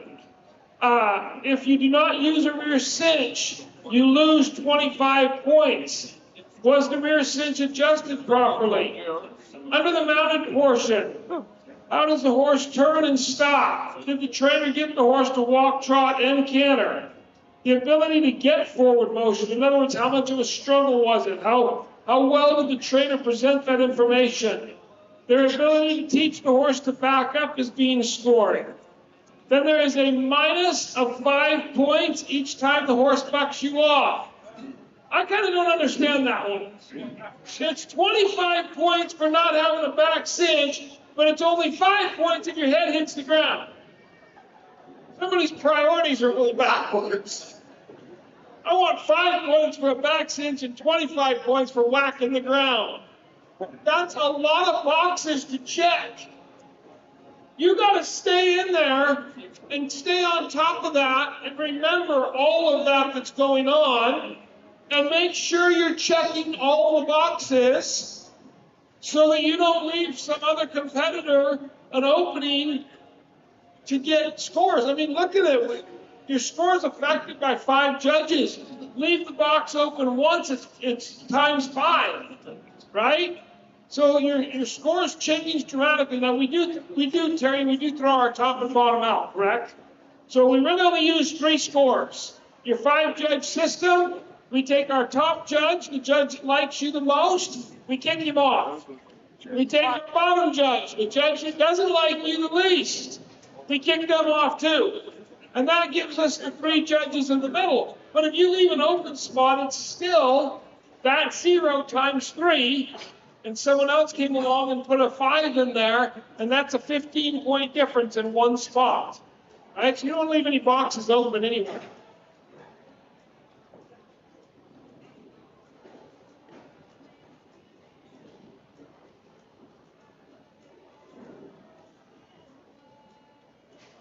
I don't know if I have to call it out, but picking up 8.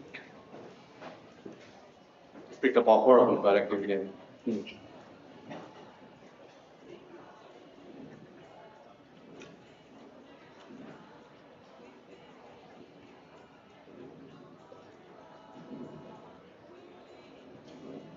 And here I can tell just by slight contact, the man shoots me a little touchy back here, so then I just take a step back. My focus was the feet, now it's back to here because I noticed a little touchiness and just want to work it through that and then build to the feet.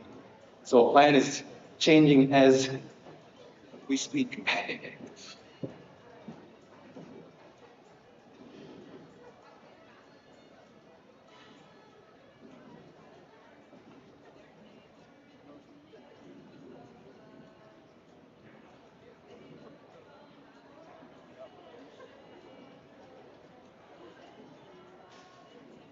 Here earlier, I was working the left side with the bit.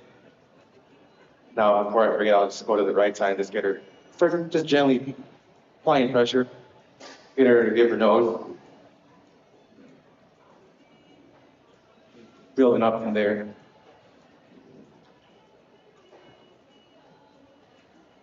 There we go. I want her nose in and towards me. Don't want her to lift it up too much, so whatever I can reward that's closer to that, I will. Maybe we'll try to apply the back with pressure from all ends here, bit and halter combined. She's understanding the halter a little bit more.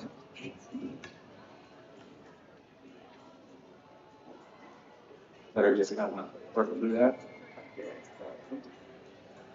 She wants to push against it, but her response is going to be backwards here. There we go.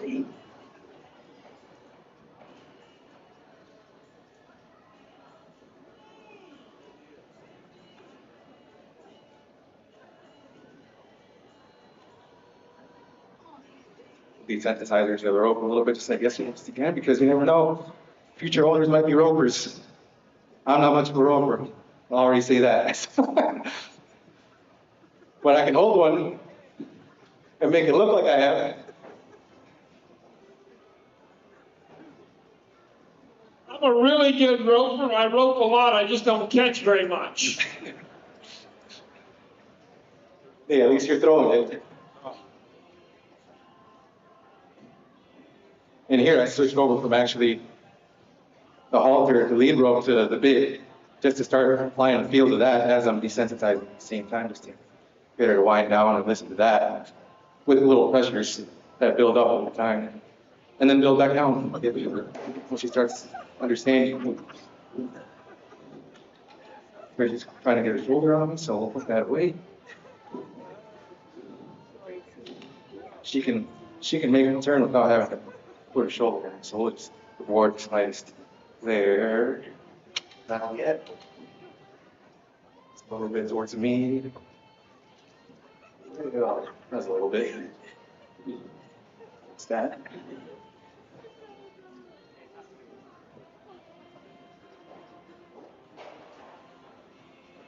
We'll just go there softly. Pause.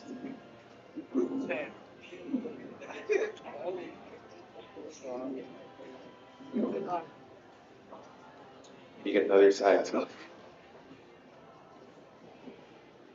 Spine it a little bit. It's a new pressure, but we'll just kind of slightly apply pressure until she finds a better answer.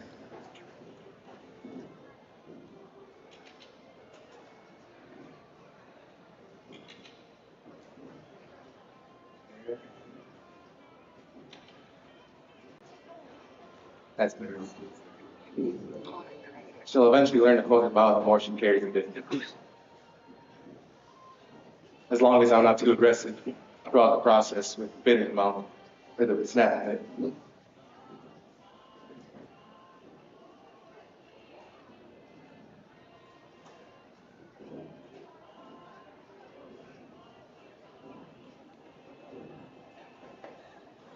You'll start to apply it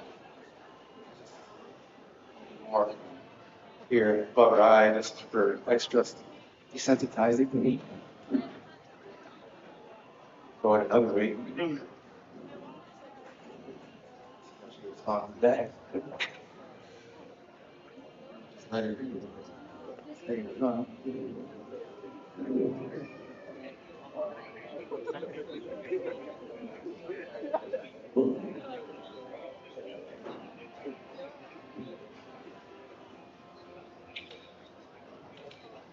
Here I'm trying to get her attention back.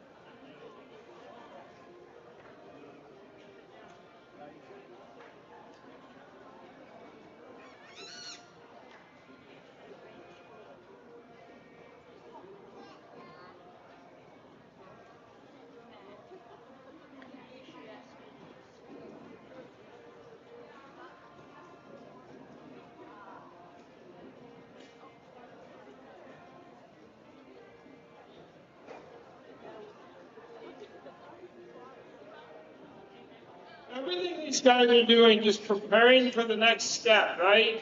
You watch him working that rope, it's preparing for the finals.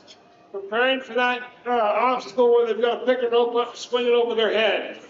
Every single thing they're doing is going to come back and magnify the work they've done in the finals and try to score those extra points to give them the win.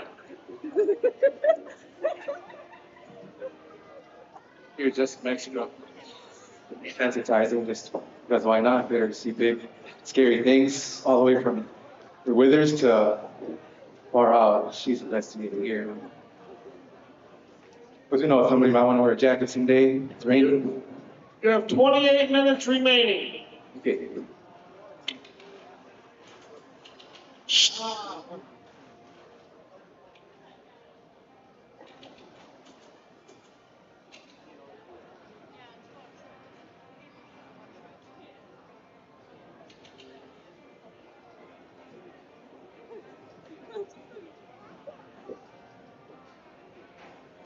This is the kind of zone that one really learns to appreciate when working on horses, where they're really just taking everything you throw at them, trying to try. So.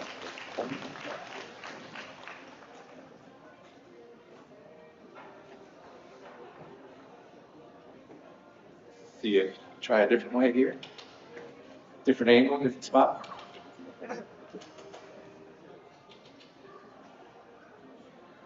Try that.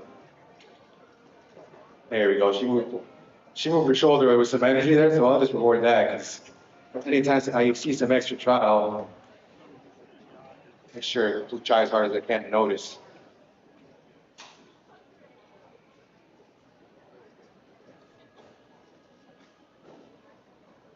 Maybe I'll take another opportunity here to look on the back.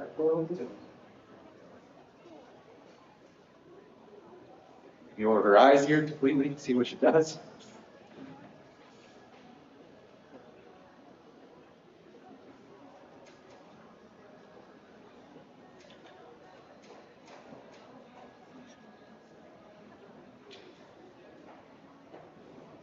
Oh. And one thing that I've been forgetting to do, but I like to just try to add vertical command too for well along the process. I haven't been consistent with that part. Do have it in mind.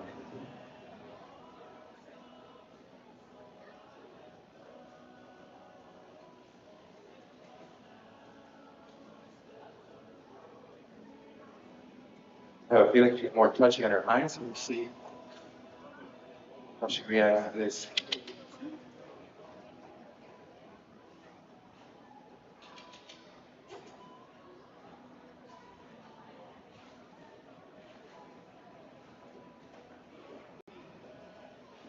Oh.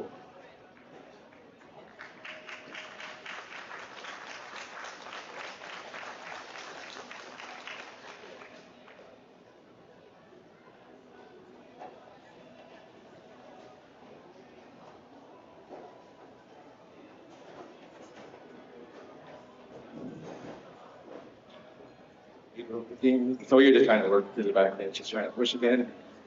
We'll just add the pressure back, see a little bit heavier on the lead rope than the actual bit, but just enough on the bit to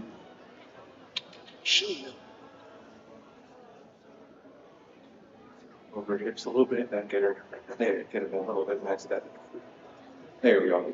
Perfect. So I try not to hang on to things too long, because there could be something else there. I'm like, oh, she's bracing up, maybe I'll just move one of her legs there, just move something, unlock something, and then ask again. Got another step in there. So.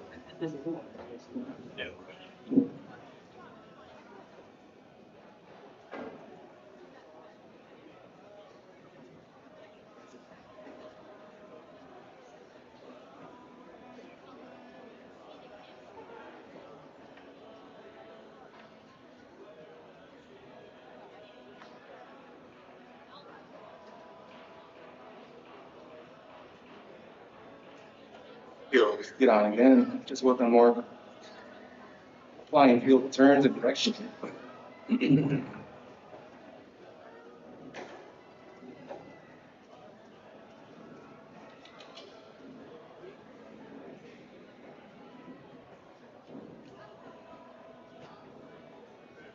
we go.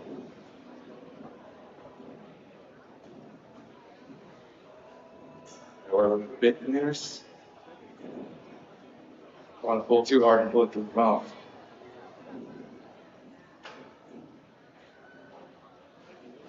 There we go.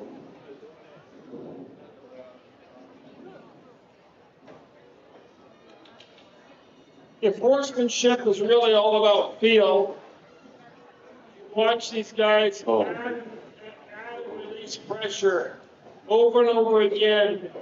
Add pressure till they get the beginning of what they want. I always tell people, it's like going to the mailbox. You step out the front door, every step you take should take you closer to the mailbox. If it's taking you further from the mailbox, you're going the wrong direction. Change what you're doing and go back towards the mailbox. And your horsemanship should be that way. Everything you do should take you closer to your goal, set your horse up to win, and be a little easier. If it's not, you need to do something different. That she's fighting a bit, maybe I'm going through everything, so let's get a little bit back. See if she can just turn back and give in. I'll move it around. There we go. I'll wrap this around just to add this assistance to the back up.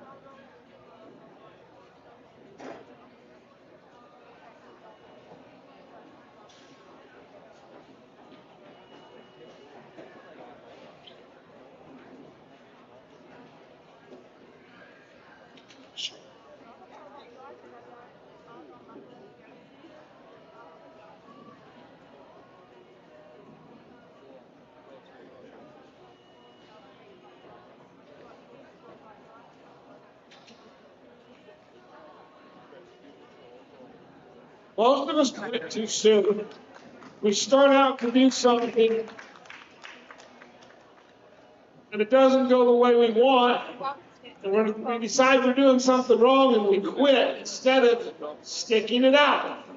Stay with it all the way to the finish until you get that step back, or whatever it is you want to do.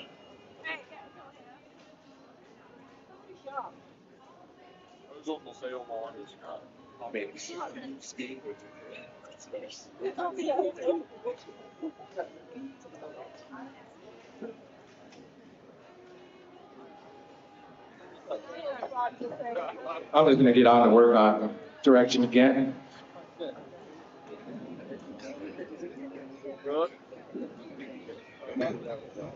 Just kind of moving her shoulders over.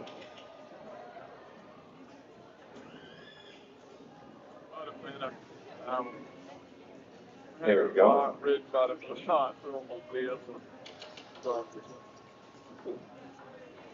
Hips.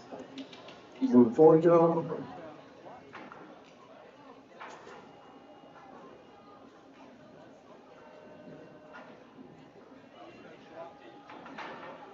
Here, I have to make sure I was still hanging on to one side when I switched over there, because all I need is one rein to be able to redirect. So here we'll do hit, and then we'll try to see if we can push your shoulder over through. There we go. Ooh. Oh yeah, that's a spot right there. Notice right under her eye, it's good to just be able to expose to that and work through that. I'm gonna walk over that pole over there too. Forehead.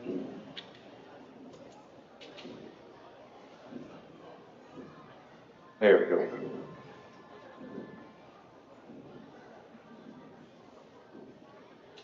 There, just keeping an eye on that coming up from the shoulder, so I'll just keep peeking it in there every once in a while. Left shoulder, left hip, left hand. Move it forward again. Don't let it get stuck too long. Good. There we go. Move forward.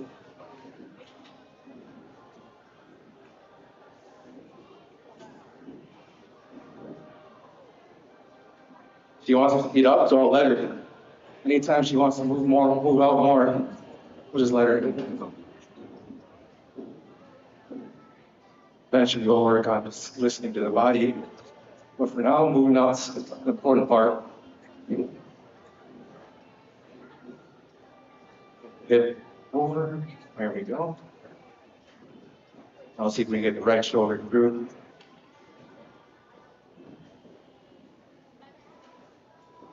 There, and then pressure comes outside.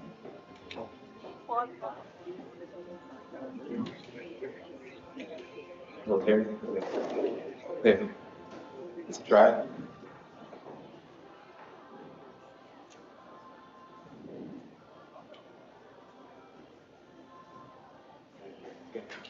See, it's a little smooth. Yep. Better.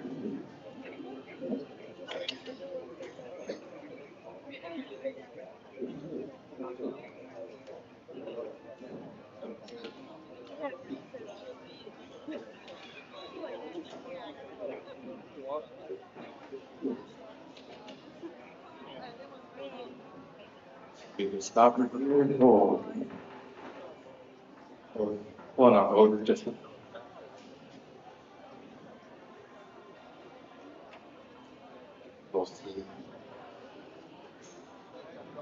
little bit of a backup here, hopefully, this time.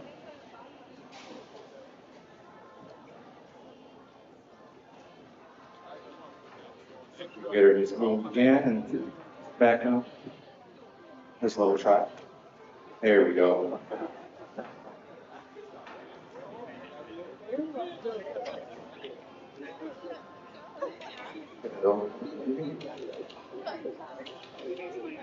Rip over there. Go. Back up a step. There.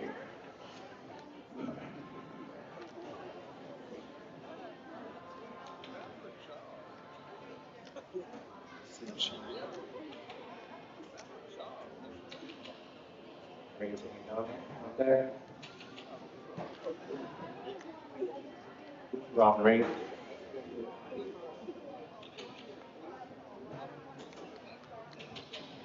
Let's get her. Moving on.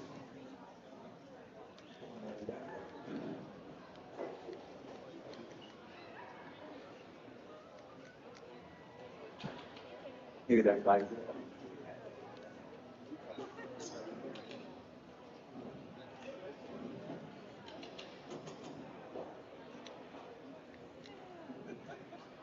Get an external pressure.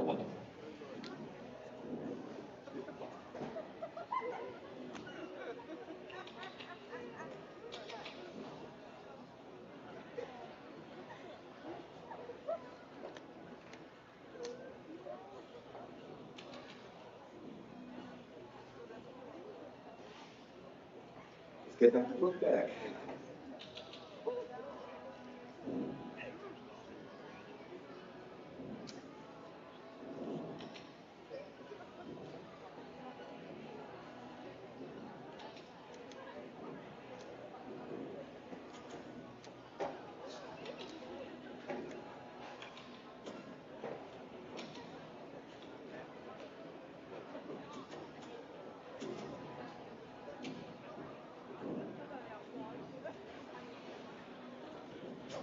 We'll just get her moving around again. I want to spend all my energy trying to get that just for the points. I normally wait until they have really good boards and motion before I start trying to move back. Don't worry about it too much. Yeah, about a little step here and there though. I'll just on my leg again. We will focus on something different.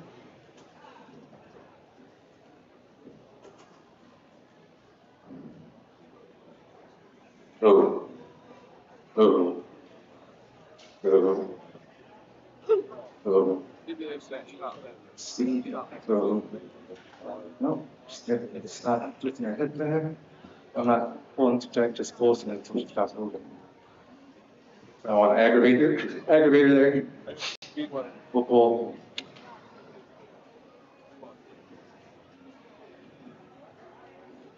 And oh. With 13 minutes remaining in this session.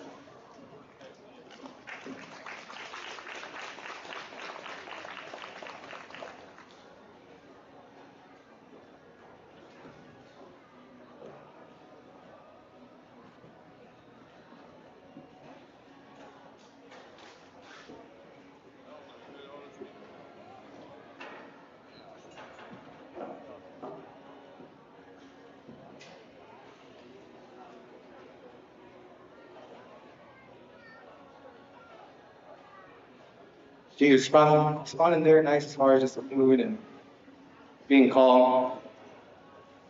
I won't aggravate her too much more today. And good note there where her last stop was these I had to pull too much and she slowed down, stopped without fighting too much or busting her head. So I'm like, well, I'll take that. Save some horse for tomorrow. We can work on it. Well, we run out of time.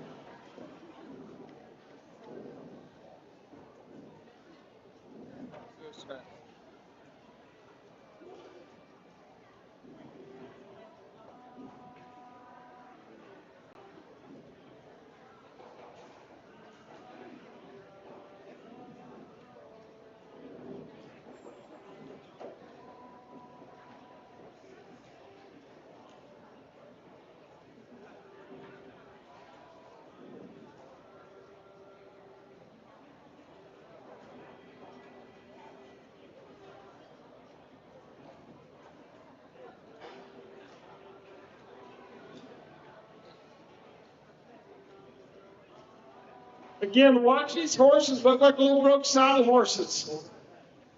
Stand there with that rein looped over the rail, calm and quiet when that saddle comes off. Everything just as easy as you could ask for. You don't get horses to act calm like that. I don't care how well bred they are. I don't care how gentle they were. When you start adding this much pressure to them, they don't act like that if they don't trust the person working with them. If they don't believe that that person's going to take care of them and be the person who will protect them, they're not going to stand there that relaxed. They're going to stand sideways and move around. So when you see these colts do that, you know that relationship is being built, that they see these guys as their leader, and that they see, hey, they're good to go. Leadership is what it's all about. Your horse doesn't ever mistake you for a horse. I said that this morning. Don't ever buy into that. He does not mistake you for a horse. But he either accepts your ability to be in control and have the ability to lead him where you want to go, or he thinks he is your leader. One of the two. There's nothing in between. When you're seeing these horses standing out like this, look so quiet and gentle, it's because they've accepted these guys. They're putting their trust in them.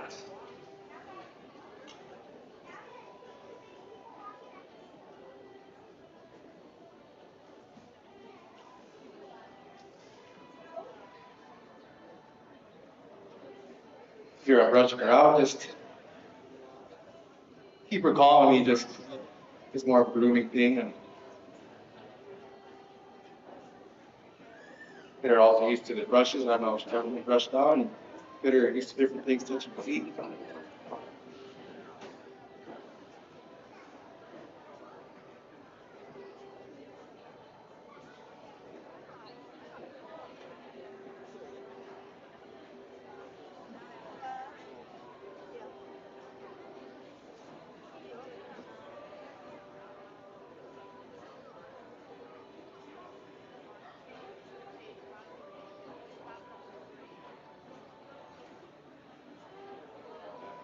There.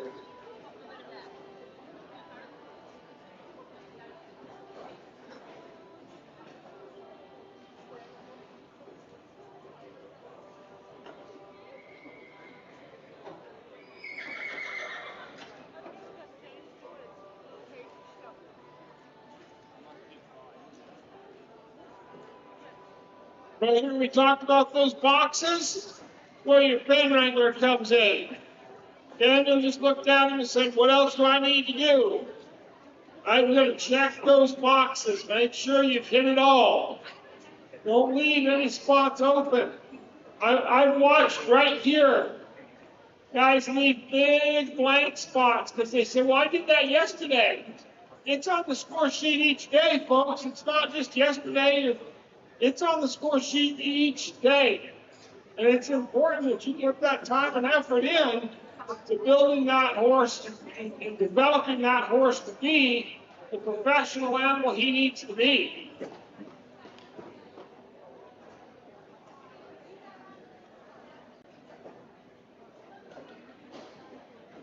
Here, well, 7.5 minutes remaining. I'm just gonna focus on building that national bid.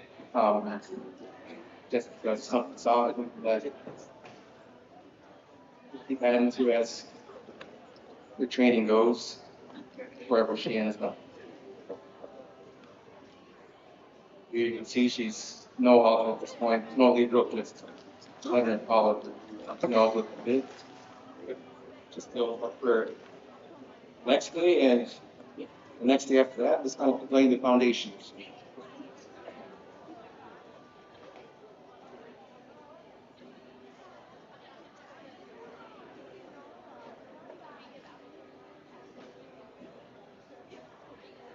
I always like to stand over here and look down at the pile of tack and tools that they bring with them.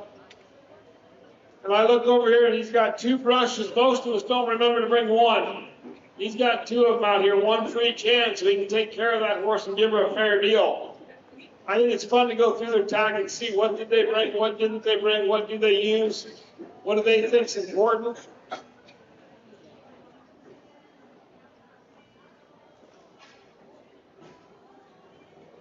You're just maybe some more sensitizing, having something around the feet, something new, especially the hind ones. Especially maybe more so with this one. She seems to let him go pretty easily at the other horses. So never know when it might have a rope touch down there or anything. So I was just to expose them to as much as you can in a way that they can respond, understand, and catch on.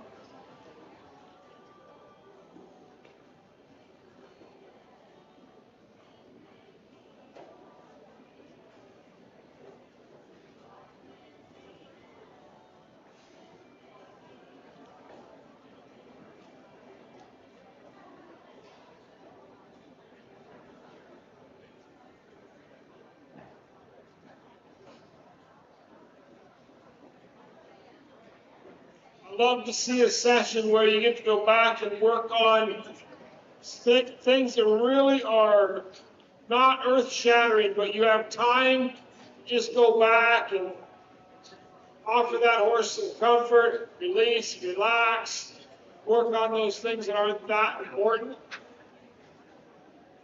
It's not, they're not important, but they're not as earth-shattering as trying to get a ride in or get movement or deal with obstacles. Let's see that.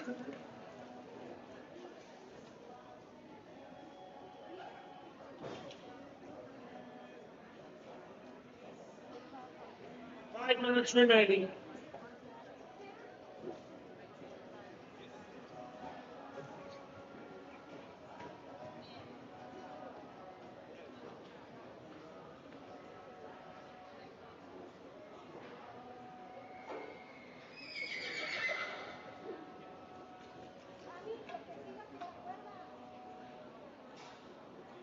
I think just keep really driving the forward from the ground, just solidly. How much time do I have? You have 3.5 minutes remaining.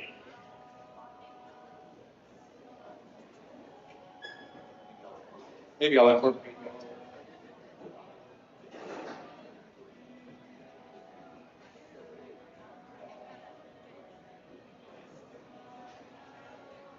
I don't really have too much, so this one, just five, just work out what we can. I want to make sure I use the time while we can.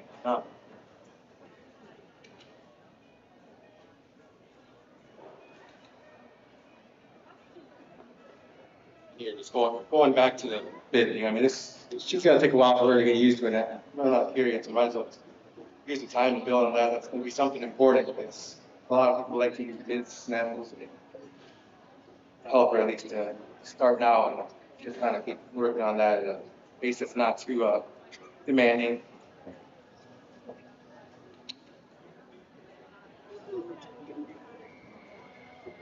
Two and a half minutes remaining.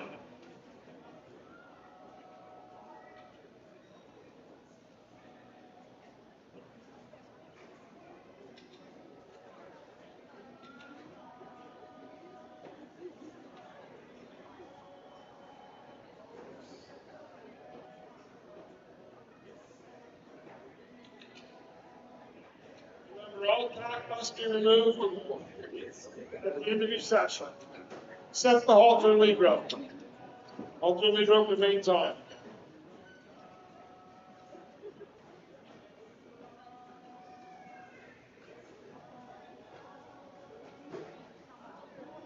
Check out the response from the officers right in here, and they were just then responded nicely on good note.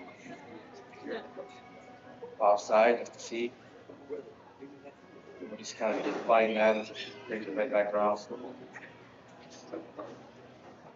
Is a different feel. I'm not drawing very big. There should be a little bit, release that. There should take some more. Pulling away. Here. Slowly.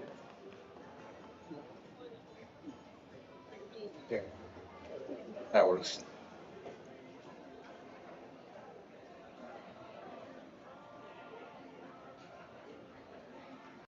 Then like One Liz minute said too, remaining.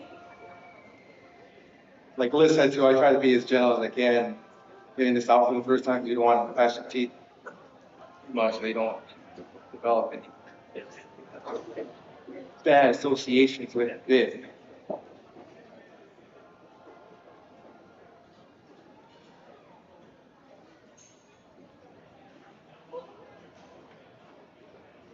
Yeah, I can just leave this.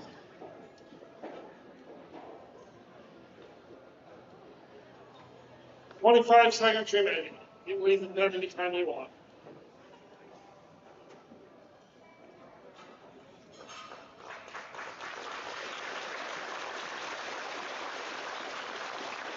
Great job, Daniel. How do you feel? Good. I mean, I didn't even know what to do with that. And I'm like, I don't want to add too much more. She's responding. You know, it's all about the little things. Oh, building on the little things essentially. She responded to most everything I threw at her. Just fine. So I didn't want to keep at it just as does, you know. So whatever she did was more than enough for me. More than that was more than I expected throughout the day. But eventually we try to get to that point throughout the process. We just don't know how long it will take. Depends on the horse. Well, fantastic job. How do you think tomorrow goes? I think it'll be pretty competitive. Everybody, I think all of it out. I watched the other two, and everybody's riding pretty quiet, pretty soft, you know, moving around. So I think it'll be a pretty tight race, which make it a little bit more fun, hopefully. So. Absolutely. Well, hey, congratulations on a really great session. Well ridden. Awesome. Thank you. You bet. Thank you, guys. I'm going to turn it back over to Wayne. Thank you, Ken. We appreciate you. And this time, ladies and gentlemen, they are asking us that we clear out the building to get ready for tonight's event. At 6 p.m., the doors are going to reopen for the advanced ticket holders. At 6 p.m., they will open. We will have music here till 6:45, and then at 7 o'clock, the performance will be started. So the doors will open at 6 o'clock, but they are asking for everybody to clear the building so they can get ready for the event, and we appreciate you. We'll see you back here this evening.